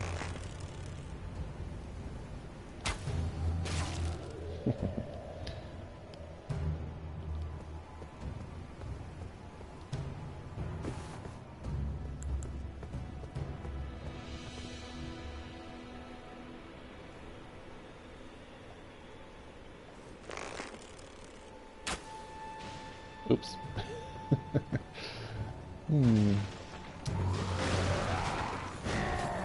I think if you're a magic user who's focused heavily on Ashen Estus Flask, or whatever this game calls it, Flask of Cerulean Tears, you could do some serious cheesing, although it looks like quite a lot of enemies know how to platform.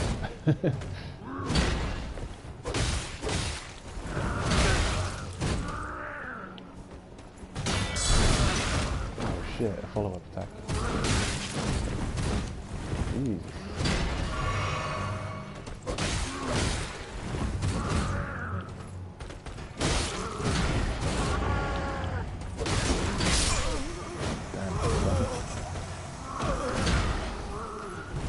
Not to be underestimated, these enemies, really. Really not to be underestimated.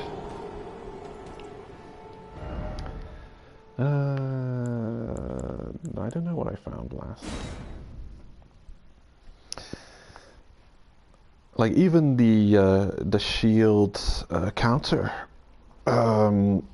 wasn't the best choice of move to use against them, because they had a follow-up attack, which was stronger than my counter attack. So we've got a rock paper scissors game going on here.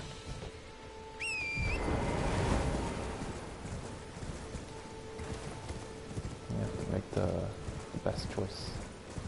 I'm gonna get my souls back.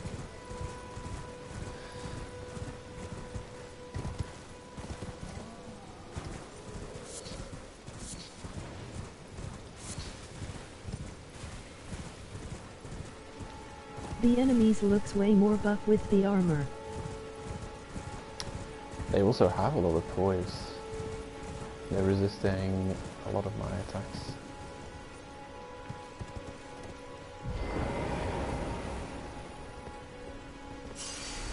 I'm gonna take it more sneakily.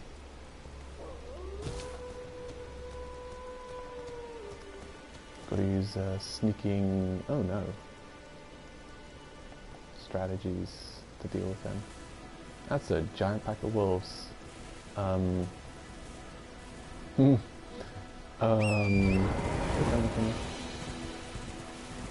Oh no.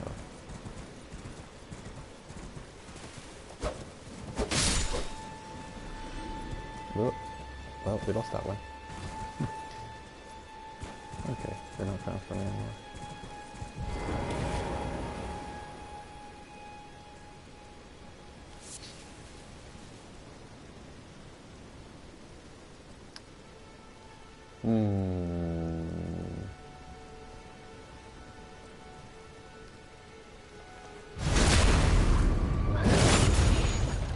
These are like the enemies in the snow DLC in Untitled Chapter. Very Viking-esque.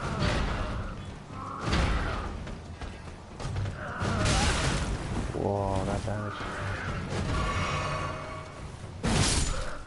Okay.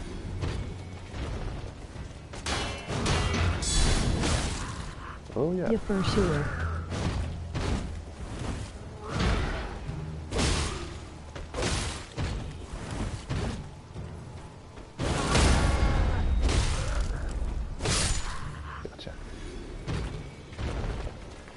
Missed the riposte, but still managed to defeat him.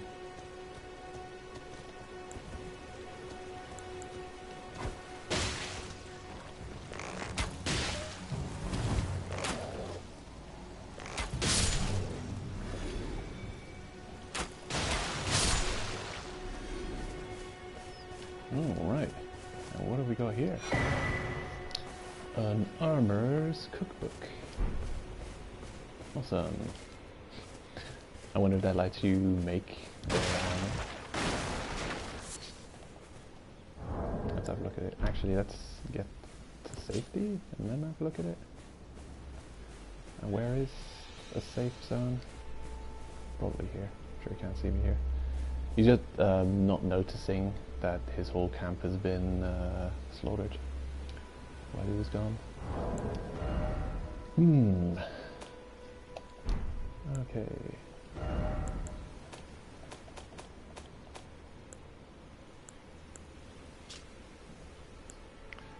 Armorer's cookbook. Which one was it I picked up? Excuse me. Where's... No, he is shocked.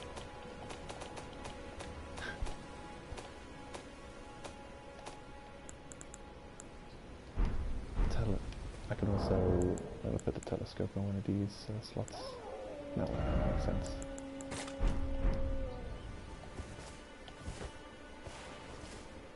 Ooh, that's cool.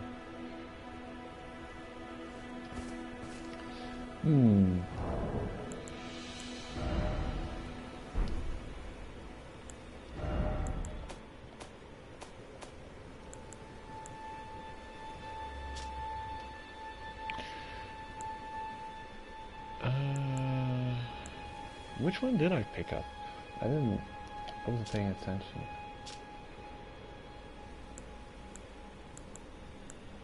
I know all these things. Huh. Strange.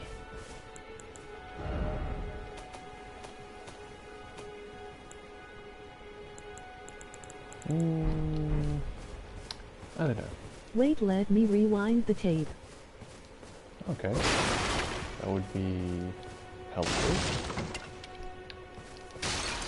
I'm only going to stream for 10 more minutes because I'm already kind of going a bit too long.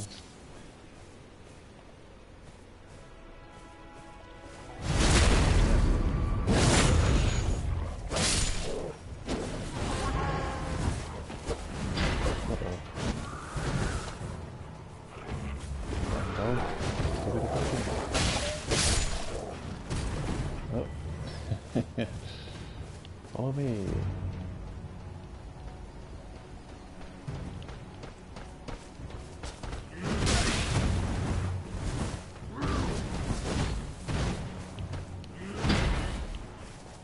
Armor Cookbook 1. Wait a sec.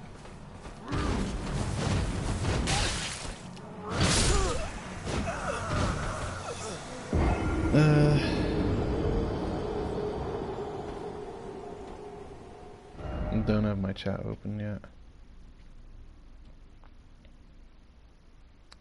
Armor Cookbook 1. Okay.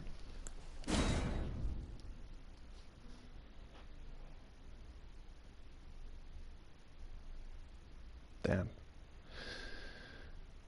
Silly place to leave my souls back in the middle of that camp. So if I want them back, I have to go and fight my way back to them and defeat those guys again.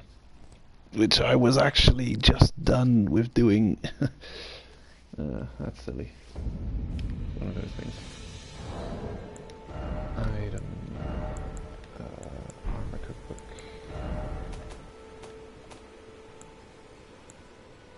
Armorer's Cookbook 1. Fire grease. Drawstring, fire grease, and fireproof dried liver. Drawstring, fire grease. Oh yeah. Fireproof dried liver.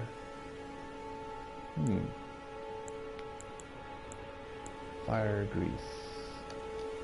Oh, it's puts fire on your weapon. Quickly cooks. On a string. Okay. Or maybe use your horse to quick pick your souls. That's a good idea. I wonder if I can... I'm just worried about mechanics that I don't understand yet. I'd imagine they've put some kind of mechanics in place to stop you from just running through everything with a horse. Like they've got ways of countering it that I don't know of yet. There they are. Woo. Got him.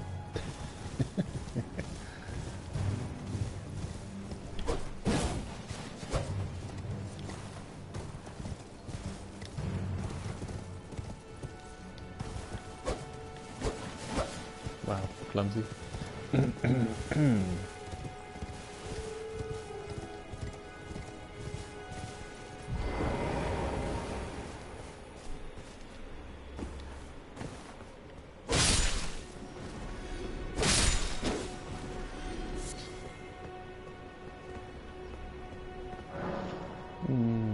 Guide and gatekeeper for those returning to the roots.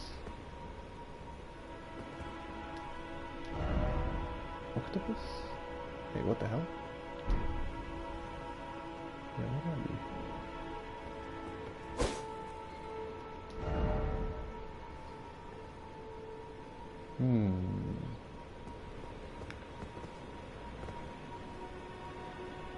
Curious.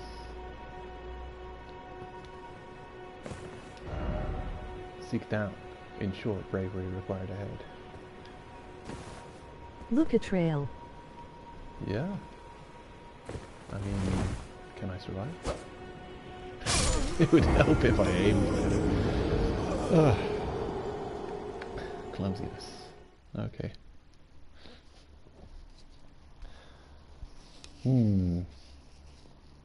Well, wherever you are in the world, you can always get something new. You can teleport to a bonfire. Not like the ha. Yeah. That was a bit lump.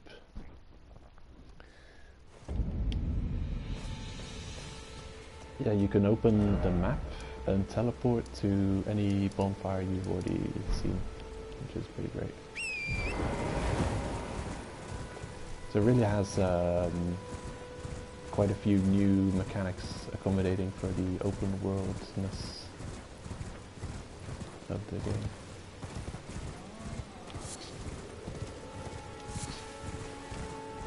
Dying has the benefit of respawning things you've already picked up. So it is not bad.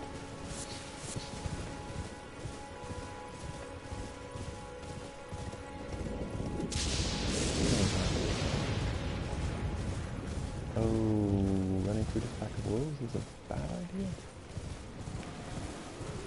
I'm not gonna do that.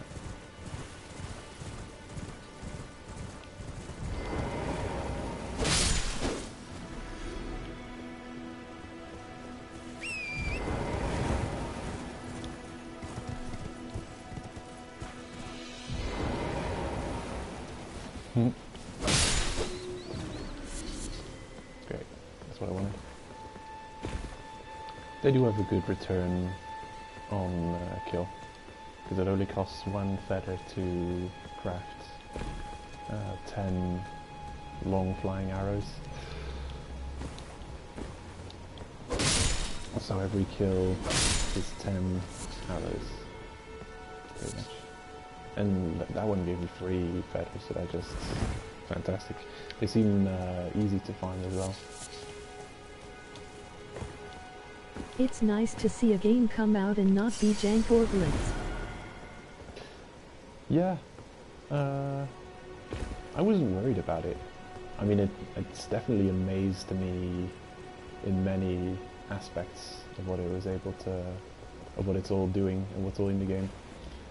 But to be bad, I never thought it would be a bad game. I've got good confidence in FromSoft making a good game.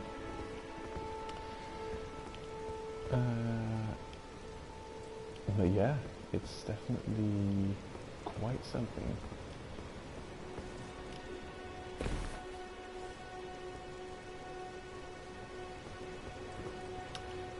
Well, it is a way down, that's for sure. Not sure if I want to be down there though.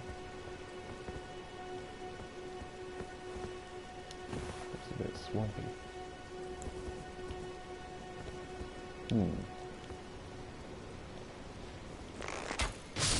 There's quite a few mechanics in game that allow for long traversal without having to go back to a bonfire. Like there's ways of getting Estus back without returning to bonfire. There's a crafting menu. Oh no, swamp. So, like here for instance, I've got enough beast bones to make another 20 arrows. There we go. That's just a quick 20 arrows.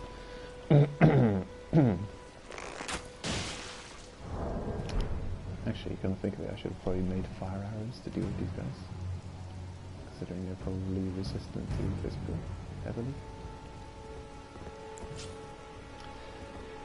I wonder if I can summon the horse up here. Okay.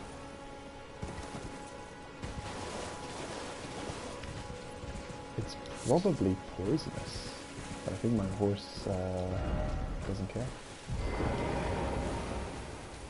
Oh no, I'm not poisonous.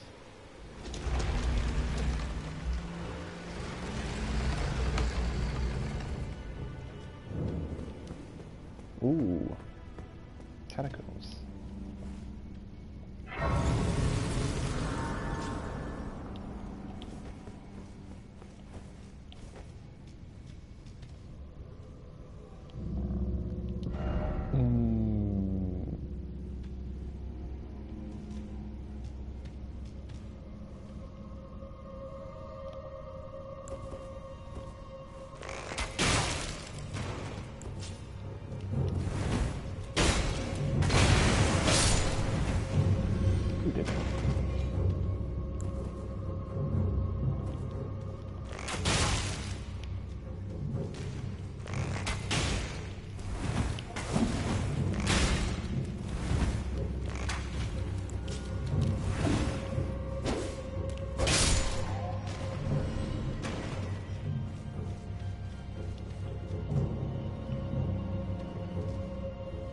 I wonder what that sign means under my stamina bar.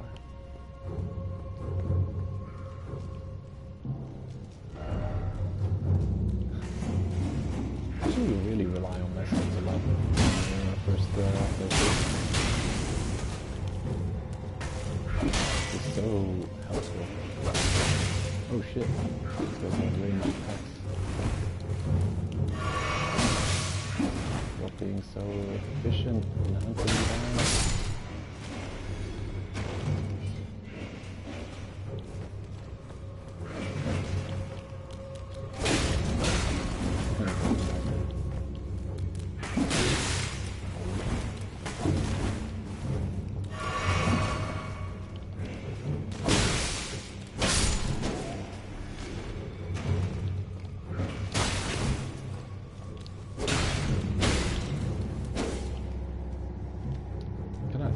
accidentally triggered twice.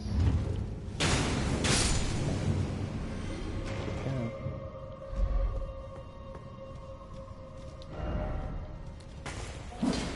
Yep.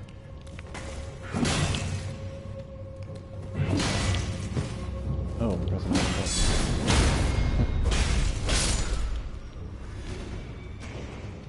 The block counter seems to be pretty good against them. Hello?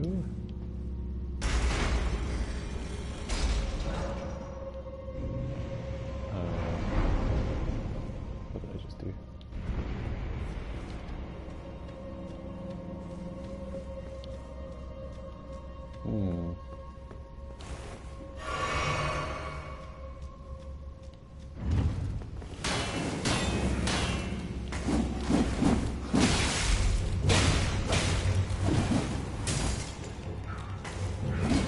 Oh shit.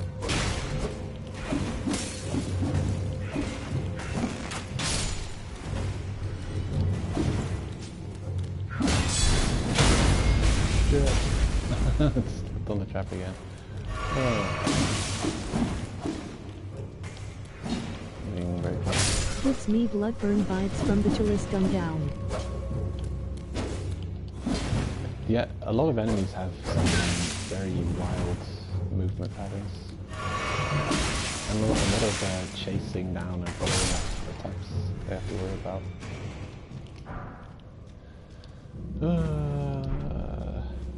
Took a lot of damage against these enemies.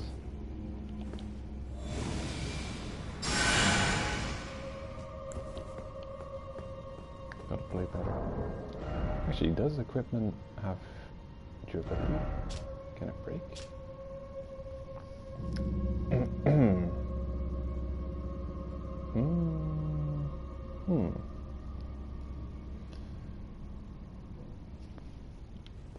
I don't know. I don't think so. Oh shit.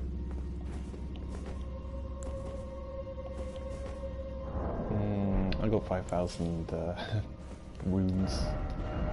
It's a boss. I would like to look at the boss, but I don't want to lose my runes because I can use them to level up.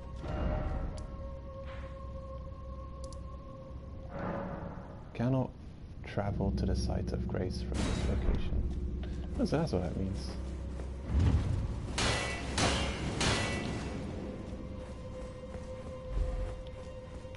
Now I know. I guess when you're in the cave you can't fast travel. Yep. But it's getting late. Gotta stop the stream. I'm already going longer than I intended.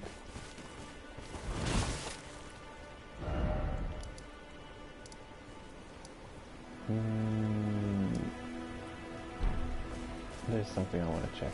I want to see if that lady spawns every time you want to level up. What that looks like.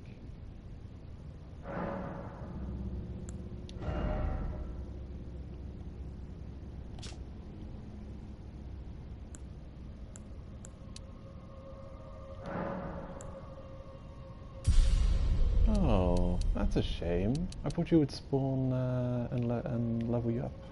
Like, I wouldn't mind going back to a specific bonfire where she appears.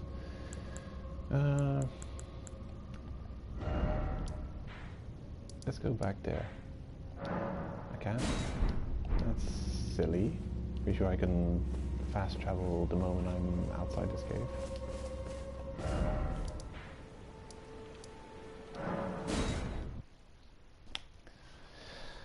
Well, rules are rules, I guess.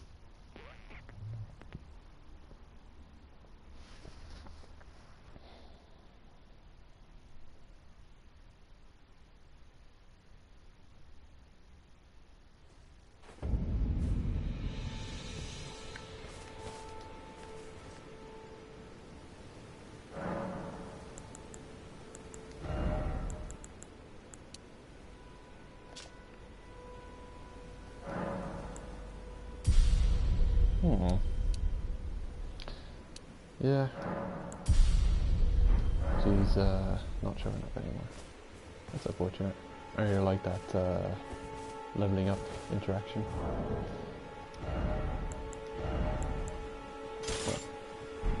I can try out this greatsword at least. Sad. I didn't check if you can wield two-handed a greatsword if you don't have the strength stats for it.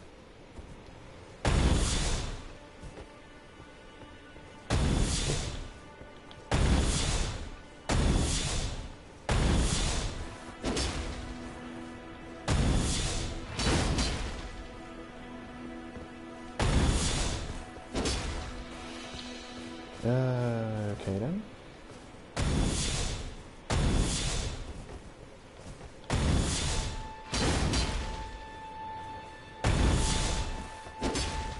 It doesn't seem to combo into R1, it only comes into R2.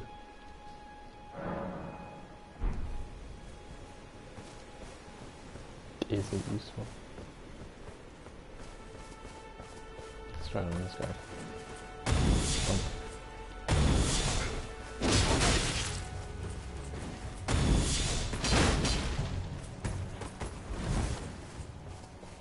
I'm overburdened.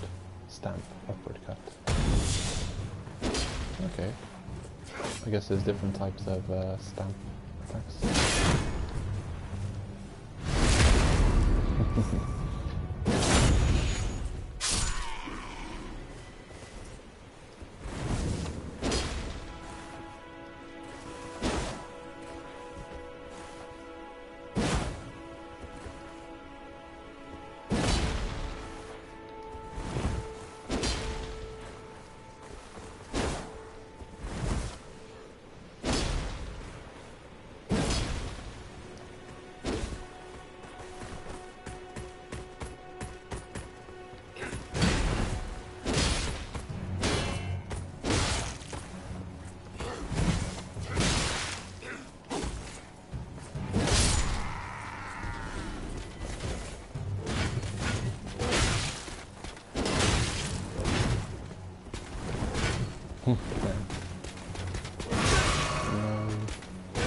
Too fast.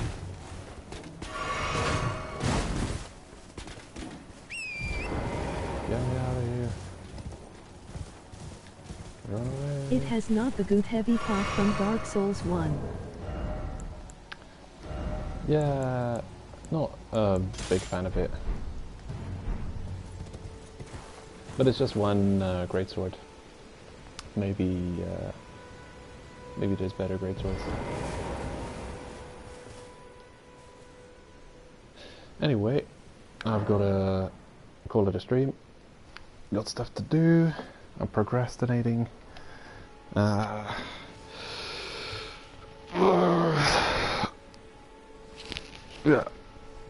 the game is great. You must get it and cherish it. We're being spoiled by From Software. They didn't have to make another Dark Souls game, but they did. That's amazing. Anyway, take care, and see you next time.